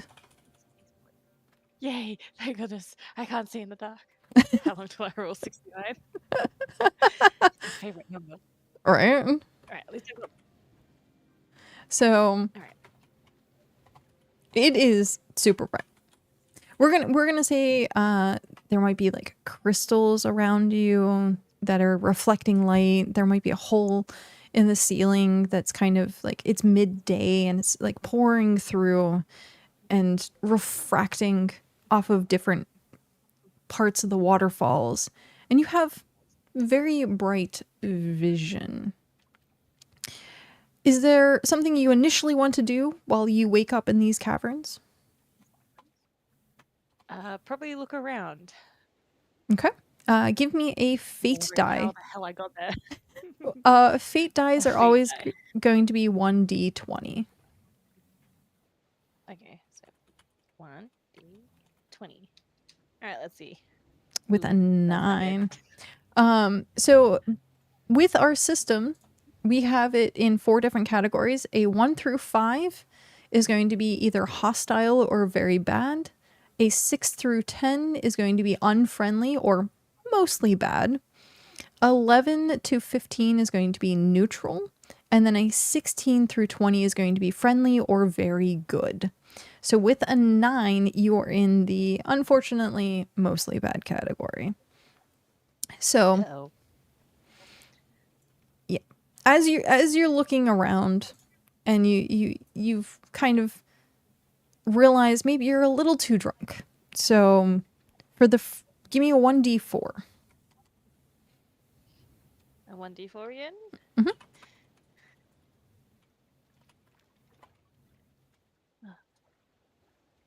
Uh-oh. Okay, so it's not too bad. Your first turn of combat, you're going to be drunk. If there is combat, if there is anything, your first dice roll is going to be at a disadvantage. Well, let's hope I have a Master of the Drunken Fist. So as you wake up and you're looking around and you're feeling like you're not in the best kind of situation. You feel a little queasy. You have that like moment where you're like, how did I get here? And you can tell you're sluggish. Like as you stand up, you have that little bit of like a wobble to you. And at that moment, give me a D100. Ooh. Well, I'm good.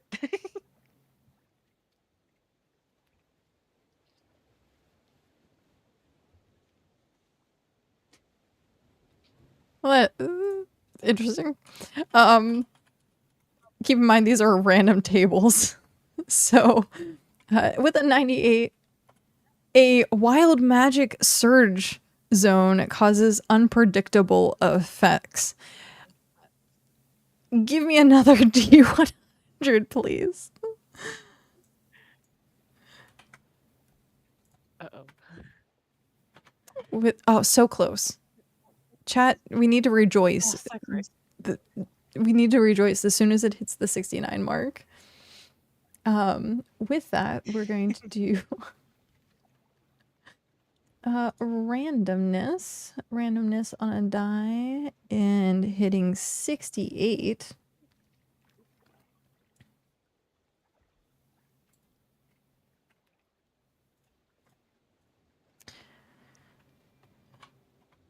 So the wild magic that surges around you is going to be based on fog. It's called Fog Walker. And moving through fog or mist without penalty. But however, you can now sense that there is a active fog that is starting to kind of ripple from the surface of the water. And with that, you kind of sense that this is a very unnatural, as for example the wild magic that you can kind of feel on the back of your neck as you it tingles. Like if you've have you ever been in a case situation where you felt electricity or a lightning before it struck and you have that like kind of hair raise? Sort of. Well, one moment. We have an ad coming up on my end. Remember to stretch, hydrate. I think I was 2 seconds too late. No, if you yeah. need to interrupt anything, please feel free to do so. I can always catch up. You can just say one moment and then I will pause what I'm doing. I got focused on putting my bricks on. Oh. Oh, and you can see my little alt. I have an alt. Oh. Fishy.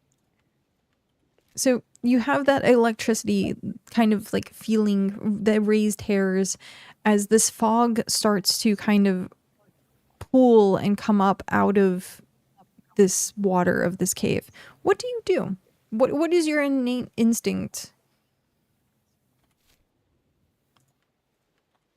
Normally to run, but in this case, let's just go on the defensive stance. Okay. So prepare for trouble. Prepare for Make trouble. double. Ooh. And with that, as we go into defensive stance, we're gonna say actually, we're gonna leave that for behind the DM screen. What that affects with you being in defense sense. If you can roll me a D100. See what we get. Oh. With a 2. But that's fine. Perfectly fine. So with that,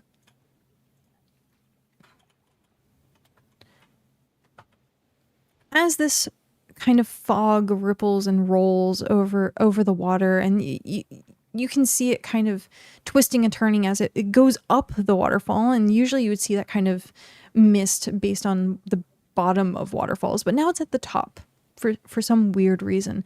But you can kind of see as someone from across the other side of this cavern goes, hey, over here. And you can see a dwarf, the shadow of a dwarf, appear as this fog kind of ripples and rolls. And it almost feels like you might be seeing things, but maybe not. Are you seeing things? I don't know. What do you do? You now have what looks like a dwarf from the other side saying, hey, over here.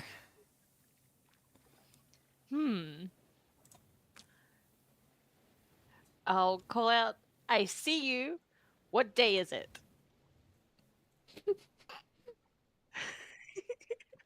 Okay. So I see you. What day is it? The dwarf fakingly looks around the cavern and looks at you, and it goes, it's like Woden's day, right? I think. And then he goes, what are you doing here? I woke up here. Oh, me too. And then at this point, it looks like he kind of walks across the water and it starts to approach you. I'm still in defensive mode. Okay. Still. So I keep a distance. Do you move backwards as he approaches you, or do you kind of just stay in place? I'll stay in place and just watch warily. Okay. Give me a fate die, please. That was 100 D20. D20. Whoops. Yeah, fate dice are on. So a 12. Okay, you've gone into the very, or actually, sorry, neutral. Okay, so as he approaches you, he kind of puts his hands up, and he's like, "Oh, I didn't mean alarm. I'm sorry." What would you like to describe your character as? Your like, what is the description of your character? What do you think they look like or are wearing?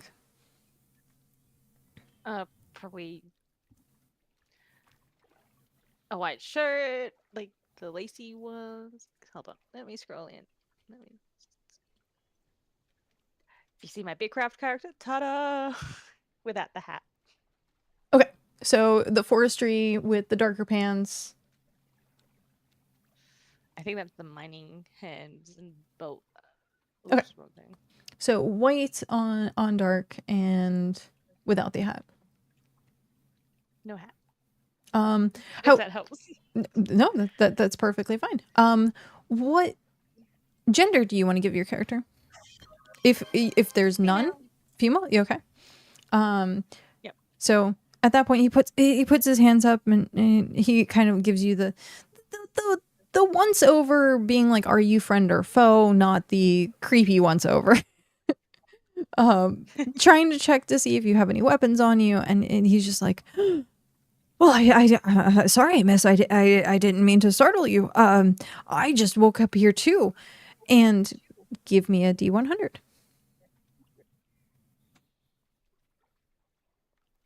D100. There we go. Oh, dead smack 50. I was gonna say, I wonder if this is the same. Did we get? Okay. Quest. And you got 50. So at this point, the dwarf, like, are you're still in defensive stance? Like he's approached with his hands up. What are you doing physically wise? Are you still staying in defensive stance? Well, I'll slowly ease out of my defensive stance, but I'll still be wary nonetheless. It's a male in a cabin, and I'm by myself with no weapons. So, female Well, instinct is to stay on. do you want to look in your backpack? Every character to start with can look in their backpack once and see what item that they have.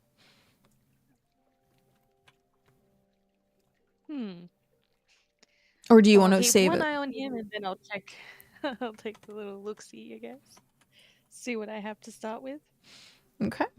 So with that, give me another D100. 100. Oh no. Honestly, a lot of these tables is hyper random, so even if it's low, it's not like terrible. Some of these, like, my mom today got an epic friggin' weapon because she rolled a nat 20 on a D20 chart.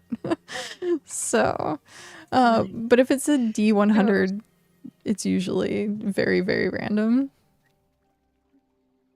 Yeah, no, it's not 69. Not yet. So the item that is in your backpack is the bramble bound gloves.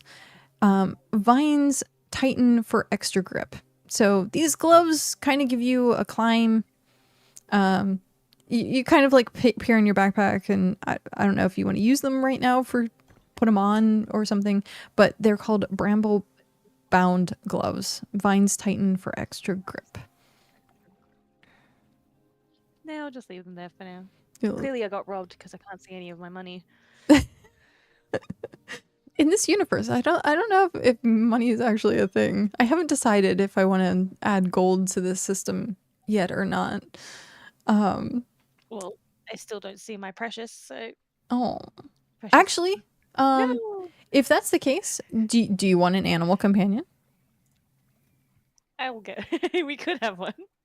That's up to you. Do you have an animal companion?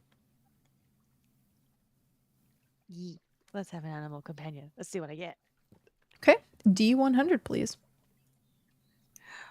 69, please. 32. Your animal companion.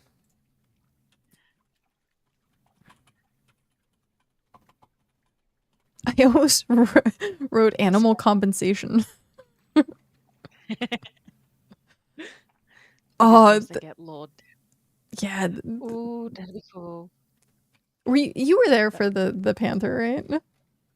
Yes, I got to the point while I was driving where the kitty pounced and your mum got Ember mum pulled out her sewing kit. And then I got my internet cut off. I'm like, no, why is she getting a sewing kit? That's funny. What was she doing with a sewing kit? Out of curiosity. She was trying to make a yarn ball for the panther to play with.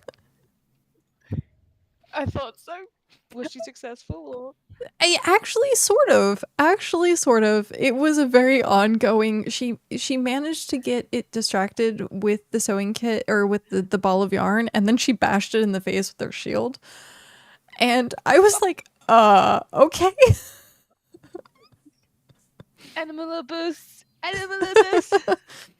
But speaking of animal, but not abuse, you have managed to get a snow hare.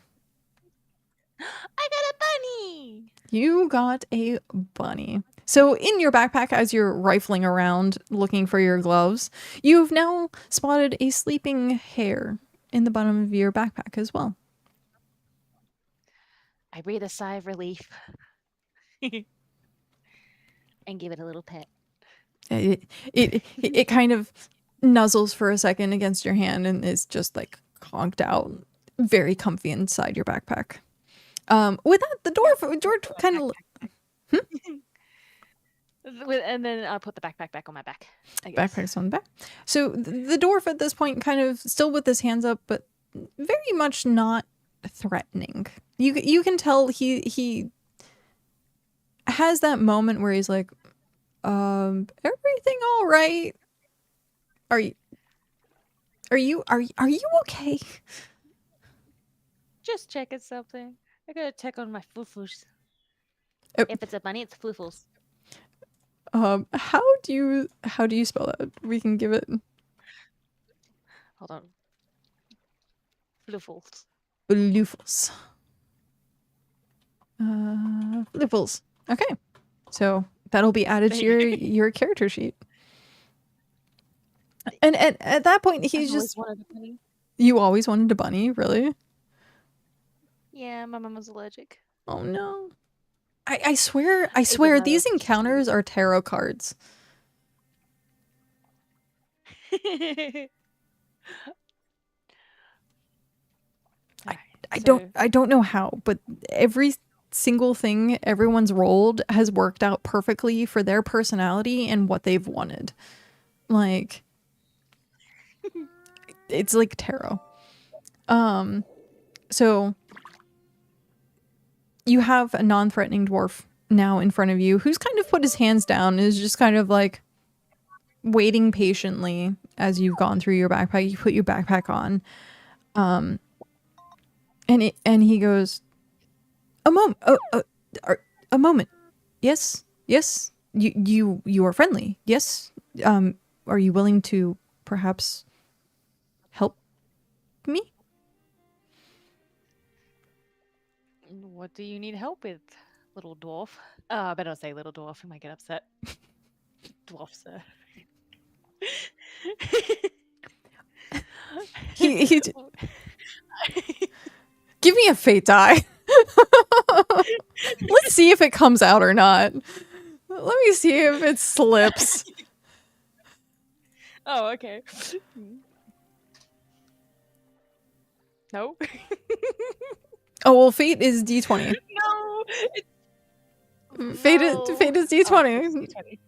Yeah, Oh, okay, my bad. fate is D20. No, it's all good. It's all good. It's a new system and saying fate die Oh, and so not. close to the 69. I know. 10 So off. 69. Oh, okay. Mhm. So you hold it back. You can tell that you stumbled upon little for just a moment. You were like, "N-n-" and then you're like, dwarf, sir. So you held it back. You're doing good. So at this point he goes, okay. Well, I'm curious if you wouldn't mind. I am here looking for a gem that I lost, and I saw you. I did not see how you entered these caves, but I saw that you woke up, and I'm wondering if you wouldn't mind helping me search for this gem that I lost.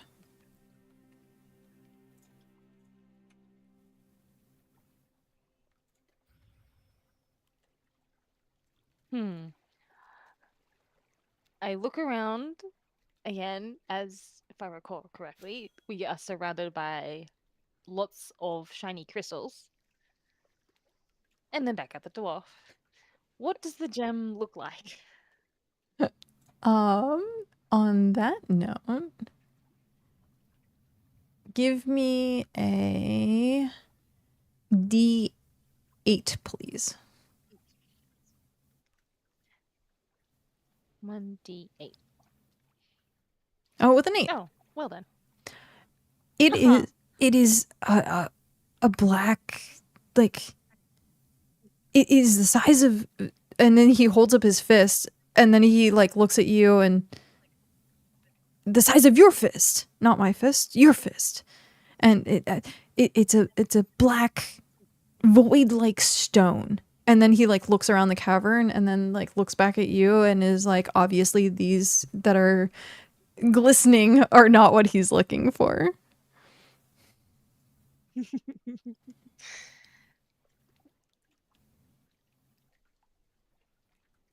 Hmm.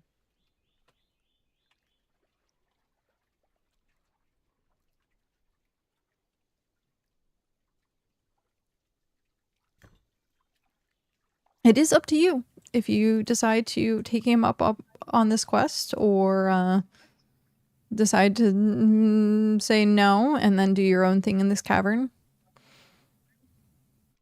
Does he have any I'll ask the dwarf if he has any clues as to where it might be. It is my turn to roll a fate die.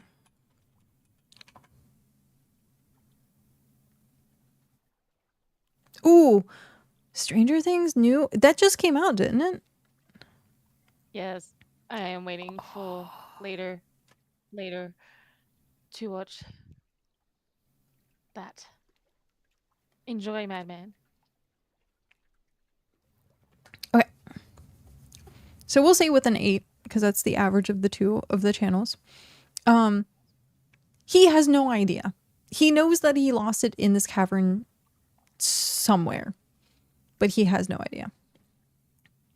I was drunk. You were drunk. You're still drunk. Like,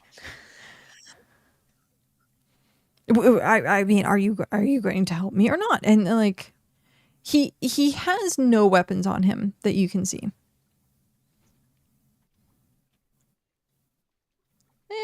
Sure, why not? Can't hurt.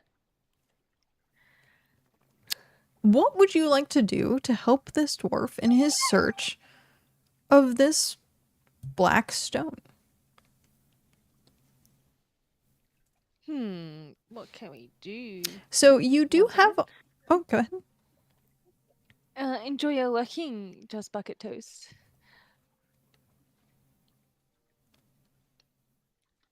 Yes, we're doing. What was it doing? We're doing a dice and dangers. Dice and what you call Dangers. The name is still it's work in progress, To be determined. but encounter tabletop-esque thing. And then I'll probably add it to my channel because it'll be fun. Seeing as in BitCraft, I'm just sitting here watching a hammer go. I don't think I'm gonna have enough spots for this. Alright, we should be good now.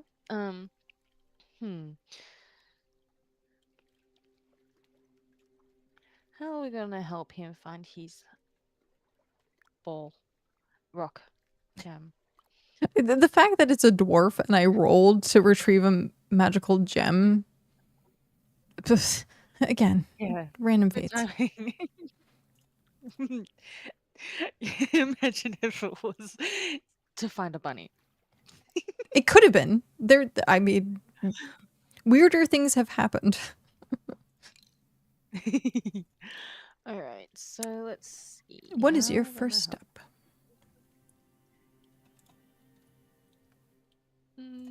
Well, I confirm with the dwarf that I will help them and introduce myself. Okay. Because this is a new system for you, I will let you know that there are things that you can do spell-wise behind the scenes. We have a random spell list, we have an offensive spell list, a healing spell list, and a utility spell list, which has different features. So you can choose from daily conveniences, exploration and adventure, social and communication, crafting tools and knowledge, travel, weather, and environment. So you have a lot of magical options to you, but you will be doing it randomly. Or you can use just base abilities. So like as a human being, you might be able to survey or do something like that. If you want to do it magic, it has to be off of a table. If you want to do it based on your abilities, then you can describe what you do. Yes. And Patrick, yeah, definitely. If the dwarf wanted my bunny, fist will be thrown. I don't have a weapon. Bane the Viking, also enjoy your 6 hours of microscape energy. Alright, so I guess we'll just look around for now. Manually. You're just going to Oh, look around the caverns? Or are you going to move around?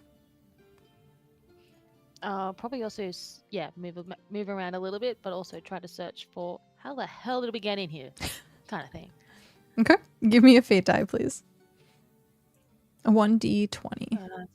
1d20.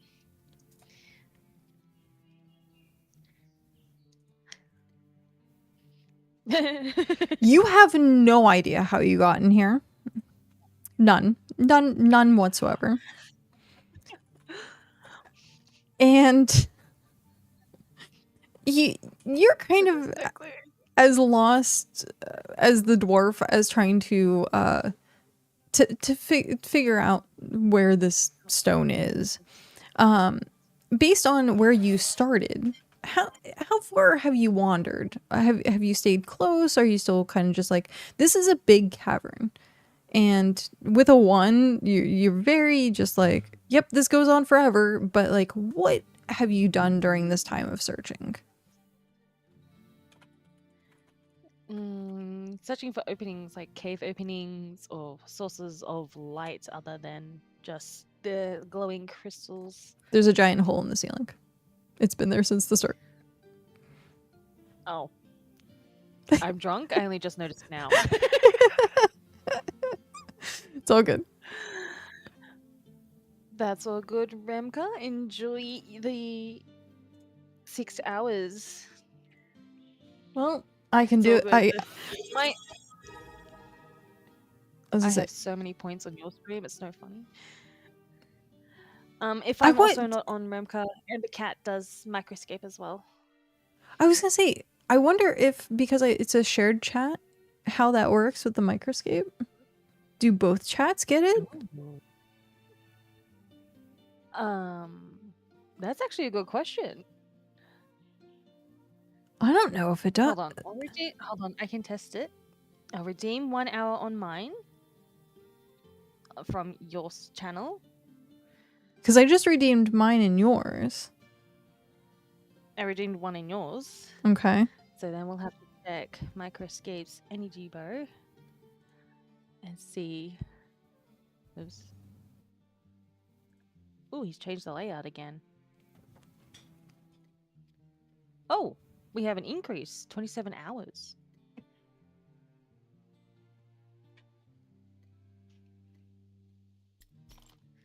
All right, hold on. Do. Bonus for all. 37 minutes ago. We This will just be got interesting. a Wait, rare cheese it. Croclin. We just got the green and red Croclin. Ooh, nice.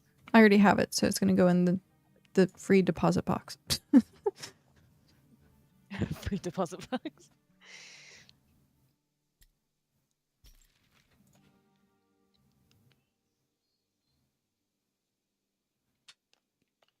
Oh, I have 16.8 thousand points in Embers. So if anyone needs hours, let me know. I can spam some. Yeah, I was going to say, I think at this point we could just top someone up to like 100 hours. Well, the max is 24 though. No, it's 27 now. 27? Oh. Yeah, if you look at the energy bar, you can hold up to 27 hours. Hmm. Oh, and 20 days of microscoping the micro. Oh no, 20-day Toast, streak. would you like interesting. Perseus. So I have a little bonus with my stream streakers. Do you want streaming avatar gold toast, or would you like some free fishies? Fishies, always the fishies. Not everyone picks the fishies. Fish, fish, fish, fish, fish, fish.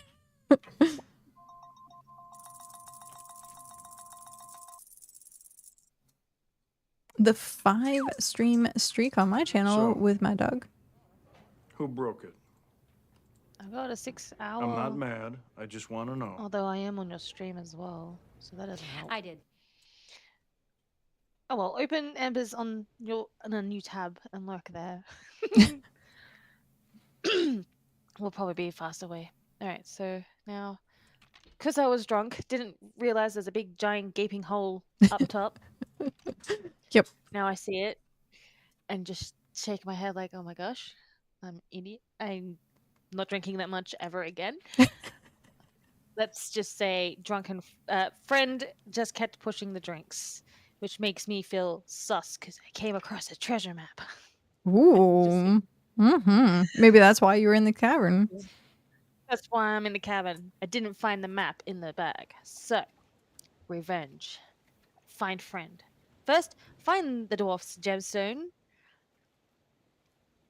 Giant, pretty black fist size stone. Your fist, not his. My fist, yes. Human fist, not dwarf fist. Yep. I wonder if this is the size of a toddler's fist or a young boy's fist. I don't know. More. I mean, what size fist do you? No, I'm kidding. An average. Mine's the size of a tennis ball, I guess. Okay, perfect. Tennis ball sized rock. It just black, void-esque. Like if you look into it, he describes it. He's like, I mean, if you look into it, you can see the void. The void just like. Have you ever looked into the void and the void just looked back at you? And he's like conspiracy theory at that point, talking about how dark this stone is. You have done this searching. You've found no exit. You found no way that you've managed to get in here. You just know at this point you are here. And he kind of like stops for a second and he goes, "Did you hear that? And give me a fate die, please." All right. Biggest craft you've done, Potato Lord. Hello, Potato Lord. Welcome. I know someone that's doing a 3.3 million effort. And that's for fishing. Tier 8 lake fish. I know because I helped transport said lake fish. That is a lot of redeeming. Fate die was 120. 1d20. Oh, we have an ad starting on my end as well. Make sure to stretch, have some hydration. We'll be right back after these short messages. For Actually, those of you who are free, we'll be sitting here chilling. is there a way that I can force ads to be at the same time as you? Wait, when's your ad starting? I have it at the out like it starts every half hour and then every half hour after that. No, like when's your current ad, or is it started right now? No, it's not there yet. Okay, let me know when still it have starts the and I other. will play ad. And then we can be synced, so both of our channels are synced with ads.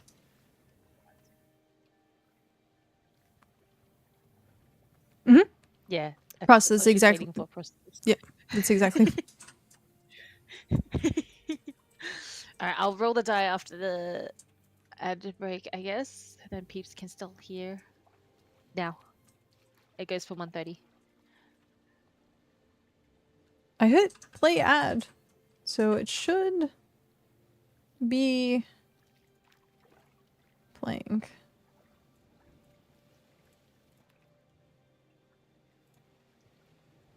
I've come. I don't see ads on. I hit it. I hit the button for ads, but Twitch be twitching. I also At least lost the my ads don't entire have- ad activity feed on my OBS. That's right. I shortened my ads. They'll be running for 1:30 tomorrow during my Donathon. Yep, We're gonna be completely playing lost The my. Last Caretaker. Ooh, how is that? I don't know. I've got the demo for now, Ah, and then we're gonna see how that goes. The last time I played a demo, I enjoyed it so much I ended up buying the game with zero hesitation, which is kind of what you would like. yeah. No, that's the whole purpose of demos. Yeah, that was weird. It glitched my entire system because it said that pre-rolls. It said it did an advertisement, which apparently didn't happen, and now I have like 4 lines on my ads, so I don't know what happened. Oh, yours just broke. All right, welcome back from your ads, I everybody. just broke. Yep. Ooh, the crafting bonus food does give a bit of a hint. So you can actually see it. Hold on, I'll make my screen a little bit bigger for now. I'm eating tier 5 potato. Without the food buff, it's 128. And my stem regen is just a flat 15. And then if I go to eat, it drops it down to 119 seconds. And my stamina, if it will do it for me, come on, is going to regen at 15.25. So if you want speed, yes, but if you just want stamina reboot and you don't worry too much about time frames, then just use the rolls. I think it's the same process. I don't cook, I just buy it. But these rolls I was given to after doing a hauling job, courtesy of Lito.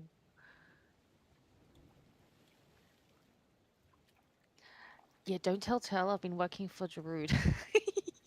Oh, your secret is safe with me. Also, everyone else who He'll find out is here. eventually. Yeah, Um, it doesn't regen while crafting. No energy is, no stamina is regained while that's crafting. interesting. Okay. You have to sit there, like it depletes, and then it doesn't even pause, which is annoying. But it's a buff. It's a timer. It'll get too complicated. Yeah. We still need your roll, by the way. Yes.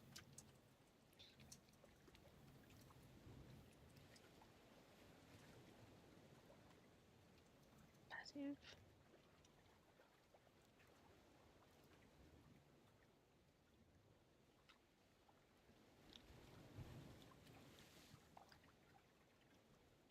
I actually haven't eaten the seasonal food, potato, Potato, potato. So, Potato. uh-oh. Foe was back. Welp. Welp indeed. Okay. So. I believe I introduced myself.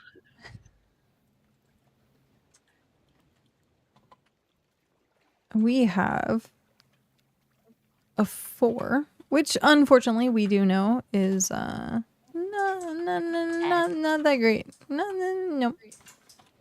So Danger.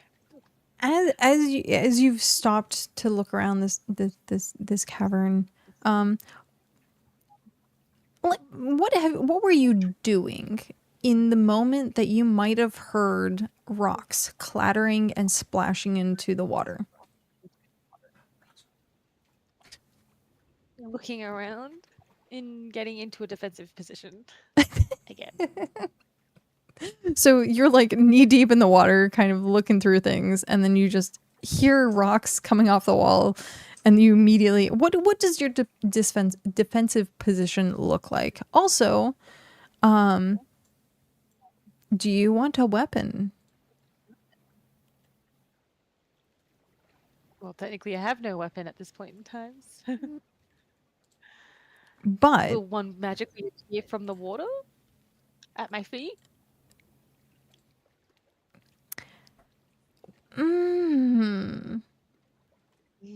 I haven't done this for anyone else because the combat technically has not started.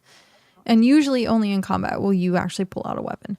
But because I would say you've been in defensive stance this entire time. You are a veteran of being on edge. You're a veteran of kind of expecting things to jump out of nowhere. And with that, we'll see what you pull from the sheath that is on your body. You get to choose between a random weapon, a ranged weapon, or melee weapon. Let's see what your defensive stance has been. Melee. You want melee? Okay. If you could only see the window that I have like 50,000 tabs open. With all these tables trying to figure out which one is that one's ranged weapons, so we can close that. Melee weapons. Open a new tab. Give me a 1d20, please.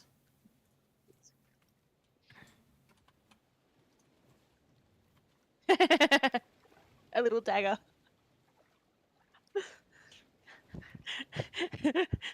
A kitchen knife. That's what I'm thinking. How familiar are you with League of Legends? Oh, that's throwback in a bit. I played it a lot in high school, but haven't touched it since. Have you watched Arcane? Ooh, season 1. Yes, season 2 is on my list. Okay. Your weapons are the Thunder Fist Gauntlets. Punches create concussive blasts. You essentially have Vise weapons. You punch something and it really hurts. Excellent. It's not a loss to me. This will go on your character sheet. So as with the item that you got from your backpack and these melee weapons, they will be permanent on your character sheet. Okie dokie. Cool. So, which means I have I'm just this character has good hand strength, whereas IRL me has very weak hand strength. I'm jealous. Oh.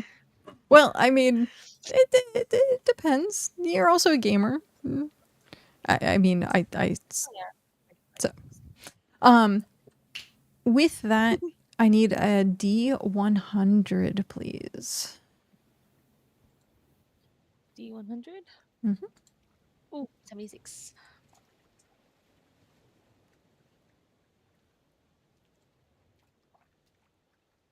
Let's go. So, as you're in this defensive stance and you have your fists up and you're in like the boxer stance, you've been searching and looking, and you hear the rocks clatter down from the side of the cavern and sploosh, and you can see the waves of like the ripples affecting more than what you would noticeably or like naturally think would be the lake. So like when you drop something in a lake, it only causes one ripple. Well, you're seeing like another ripple on top of that, being like, I don't think that's how that works. And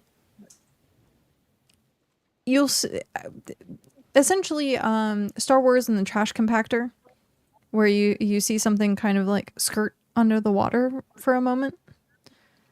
You can sense that you're not the only one here anymore. And the dwarf seems to be very absent-mindedly kind of searching, and it kind of puts his head out in the water, and he's like, dwarves aren't made for water. And then he's like back on dry land, and he just kind of stands off to the side, doing absolutely nothing, letting you search by yourself. But you can now sense there is something here. Oh dear. Well, for starters, I'll glance at the dwarf who literally just touched the water like a little child and ran away from the bath time. Yep. Essentially. That's And then try to pinpoint where the senses not senses. Try to get a sense of what might be in the water. Like trying to find it, if that makes sense visually. okay. So essentially doing a search check. Give me a fate die, please. Okay. Roll 1d20.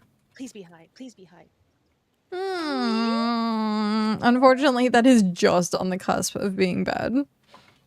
Something tells me I'm gonna get caught off guard, aren't I? It's gonna smack me. Well, with that, it is mostly bad. And so, Get sense. have you watched Witcher as well? Season 1, yes. Okay, that is perfectly fine. So, in that epic moment where you're kind of searching, and you know that there's something that's gonna happen, you find that this, as I lose the tab where the monster creature is, okay, there we go. You find, I don't know what is with spiders, but you see this giant spider launch out of the ground or out of the water and go to kind of like jump on you, but with the 10 it's neutral. So it's more like you are startled, you are scared, and you can see kind of like the gems from the cavern is like on this spider. So if you're from, well, I was gonna say, if you're familiar with Minecraft, like thorns, you can kind of sense that if you meleeed this thing, you'd kind of hurt yourself because the crystals are kind of jutting out of the body of the spider. But the spider just kind of like out of nowhere launches itself out of the water and towards you. Now to roll a fate die to see whether or not you or the spider goes first in combat. Oh, this will be interesting. Roll d20. Oops. I forgot to do the roll 1d20. There we go. 17. Okay. So combat fate die. You will go first. So you're not completely startled, but this thing has definitely gotten the jump on you. So like as much as you would have like probably gotten a shot off on it first, you guys are now kind of toe to toe as this spider is which is the size of you, and it's a crystal spider. We'll say it's a crystal spider. Is now kind of like and like fangs and reared up, about to strike at you. We're going into turn 1 of combat. What do you do? You do have multiple options. You do also have the weapon that you have gotten, your gauntlets. You can also do magic. Magic is random. Actually, find me habits. Random magic, offensive magic, healing magic, and utility. And then utility gets broken down into other things. Do I need to equip my gauntlets, or am I already Nope. wearing them? You, we're not going to do the nitty gritty of things that even if you need to equip them, it's just going to be like free action to do it. So you can just be like, oh shit, and then like gauntlet up, Iron Man it. So in which case, I'll dodge in order to equip my gauntlets. Well, you can just equip To the gauntlets. decide. If you want to attack, you can attack. The equipped is just free action. Oh, that's a free action. Okay. Where did that come from? Sorry, I got a fluffy ball just flying in front of my face like a giant kitty fluff ball. I brushed it yesterday, and I got a golf ball sized of fur. So I'll dodge the crystal spider's attack and then swing with my right hand to try and smack it in the side. Okay. Give me a fate die. Okay. Please be good. No, I miss. I slip in the water. There is actually no missing in this system. It's just based on how much damage you actually do. Oh, okay. Because that feels bad as a character. To kind of like be like, well, you missed. The only time you absolutely miss is if it's a nat 1. And then you like actually fumble with what's going on. So with the fate die of being a 5, you are unfortunately in very bad territory. And I am knee deep in water. You- I'm still drunk. yep, and still drunk. So Oh, fits. it does very, very, very much fit. Like tarot cards. It writes itself. So give me a 1d4 for damage, please. Okay. 1d4. With the 3, okay, well, it still has some oomph. So as the spider comes out of the water and you give it a right hook, and you kind of stumble for a little bit, and you're still like bogged down by water, but you manage to catch like maybe a leg versus like the head. And you do 3 points of damage. It is now the spider's turn. And with that,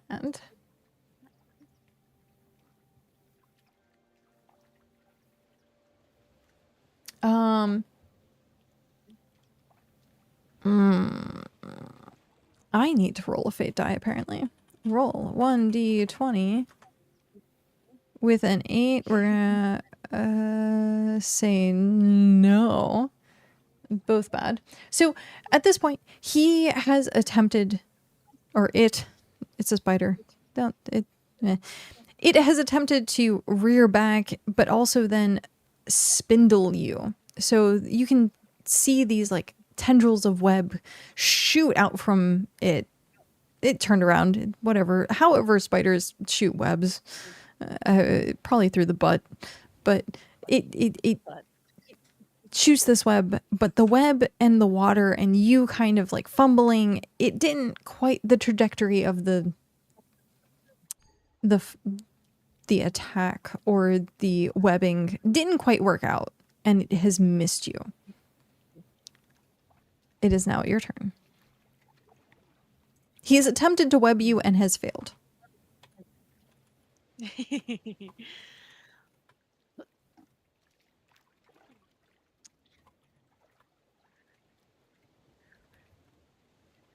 Oh, hi, Faye. Yes.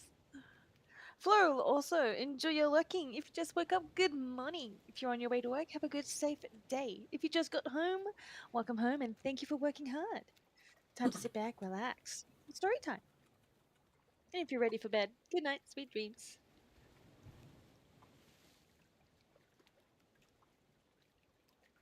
I only have Ember up on my end, so I can't. If you've got Ember's stream up, you might want to mute one of us. Yeah, I was gonna say, as far as I know, there's no echo according to my Chrome and stuff. It's just your stream, but you have me echoing? Oh, might be my my headset sucks. Oh. So it picks up. So the microphone is too close to the headset Mm-hmm. that it picks up on certain volumes, which is why I need to get a new one. Is that a little better, Mushroom Fair, darling? Oh, look, you can see this. This is what I used to. Also, Faye had a really good encounter. They became a button thief. They stole all of the buttons. Oh, that's funny. I was saying yesterday I'd steal all of Faye's buttons. Yeah, it's my headset. It sucks. Right. But at least now we can see my alt as well, so we're having double. So yeah, no, I use Steel Force GG. I'll move that away.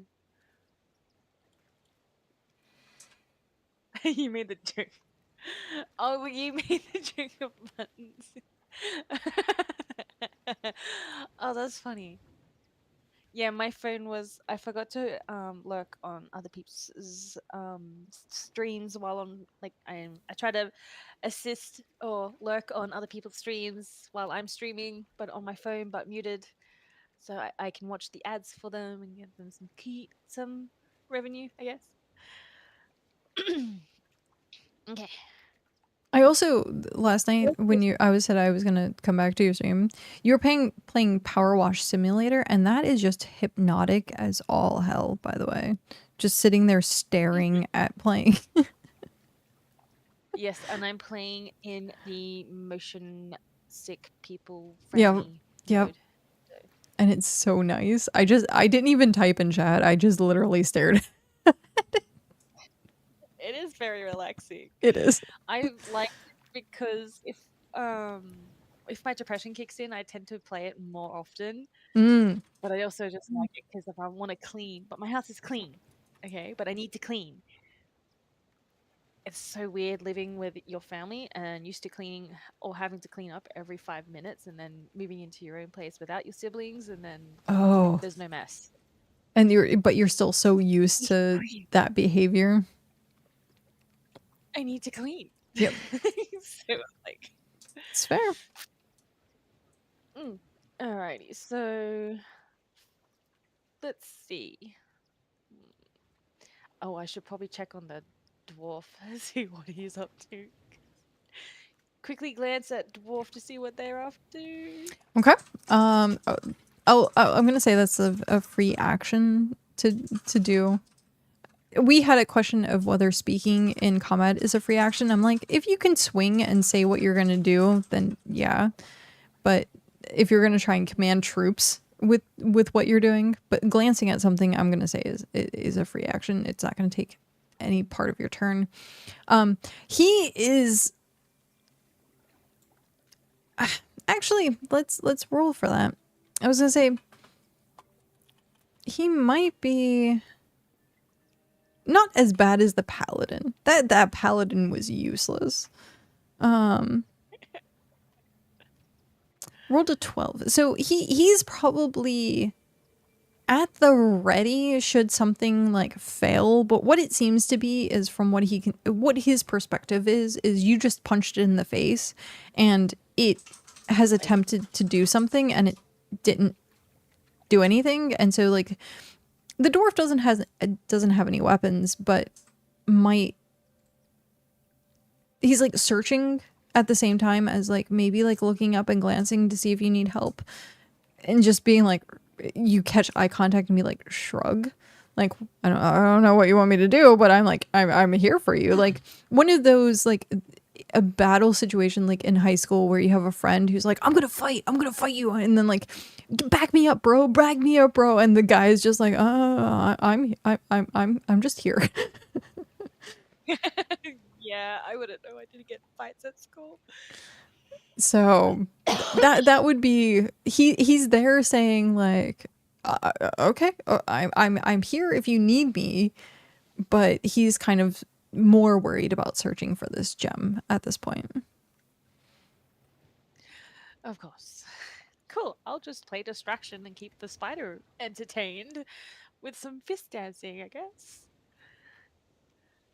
So meleeing it, punching it in the face again. Oh, sorry. Continue. You were saying something.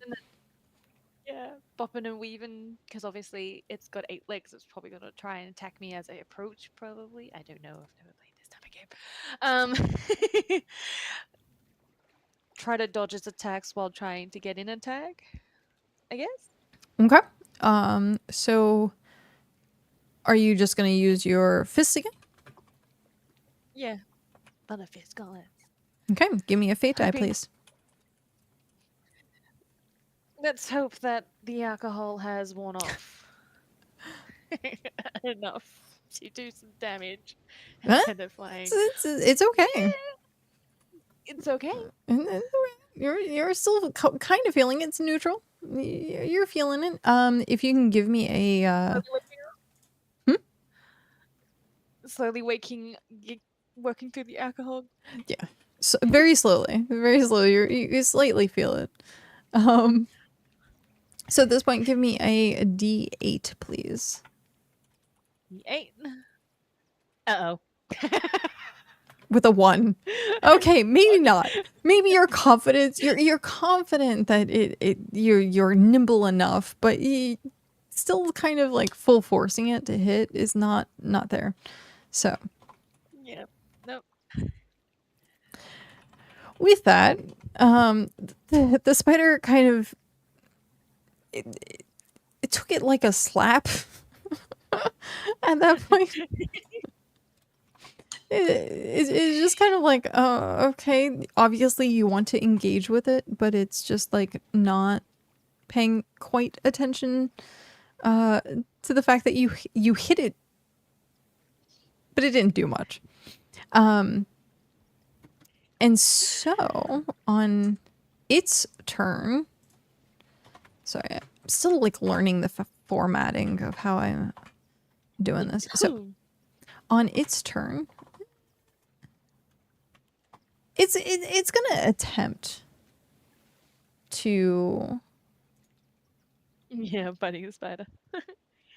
A horn spider or a crystal spider in this instance. Yeah.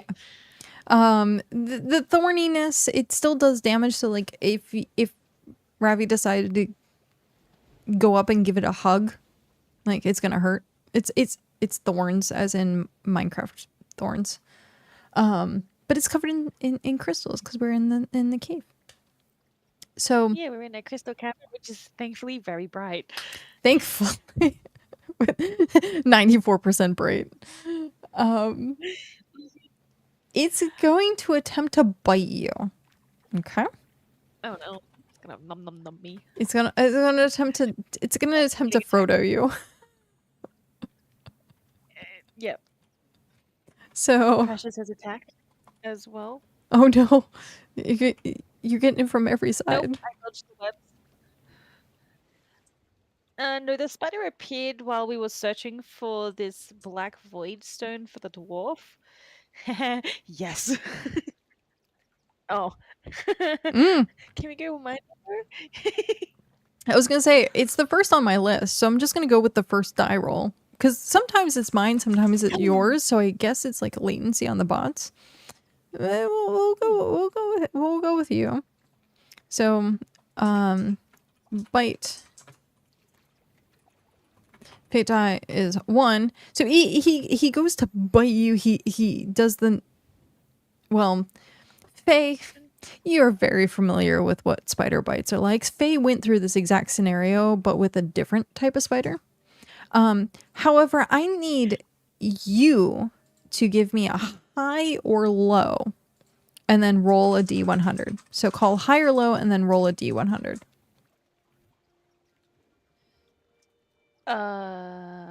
We have an ad on my end coming up. Stretch, hydrate. We'll be right back after these messages. Snowshores, enjoy your 6 hours of microscape energy. Get your escape on. Get your escape. Precious. 1 second. I don't want to eat your tail. I heard that. There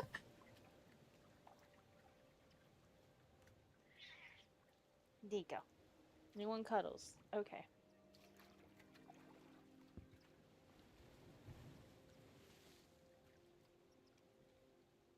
I have been attacked So, by Precious. because my ads failed, we can just swap back and forth with the ads because I apparently don't have ads. So if you have ads and I have ads, they can just like swap back and forth. Pretty much. They can get points on both.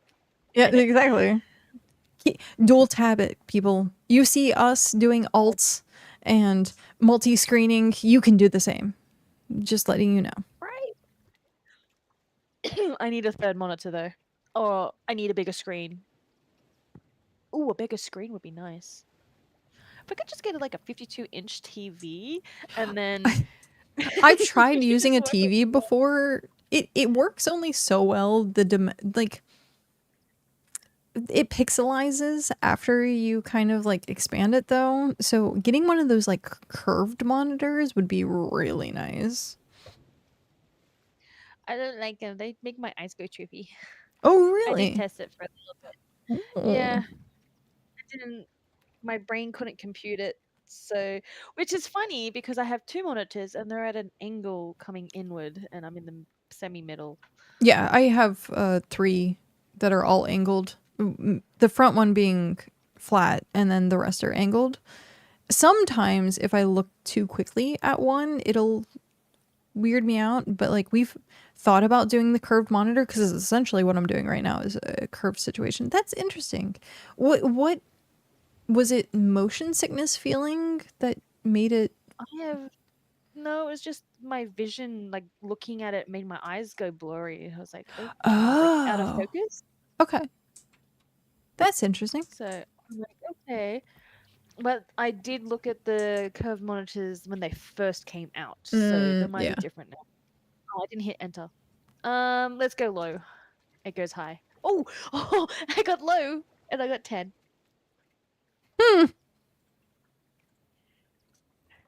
So with that, we Do I are. dodge?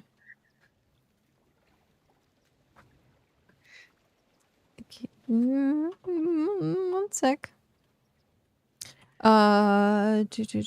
Do low percentile 10. With him trying to, I said low on mine and it rolled 52. Yeah, that's true. So Your TV as a monitor is only good if it has a higher frame rate. yeah. Oh, I'm not worried about the frame rate. I shortened everything down to 30 frames because 60 frames trips my head out. Mm-hmm. Everything runs at 30 frame rates per second, except for Power Wash. That runs at 60 frames per second because it's so satisfying. I will be playing that again later. So with refreshing. Refreshing what?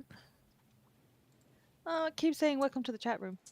That has been happening. That has been happening to me all day today, and I had an issue with Twitch earlier, where it just was not refreshing things. So, I think it's connection issues. If anyone needs any microscape energy, let me know, and then go into Ember's stream, and then I can redeem multiple energy there. I also haven't done it myself yet today. You get 4, right? 3. 3. And because my streams go for normally around 12 hours, but today it's going for 10 hours, I'll be doing one in about a half hour. I just dropped 2, and I'll drop the other one whenever people need it. Okay, so Fate die 1 on the spider bite, and you with the 10, and you called low. He is going to try to dig his fangs into you, but it doesn't quite work out, and you just now have this spider looming over top of you, kind of like inches from your face. Like think of like Alien movie, and you have like the alien just kind of like staring you in the face. It's kind of what's happening with the spider right now. However, you have now also, because he's in proximity, not gotten hurt by the crystals that have been poking out from his body. That was what we were rolling for, is the proximity damage of him being so close to you and having these crystals kind of pierce into your skin. So you've managed to kind of like be alerted to the point that no, he has these spiky bits, and as he's jumped forward, failed with his bite, you kind of maneuvered. Maybe you're like at this weird angle, dodging an extra crystal as it's come forward towards you. Now it is turn 3, and you can retaliate. What do you do? Fist his face with gauntlets. I was gonna say And hyper hit. that I mean, if no comment. Roll a fate die. Let's see if I can do enough damage, or is the alcohol still in my system? Nope. Oh. And then Lou, enjoy your lucky. So a fate die of 4 puts you at very bad. You're only going to do 1d4 points of damage.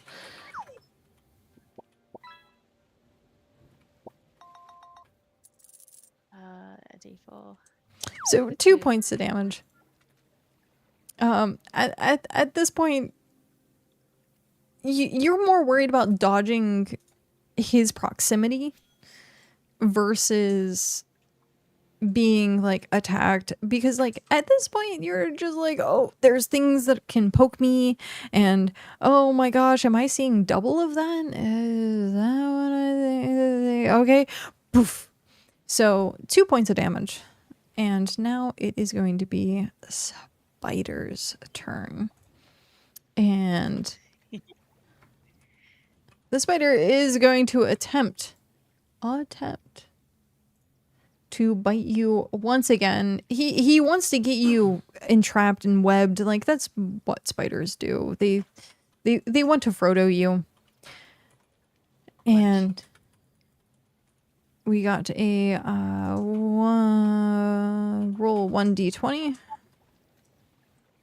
For those of you that are also just joining, there is a dwarf just on the side looking for a rock instead of helping.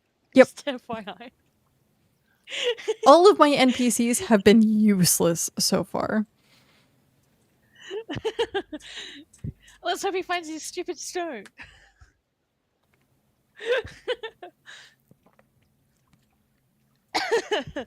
Yeah. Meanwhile, I'm very either still drunk or hungover, either or. Yep. Trying to fight this giant spider. Well, not giant spider, this cave crystal spider. Oh, Precious, you'd like to go outside again, would you? Go ahead. All right. I'm going to use the We'll restroom be right while back. I was going to say that's perfect timing. We're going to take a quick break. Precious needs to go out, and I'm going to take a restroom break, and then we will be right back. Yep. You just envision a scene that's focused on Ravian and the dwarf just popping in and out. That would be funny. Just all right. I'm coming. 1 second, guys.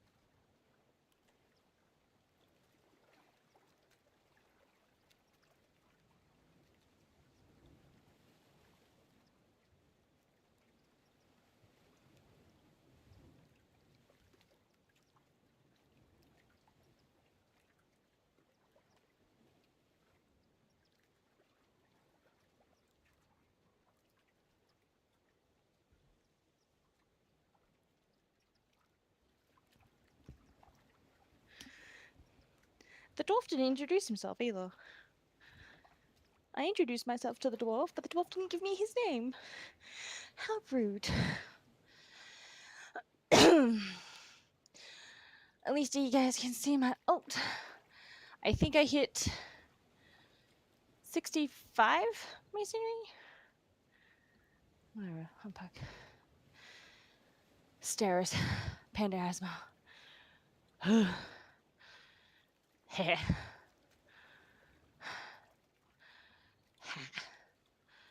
Do do do do do do do do do do.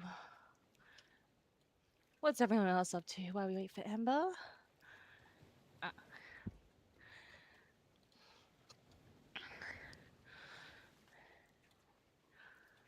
Because this is also in beta, so Ember came up with it, and it's fun.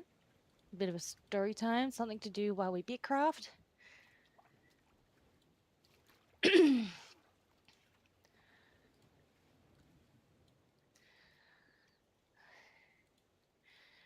So out of breath.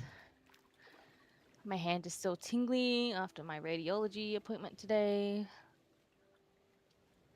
For those that don't know, I've been getting pains in my wrist going all the way to my elbow for the past couple of months.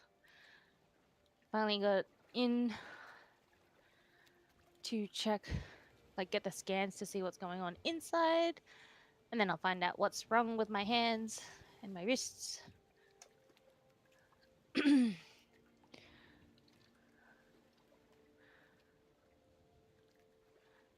On the 1st of December.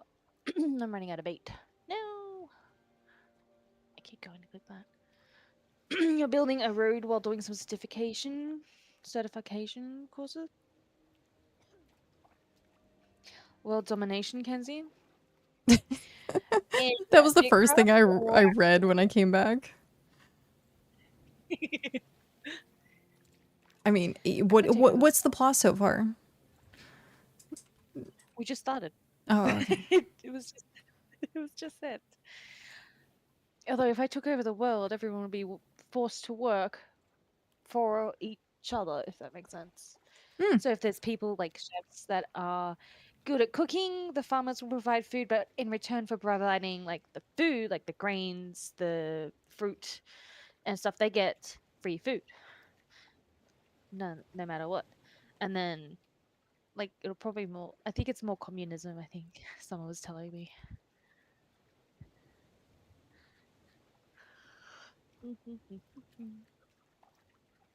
Okay. So, I'm rolling damage with a D8 and a 2. So, he has managed to bite you. He has managed to kind of latch on, bite, but at this point, you're squirming, you know combat, you guards up, and it's a graze more than it is him like latching on to you. So you still have like movement versus a spider kind of like pulling you into it.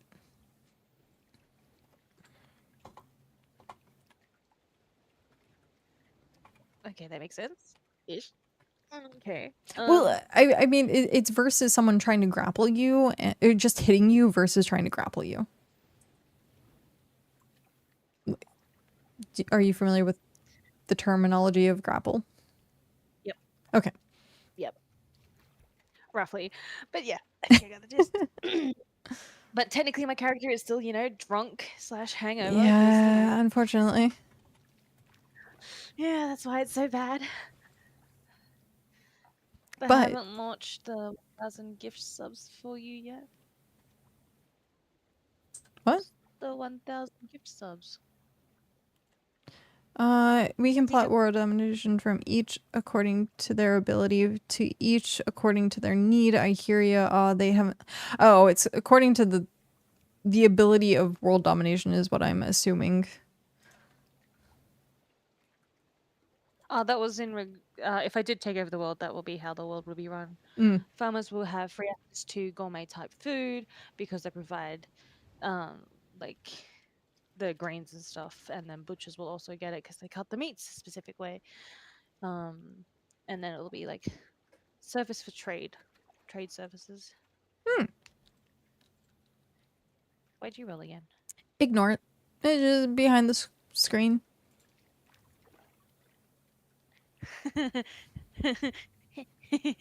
I'm in danger. Right. So kind of stuck in the spider bite You're not stuck. ish. Well, no, you still have free reign. He just grazed you. Yeah, but I'm also in water. My head is already spinning from the alcohol effects. I guess that's I mean, punch whose it in the fault face is again. that? My friends who just kept giving me drinks and cheering, "Yay, we're gonna make it rich!" Because a treasure map that is no longer in my backpack. Are you trying to find the One Piece? Is that what's happening? The One Piece is too much of a big giant treasure map to explore. If I recall, the storyline for One Piece is actually over the course of 3 to 4 years. Yet it's been ongoing for like 20 odd years, but Yeah. the time zone in One Piece is 3 years. Yeah. Or 4 years, including the 2-year time skip. I think. Anyway, so yeah, let's punch it again with my Thunderfist gauntlets, and hopefully I can shake off the alcohol to do some decent damage. Okay. Give it a fate die. 1d20. Give me a big number. Nope. Nope. What did my friend do? With an 8, give me a 1d6. Roll a 1. Come on. Yeah. Yep, no. Feeling my friend Maybe did me as you well. should start hyping yourself up instead of reminding yourself that you're drunk. Probably. Nah, still drunk. Maybe my friend actually slipped something to make me semi-paralyzed. Oh no. Oh. So at this point, you're just kind of like wailing on the double vision of the spider. The dwarf is still, you can hear him splashing around. Go ahead. I'm petting the spider. I'm not smacking it. I'm petting it. At this point. There you go, good spider. You're giving it a massage. Yeah. Good little spider. No more bites. So at this point, you can hear the dwarf like splashing around in puddles, trying to find this stone, as you're just kind of like bop to the spider instead of it being like and so I think at this point the spider is going to attempt to just be like, you know what, you are free food. You are not hitting me very hard. This is going to be an easy dinner. And he's going to attempt to wrap you again, which means Oh gosh. web. I don't know if I do. Oh wait, what was that? What? Marry me? He's gonna marry me? Burrito time. Sorry, web, not wed. Wed me. Hey, we had a paladin who was wedded to a mysterious the panther that was coming through the door that Ma was trying. It was actually like an entire engagement scenario, so just, you know. I'm trying to actually, yes. Give me the, oh no, that was for proximity, which will actually still be a case because you're within 5 feet. So give me a high or low, call it before you roll it, of, since they're a paladin, there's no forces. It's kind of true. So call a high or low and then give me a D100, please. Hi. Dang it.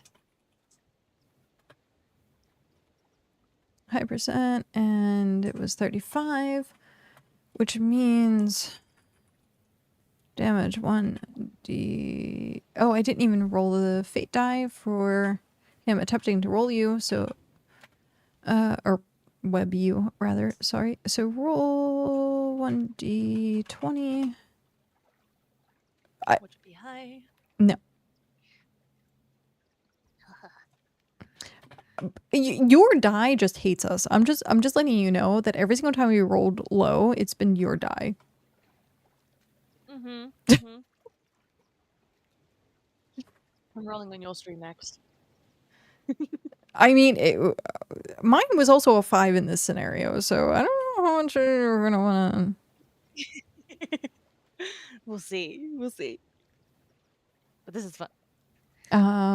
So fate die, which would be a 1 with a 7. That's neutral, so 1d6.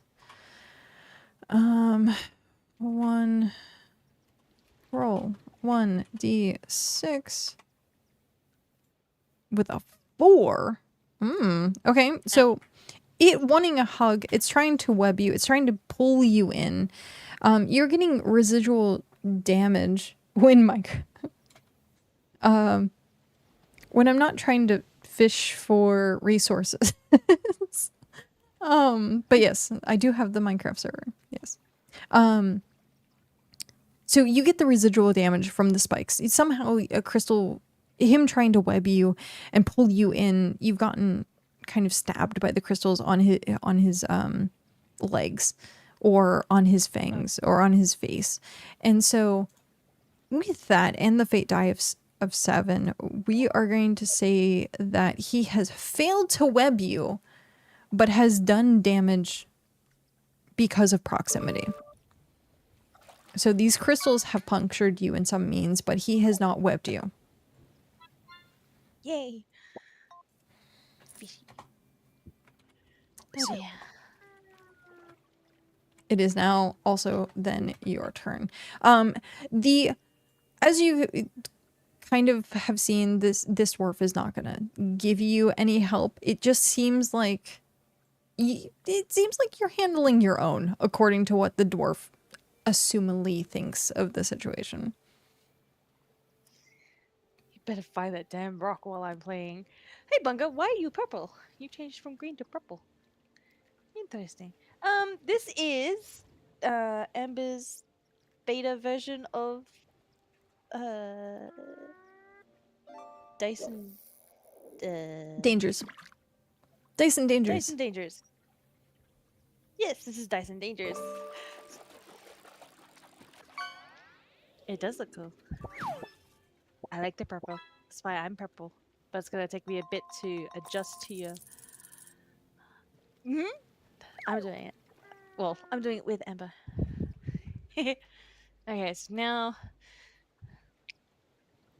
should probably put some distance between me and the spider so I could try to shake off the alcohol a little bit.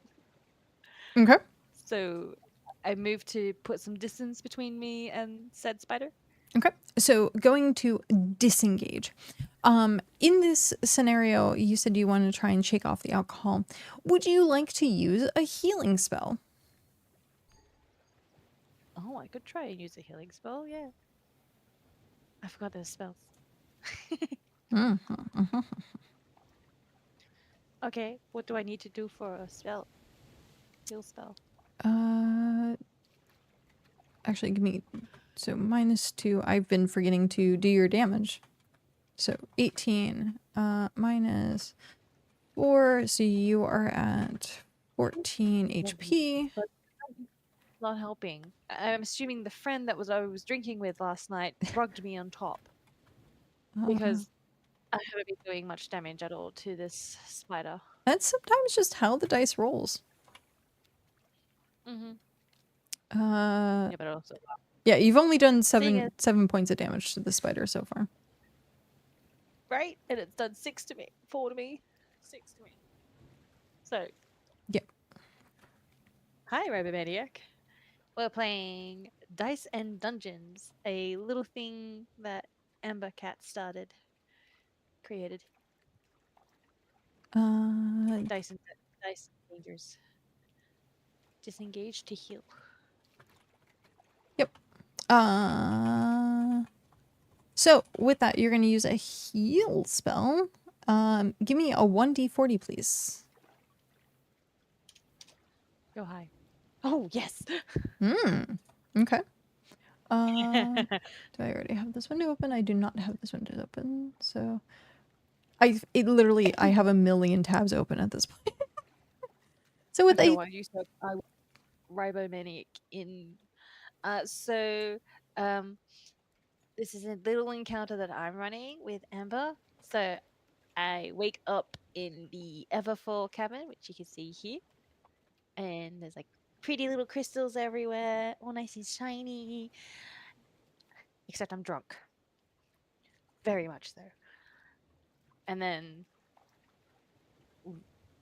magical surge zone, and there was fog walking, and then out of the fog came the dwarf who did not introduce themselves after I did. Rude.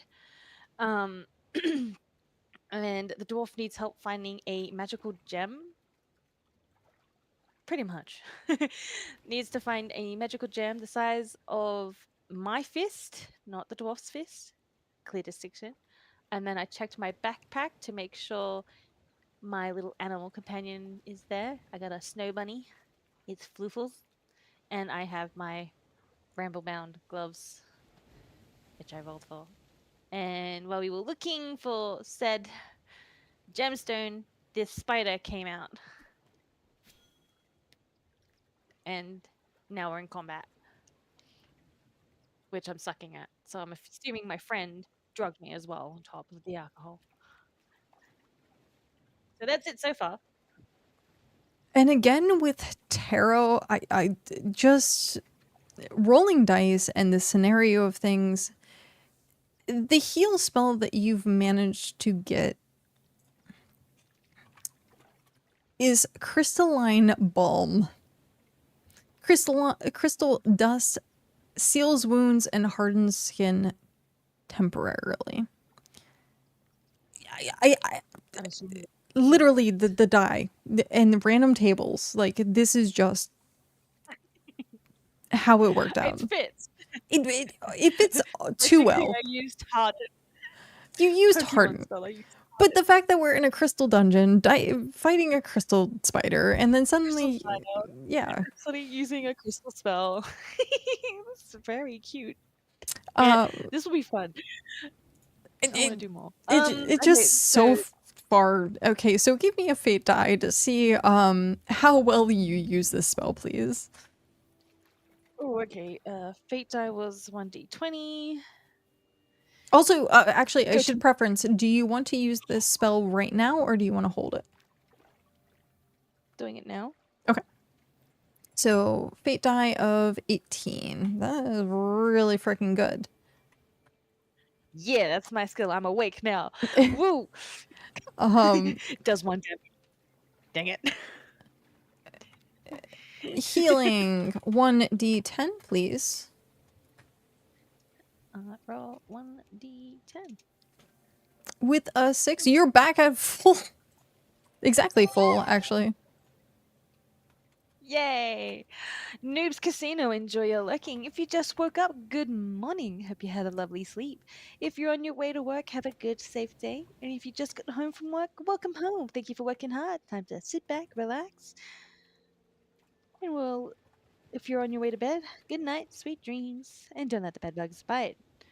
Also, we have an ad on my end coming up. It will only be running for 1 minute and 30 seconds. So stretch, hydrate. And for those of you who are ad-free, we're just gonna be finding out what the spider does. This is also a good time to switch over to Ember stream so you can still hear what's going on. Indeed, and then switch back in like 2 minutes. Yep. Yep, Ember also does microscape energy as well, guys. So you're covered. Yes. Yes, indeed. Also with that, you are now immune to the thorns, the crystal damage, being in proximity. Because you're you've kind of like, ow, that hurt. I'm gonna do something against that, and then you're just gonna be like, now what? Yeah, let's Exactly. now what? Let's go. So with that and the spider, he is going to attempt to melee once again. He'd be like, oh, mare. Mare is more cat-like, but roll 1d20 for fate die with a the first die on that was a 20 though. Ow. Ow. Oh no. That's what I needed like 10 turns ago. 3. Oh no, this was so fate die. I'm just taking the first one that launches. Sometimes it's me and sometimes it's you, which is weird. But still makes it a bit more fun. Yeah, no, extra random. So Yes. because this is a bite and not a web, it will be let me pull up crit for spider is still 1d6. So damage. Damage. Because I kept mistyping that. 1d6 equals. Roll 1d6. Oh, he's very angry at you. Not only did he crit, he rolled max on that. Like, so, but you did just heal yourself. I did, but I also am hardened. You are hardened, which means you don't take the proximity damage. But he manages to sink his fangs into you. And you're now unable to move. He has kind of gotten a fang like into your body, and his legs are starting to like wrap you up in like the Frodo style fashion. And at this point, you're going to have disadvantage on your next attack, unfortunately, just based on the fact of how well he did to try and get you into this position of being food, essentially. So, the next time you roll a fate die, it'll be rolling 2 fate die. So roll once and then wait, and then we'll take the roll again, and then whatever the lower of the 2 are. So. Oh no. Okay, well, seeing as I'm not able to do much, and I'm obviously, But semi-immobile. you're not taking extra damage. That is the important part. Well, yeah. Well, I can't run away or anything, so let's try to smack him again, do enough damage to try to get him to let go this time around. So your attempt with this is going to be to let go. Try to hit him hard enough so he releases, yeah. Okay. Well, because there's different ways. Like if you hit him in the mouth, if you tried to target. So if you did a very good, if you hit a 16 and above, you would do a target attack. So if you attacked him in the mouth, then you're trying to get him to like release his fang from you, versus if you're just like, oh, I'm just gonna attack him and hope that he releases me. You can do precision based stuff. Oh, okay, cool. Then I'm gonna try and punch him in. I'm assuming he looks like a normal spider. Yes, very, very, very much normal spider, just with extra spiky bits.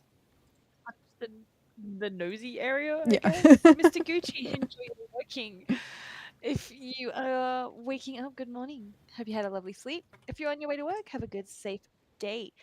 If you just got home, welcome home. Time to sit back, relax after doing all that awesome hard work. If you're on your way to bed, good night, sweet dreams, and don't let the dead bugs bite. Okay, let's try and hit You're gonna Spider. boop him in the snoot. Boop him in the snoot because hopefully that's a pressure point. At least hopefully, you know, it's a spider. I am out of bait. Okay. We will need a fate die. Yep.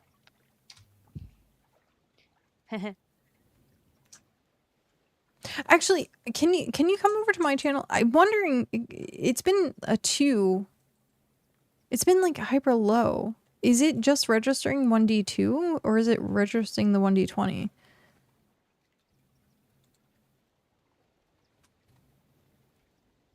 It's weird. But it doesn't register. Oh no, it registers the 14. Okay. So it is a 2. I'm just worried that it was so low the last couple of times that I'm like, is it just registering the 1d2? But no, it's the 1d2 versus... Okay. Your die just hates you. I'm sorry. Mine is being generous. Yeah, Mine gave you a 14. I'm just saying. I'm yes, just saying. Your die gave me great. So keeping my phone on hand, it's on charge.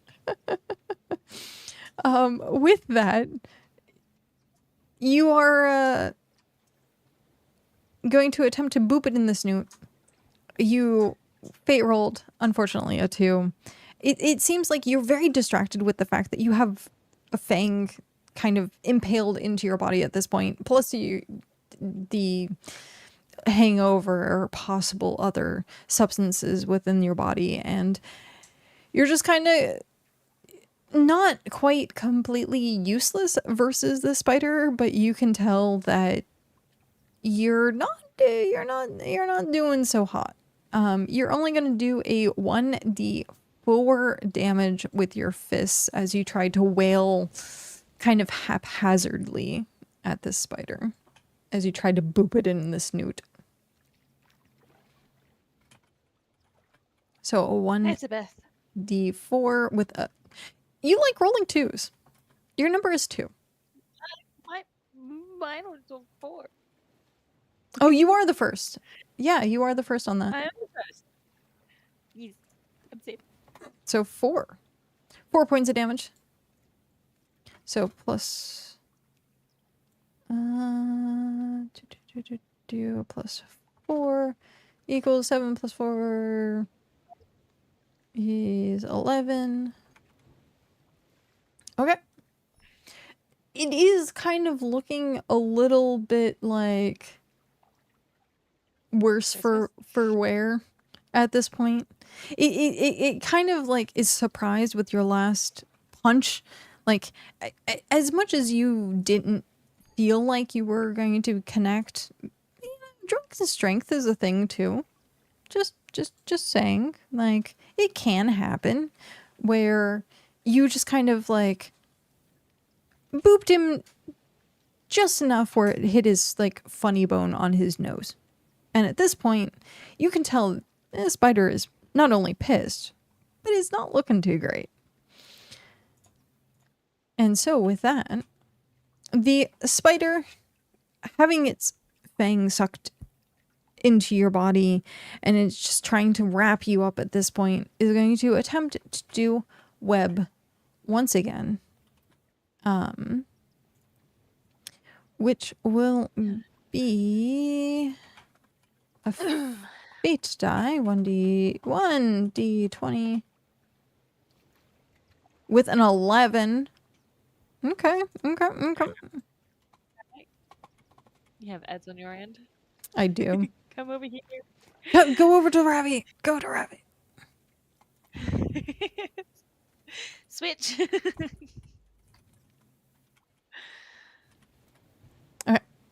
So he's attempted to web you, and at that point, you kind of feel your body stiffen.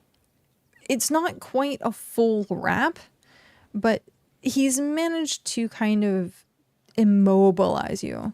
More so than normal. So the next attack that you do is going to be at disadvantage. No. And I'm already I'm drunk and drugged. The dwarf Paralyzed. this entire time is still Yeah, what's he searching doing? for his gem.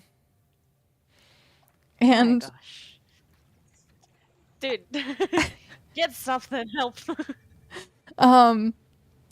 he let's actually, if you want to roll it and call high and low on a 1d20. No, D percentile, so D100.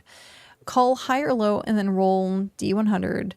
If the dwarf notices the fact that you are now getting kind of incapacitated by the spider.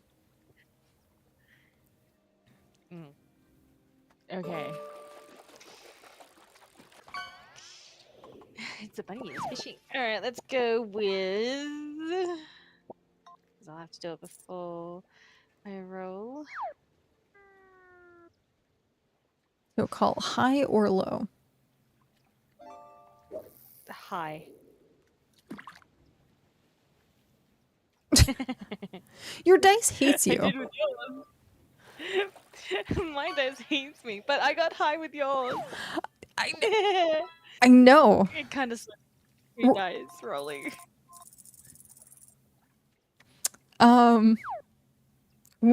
With that, we said that your next dice roll would be at a disadvantage, so we're gonna take the lesser of the two on that, unfortunately. I should have gone low. Should have just said low. Yeah, high percent, and it was 9. So the dwarf is still oblivious to what is happening on your end of things, and you hear him very distantly kind of splash out and says, "I found it!" And then he goes, "Oh, no, that's just a shoe." And he throws it back into the water. Minoxidity, enjoy your working. This dwarf is useless. Most of my NPCs are pretty useless, unfortunately, so far. So at this point, you have started to get a webbing attached to your body. It's still loose, so you could use an action to kind of use your strength to cut yourself out of these webs to make sure that it's not a thing for the future, if they continue to web you. I would say you are still kind of pinned to the spider. You will still have a disadvantage on this attack roll, but you could change the circumstance. This spider is still looking worse for wear, though. I'm just letting you know. This spider is still looking worse for wear. You can continue with your weapon. You can continue if you wanted to spellcraft. If you wanted to heal yourself, it is still an option. You have a multitude of things if you wanted to try to escape and do a strength check against getting out of his grasp. What would you like to do? Or just continue to boop in the snoot? Oh, I'm close enough. Let's try to boop the snoot.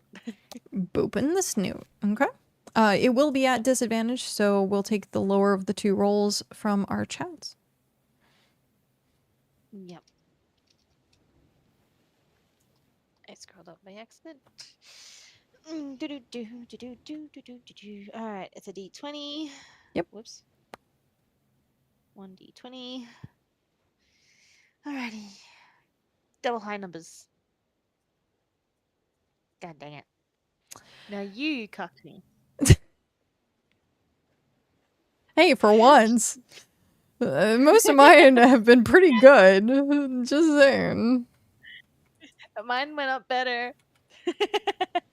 So a 5 and a 10. I mean, obviously you still hit it. You're still in melee range. You're only going to be doing a 1d4 though. So damage is going to be 1d4. Gold mine. And a 1. No.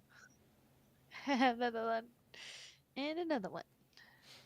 Another one bites the dust. Another one down. Oh, Another one yeah, another one bites the dust. Dun, dun, dun. Another one bites the dust. Burr, burr, burr. Okay. So at this point, you've booped booped him in the snoot. Not too much has happened with your damage. You can tell that you were angry previously. You did a wallop to him, and then now you're just kind of like, eh. Is going to continue. I can't believe you're booping a spider. I mean, it's a big. I'm booping the spider. It's a boop. I'm Aussie. We boop the spiders. We don't hurt the spiders. We boop them. Boop boop. So at this point, they're gonna try and wrap you up. They already have their fang inside. They're gonna try and wrap you up like Frodo to eat you later. And no, it came at me first, Rivo. it's true. It did kind of just like out of the water, just like poof, I'm a spider. Swung out the water and went, I'm gonna eat you. Oh, that's a tier 2. Whoopsie. Oh, either one is bad.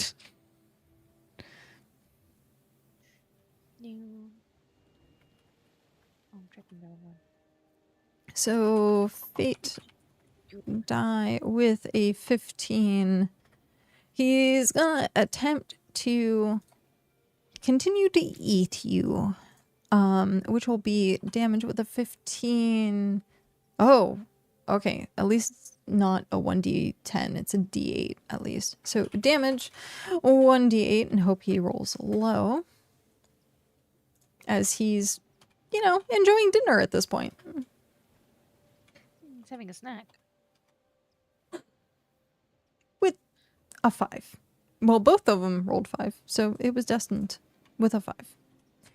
At this point, yay. 20 minus 6 equals 14 minus 5. You are at 9. I'm gonna need a hill. Oh dear. It is your turn. You can tell the spider is not doing so well, but you've only been booting the snoot, so... And the dwarf is finding random objects that thinks is his rock that he's looking for, but really isn't. Being useless.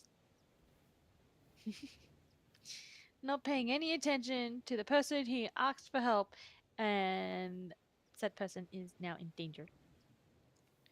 Yep. You're being actively like rolled up towards this spider. Right? Like, dude, hello. I could use some help over here. Put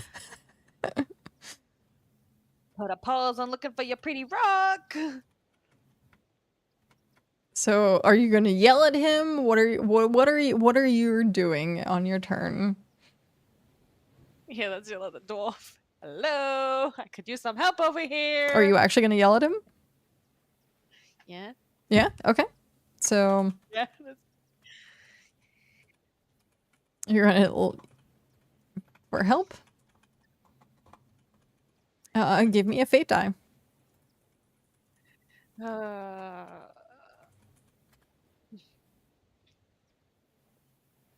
I'm pretty sure. Yeah.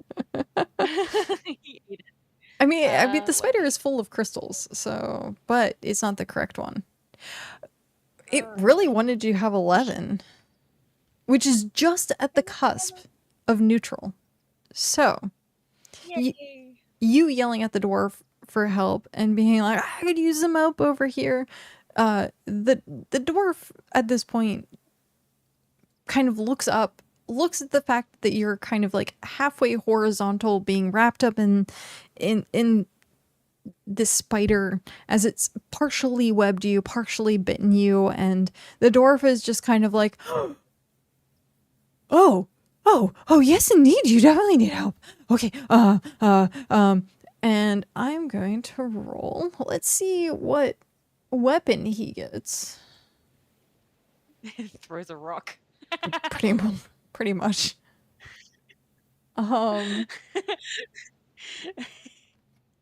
We're gonna give him a ranged weapon in this scenario. Maybe he's found it. Maybe he's found it while he's been looking for his rock. The dwarf starts eating me too. No, the dwarf was an illusion. It's another spider. Oh, I forgot I can't shorthand. Ah, I hate when I can't shorthand. I can do it on Discord. So with a 4. Okay. So the dwarf is now in initiative, which will be right after you. Finds weapon with a 4, and it happens to be Serpent Bite Blowgun. Darts deliver magically enhanced poison. So somehow, some way, he, in his search of things, I got you covered, miss. I got you. And he just like pulls this thing up from the water. Surprisingly, he like knocks it out. Like, okay. And then he like inserts a tiny little dart and he goes. And with that, I'm going to roll fate die and let's see how well he hits this spider trying to save you. Please hit a spider, and not me. Maybe. We'll see. With a 2. Technically, it's a roller scope based on your number. Are we going with that? Are we really going with that? It's the first number on there.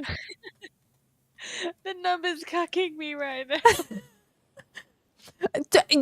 It just likes you having the number 2. That's it. That is it. It just likes you having the number 2. Right? So he's going to do 1d4 damage to this spider. Which is going to be 4 though. So this spider is taking 4 points of damage, which is significant. This spider reels back and like it's been shot with more than just a blow dart. Call high or low and give me a percentile D100, please. All right. I'm going to take advantage of this. Let's do it on mine.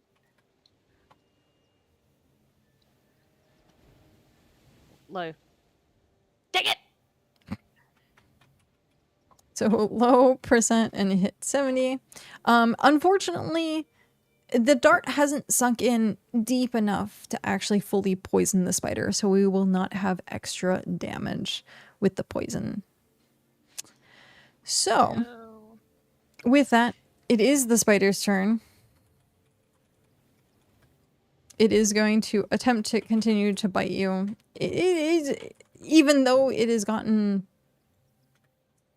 you know, spit at by the dwarf, it's just kind of like, ow, that hurt, but it still has a meal ticket in front of it. Like, if you have a steak dinner, you're not going to be like, oh no, a mosquito suddenly bit me.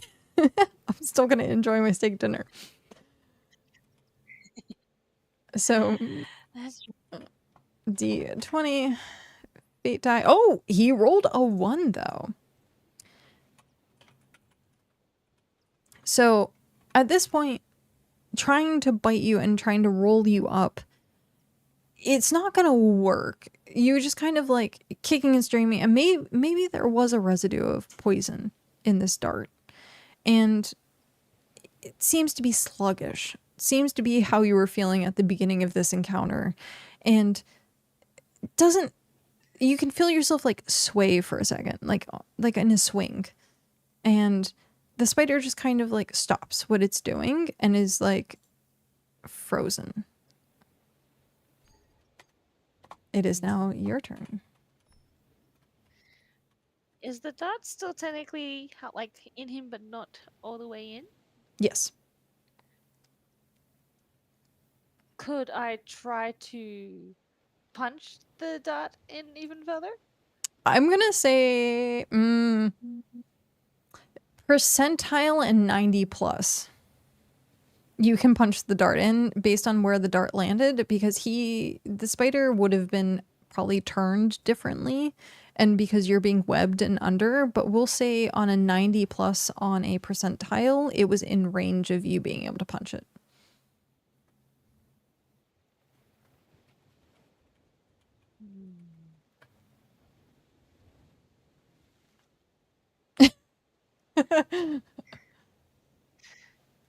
So let me punch the dice. Okay, I'm just debating which stream do I hit the roll on.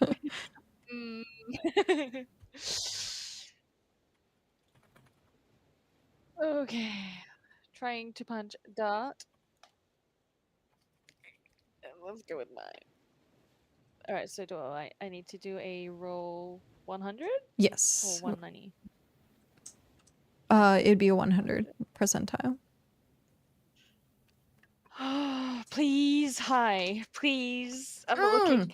Mm-hmm.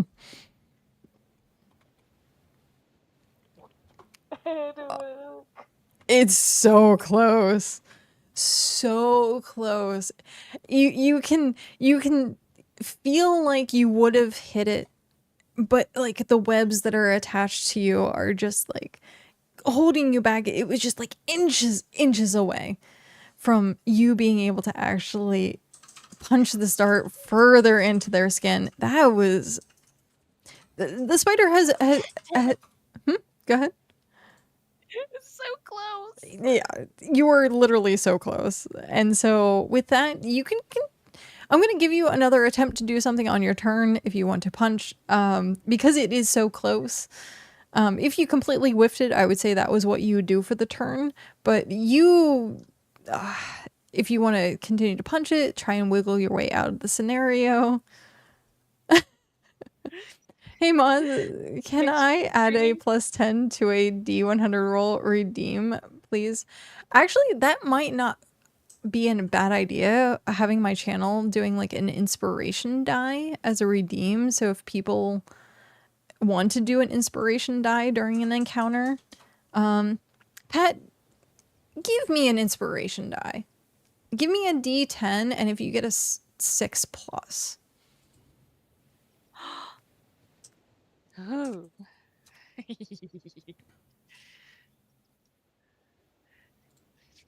But yeah, we'll implement inspiration dies. Oh, No. Someone else? Okay, we'll do that. First roll. We'll do it like a lucky die, but you only get one roll. So, who's gonna save the day? Giving a 6. It's a roll D10. 1d10.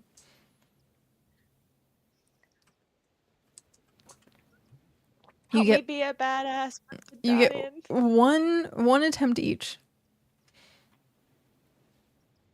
Doves, roll. Bunga. Roll. Could you technically roll? I can't help you. And you can't help yourself. Wakey, with the 7. So, Pros. So we will have...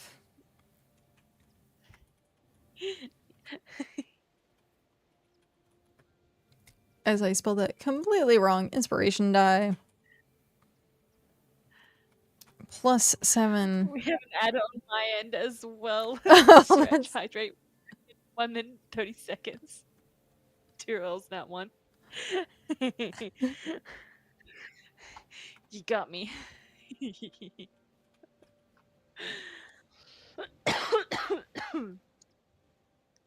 1d10 with the 7.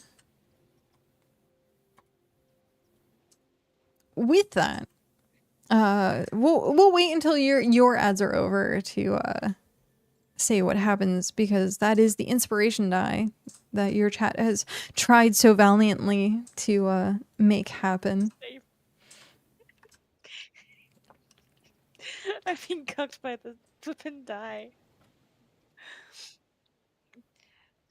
It's funny. I was planning on doing like a story time. Oops, ad. I'll have to wait for my ad. Oh, that's what I was saying. After your ad is done, then we can. But you're planning on doing a story time? Yeah, with the roles, I was going to write an entire story with a few scenarios where the viewers could vote on an action, Oh, that's like cool. an interactive story.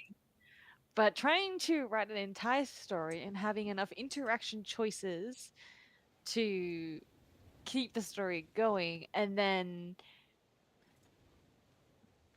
making an alternate option was going to be tricky. Mm. So I was actually thinking of doing it on the fly.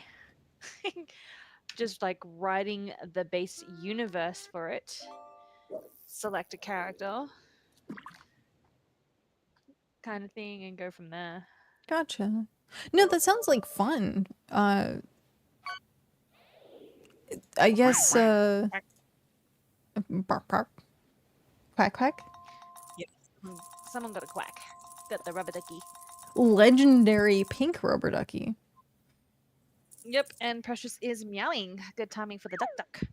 Precious would like to return. I'll be right back. Sounds good.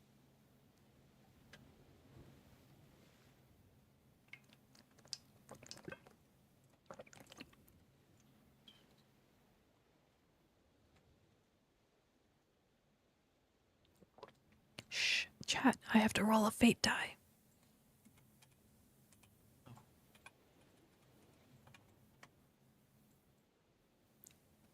We're good.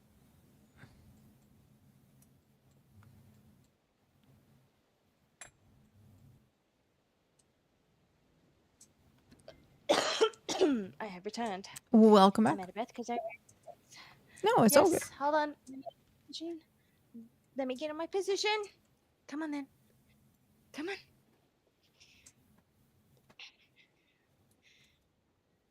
No, don't yell. Okay, fine. You don't want cuddles? No What about me? cuddles. You're just yelling at me. I heard that. Oh yeah, you can hear her. Very Come vocal. on.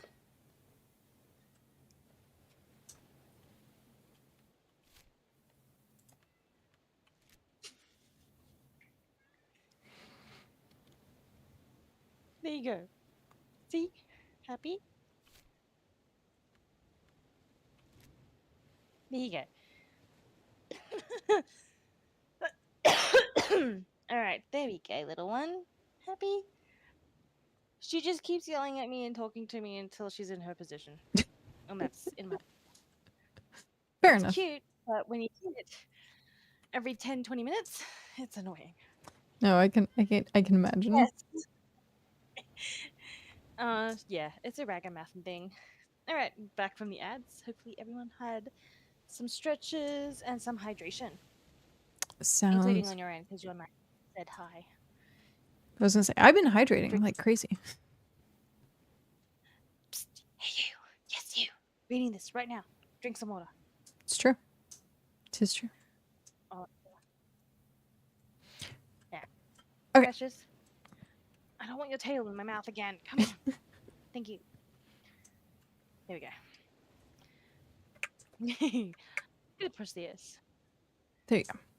So, with Process Inspiration Die giving you the +7 to your roll, you were just inches away from being able to punch this dart into the spider, and somehow you were just like extra force of will, and you were like, I swear I can do this, and you managed to jam it into the spider's skin. And we're gonna do a D10, please, of damage. Ah, refreshing. No, Precious, I want the die. I need to type. Let's see. Got a 5. I got a 5.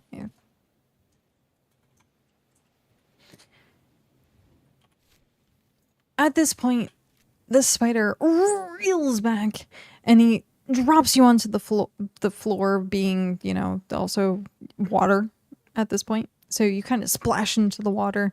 The dwarf is kind of halfway running, trying to catch up with you as well. And the spider does that spider thing where it just kind of like twitches for a second and reels back and does the on the back, legs up, kind of twisted into itself kind of position in the water and is still. The dwarf is now right next to you, being like, Miss, are you okay? You seem alive. Are you fine? Are you fine?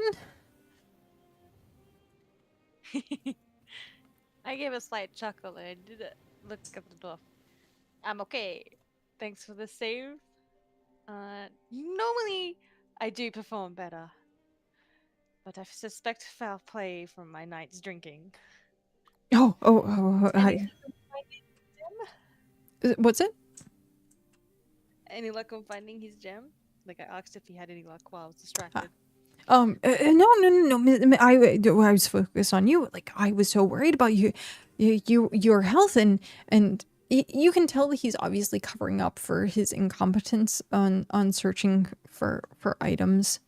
And at this point, he's just kind of like trying to help you up and out of your prone position in the water. I mean, you did so valiantly back there. That was amazing. Like, are you often in these situations? You did very, very well, and you can tell he's trying to like bumble his way through not participating and trying to raise you up for actually taking care of the spider.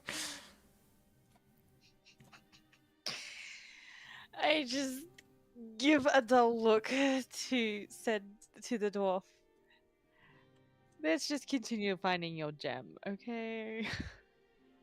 Oh, yes, miss. Yeah, thank you very, very, very, very, very much. Give me a fate die, please. Fate die? Alrighty. Yep. Let's see. Let's keep trying to find... Precious, hi. You gonna rub the die for good luck? Okay. You suck. With a 7 on the fate die. The dwarf at this point kind of meanders around and is just kind of still thanking you every once in a while, but like goes to where the spider is and like picks through and is like, wow, these crystals could sell for a lot. And you can tell that like it's kind of like ADHD on crack. No, he's more like focusing on these crystals and like, oh yeah, no, this is great. And at this point, what do you do to help yourself search? Do you just continue searching the waters? Are you gonna try and search the spider? Are you gonna try and search the dwarf? Like, what are you gonna try and do to help fix this situation with him missing his stone? Well, for starters, let's just ask the dwarf where he normally keeps the gem. Okay. Like, is it in a pouch? Is it in a box? I just found it, and it was a pretty rock, and it had this like. It made me feel calm, but no. I don't normally keep it anywhere. I held it, and then well, you woke up, and at that point, I don't know what I did with the gem. I was more focused on you, and then like the spider came out of nowhere, but like. I've lost it somewhere here. I mean, the last place I saw it was here. And he starts kind of like, you can tell when someone like pats themselves down, but they're not actually doing like a thorough job of like pulling out their pockets, but they're just trying to like, okay, do I have? Oh no, I have everything, kind of scenario. So does he have it in his pocket? I don't know. Are you going to attempt to? Yes, I'm going to attempt to check his pockets. Give me another fate die. Okay. Please let me check his pockets correctly. If it's in his pocket the whole time. With an 18. So with this, with an 18, it's going to be very much, so you're very careful in searching, being like, this is definitely where a pocket is. He might have like an extra pouch. And your hand kind of hits on something that, not based on where your hand is. Your hand is on his lower back. Feels, you know, baseball sized, and is in a pouch and strapped underneath his cloak. It would seem like it would have been on a bandolier, but the bandolier got kind of like twisted sideways, and so instead of it being something that would be in the front, it is now at the lower back. And what do? You now have something in your hand that feels baseball sized. Do you attempt to pull the bandolier from the person? Do you acknowledge that was what you felt? Like this dwarf, actually, let's see how the dwarf feels about you touching him. Then I was gonna say, is the dwarf comfortable with me just touching him? actually friendly. We got a 12, or no, sorry, neutral. He's neutral. He's neutral towards you touching him. So, yeah, with a 12, he's neutral towards you being all over him. Okay, I ask, what is this? While gesturing to what I found. You know when you find like, what's this? Give me a percentile and call high or low.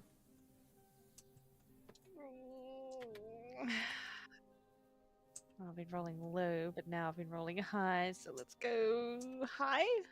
Okay, calling high. And you succeed with that high. With an 87. So at this point, you've kind of, you have the satchel in your hand, and you're like, well, what's this? And the dwarf kind of fumbles, like not quite being able to reach behind his back, and you can tell that he would never have discovered this pouch himself, based on his dexterity and the way that he kind of has the things arranged on his body. It's very front facing, like all of his pouches are in the front, his like tunic and everything is, and so he reaches back and is like, oh, what is this? And was it kind of odd? I saw the roll before I heard a call. Oh, I heard the call before I saw the roll, so I knew it was fine. I don't know, maybe it was stream glitch. And he turns the bandolier facing and opens the pouch and goes, well, yes, no, that is exactly what I've been looking for. How did you find this? And he seems completely dumbfounded to think that it was on his person.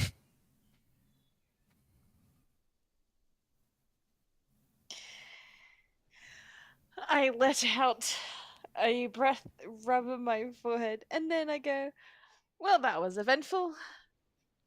Then go to check out the spider to see what I can salvage, I guess. Okay. Might as well make it more. Let's figure out what you get from this spider. The dwarf at this point is doing like a my precious moment, holding this void stone, and is just kind of petting it and has it against his cheek and kind of rubbing it. The entire time it has been on the dwarf's body. And as you search this spider, please give me a D100. All right, roll 1d100. Go high. Mid. That's okay. With a 52. Pat is like, I knew it. It was on him. Yeah, I had a feeling. Because he said he just had it, and then he saw me, and then it's like, if you were being a kid and it's on you right now, I'm gonna smack you. At least I was thinking of it. But you know, can't hit an NPC right now. I mean, you could. My mom bashed Panther in the face.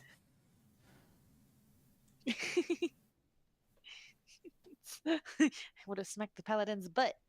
It's true. Bring on the slap. You want the slap. Okay, so as you search this spider, you see that it's not only the dart that was sticking out of the spider's hide. You find a quill also, which kind of also looks like a tranquil dart in a way, and you pull it from the hide of I don't know if spiders have hides or carapaces or what, the flesh of the spider, and you find the whisper quill, which writes down overheard secrets by itself. So that is the loot in which you've received from the spider.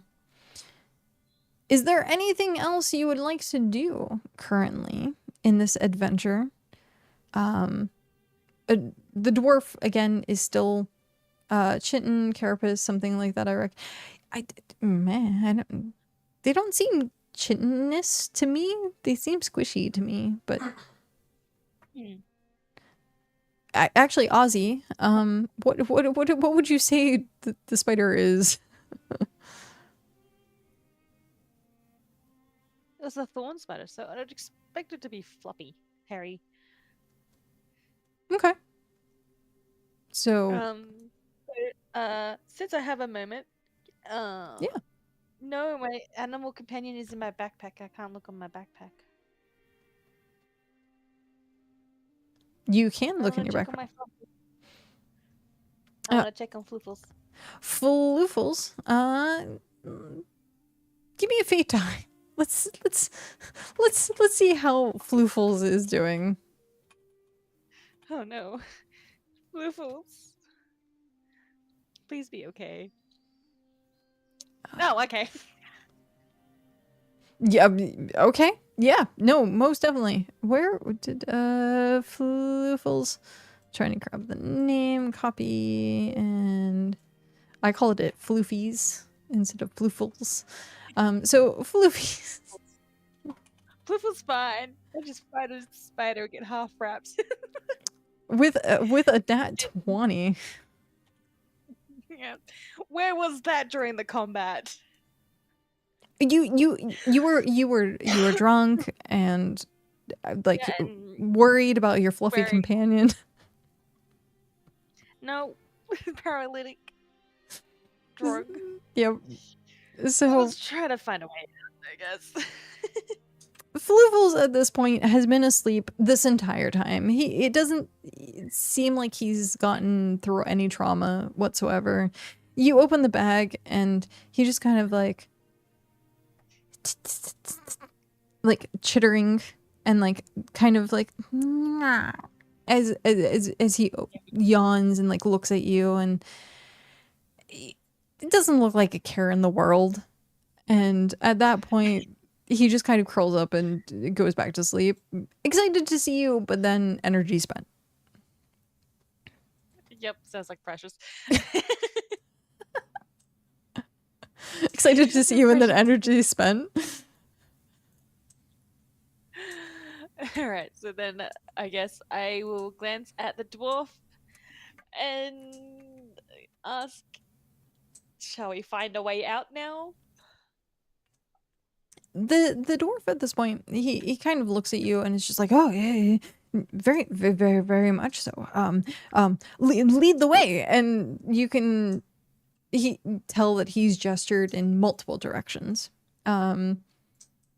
Let's say, give me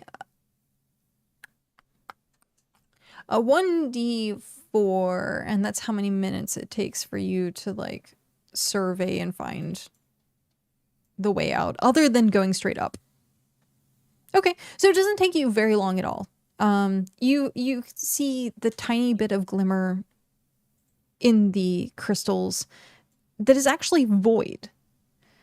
And so you're like, oh, maybe that's like another way, because this whole time it's been refracting and bouncing, and you see all this like kind of glimmer of things, but like if there's a void, you'd assume there's no crystals there.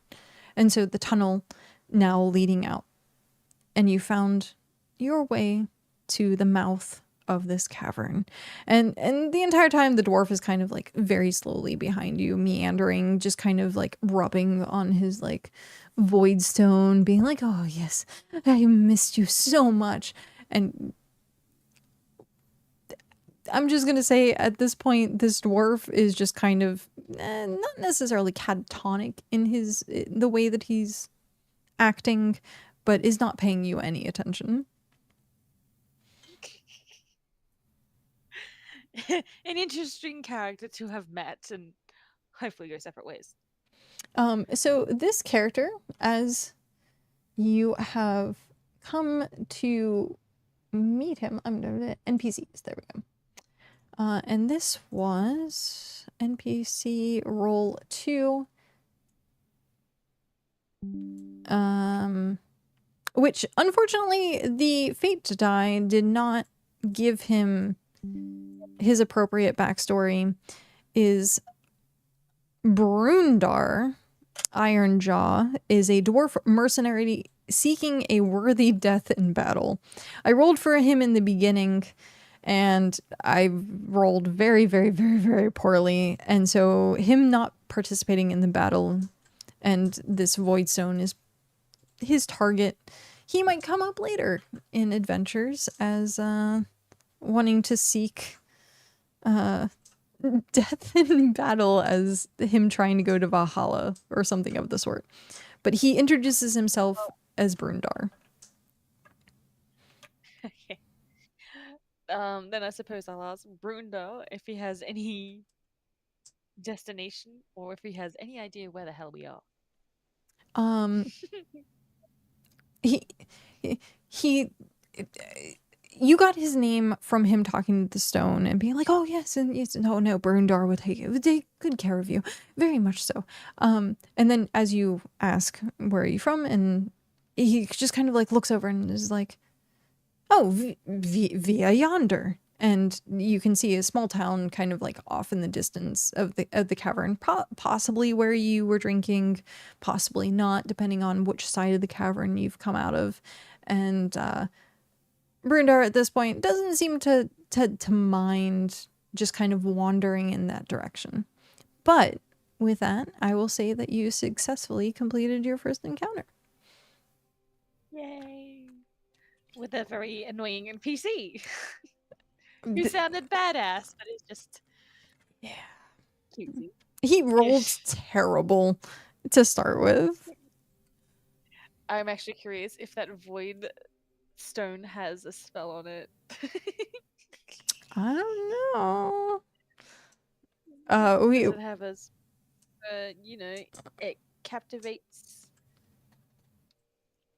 peeps again? But, it's my first encounter is complete.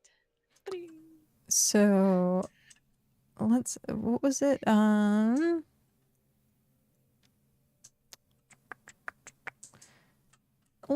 Let's do a random roll to see what spell is actually inside this void stone. Give me a D100. 1D100. Let's see. It's a 26. 26. That way we can have this for later. In case we come across him again. Or if someone else encounters Brundle. Yeah. Brundar or gets the same retrieve magical gem. So there's 2 things that they could actually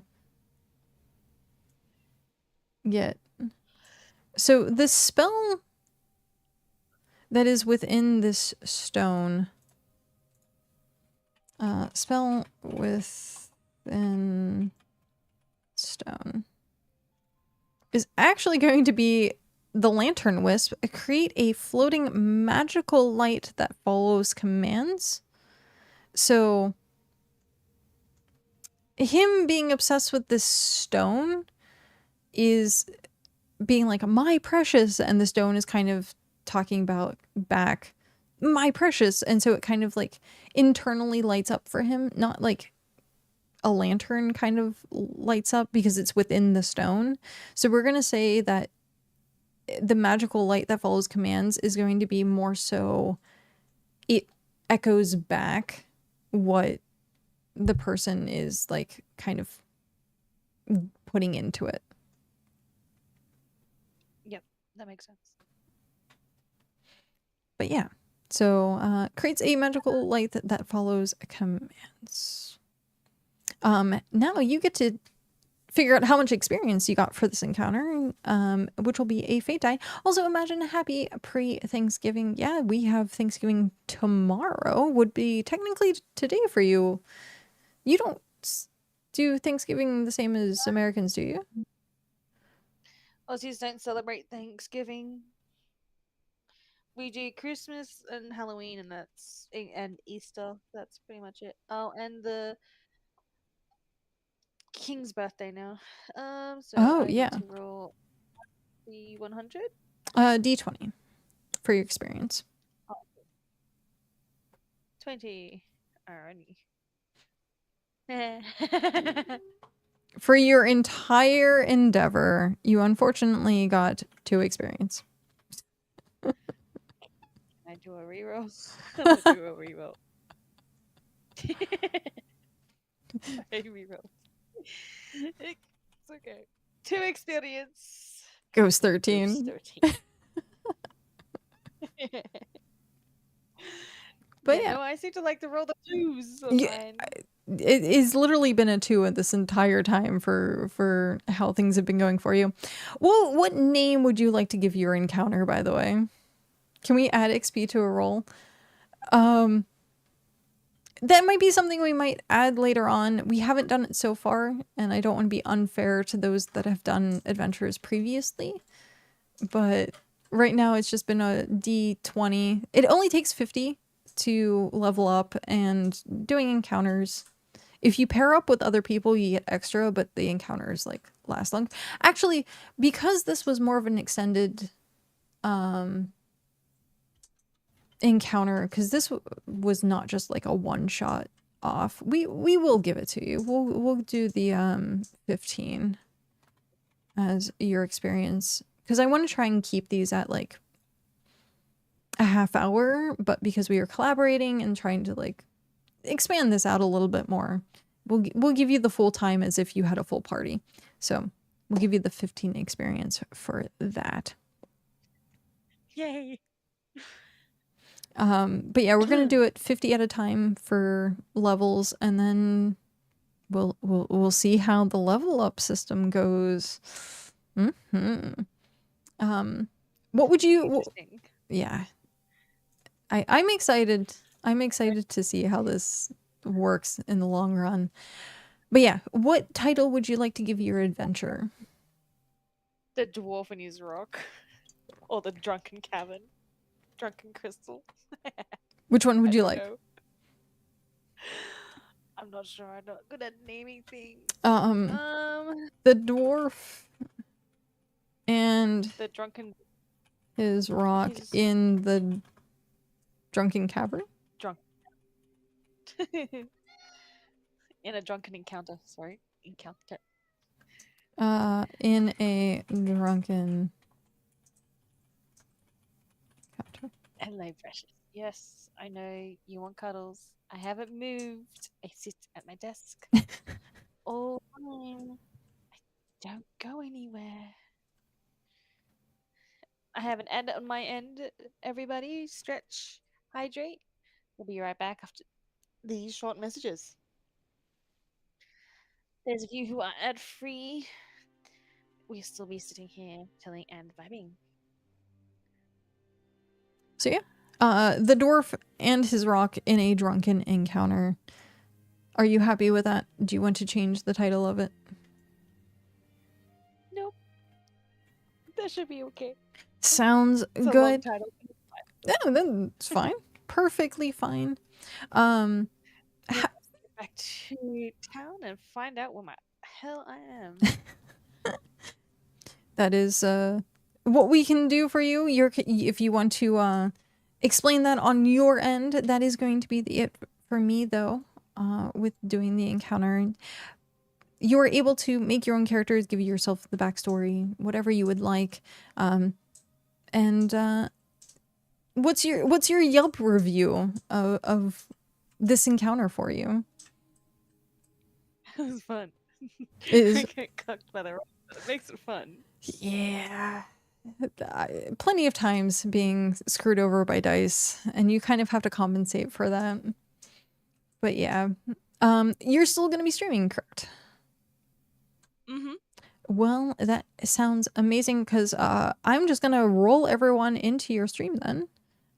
It is exactly 7 o'clock.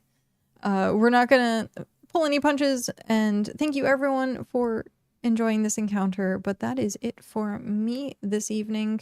I'm glad I could give you this as a fun time to enjoy. At any point you want to do these in the future, I have like an entire 20 freaking window tabs open. So we'll correlate to see if this is something that can be done again.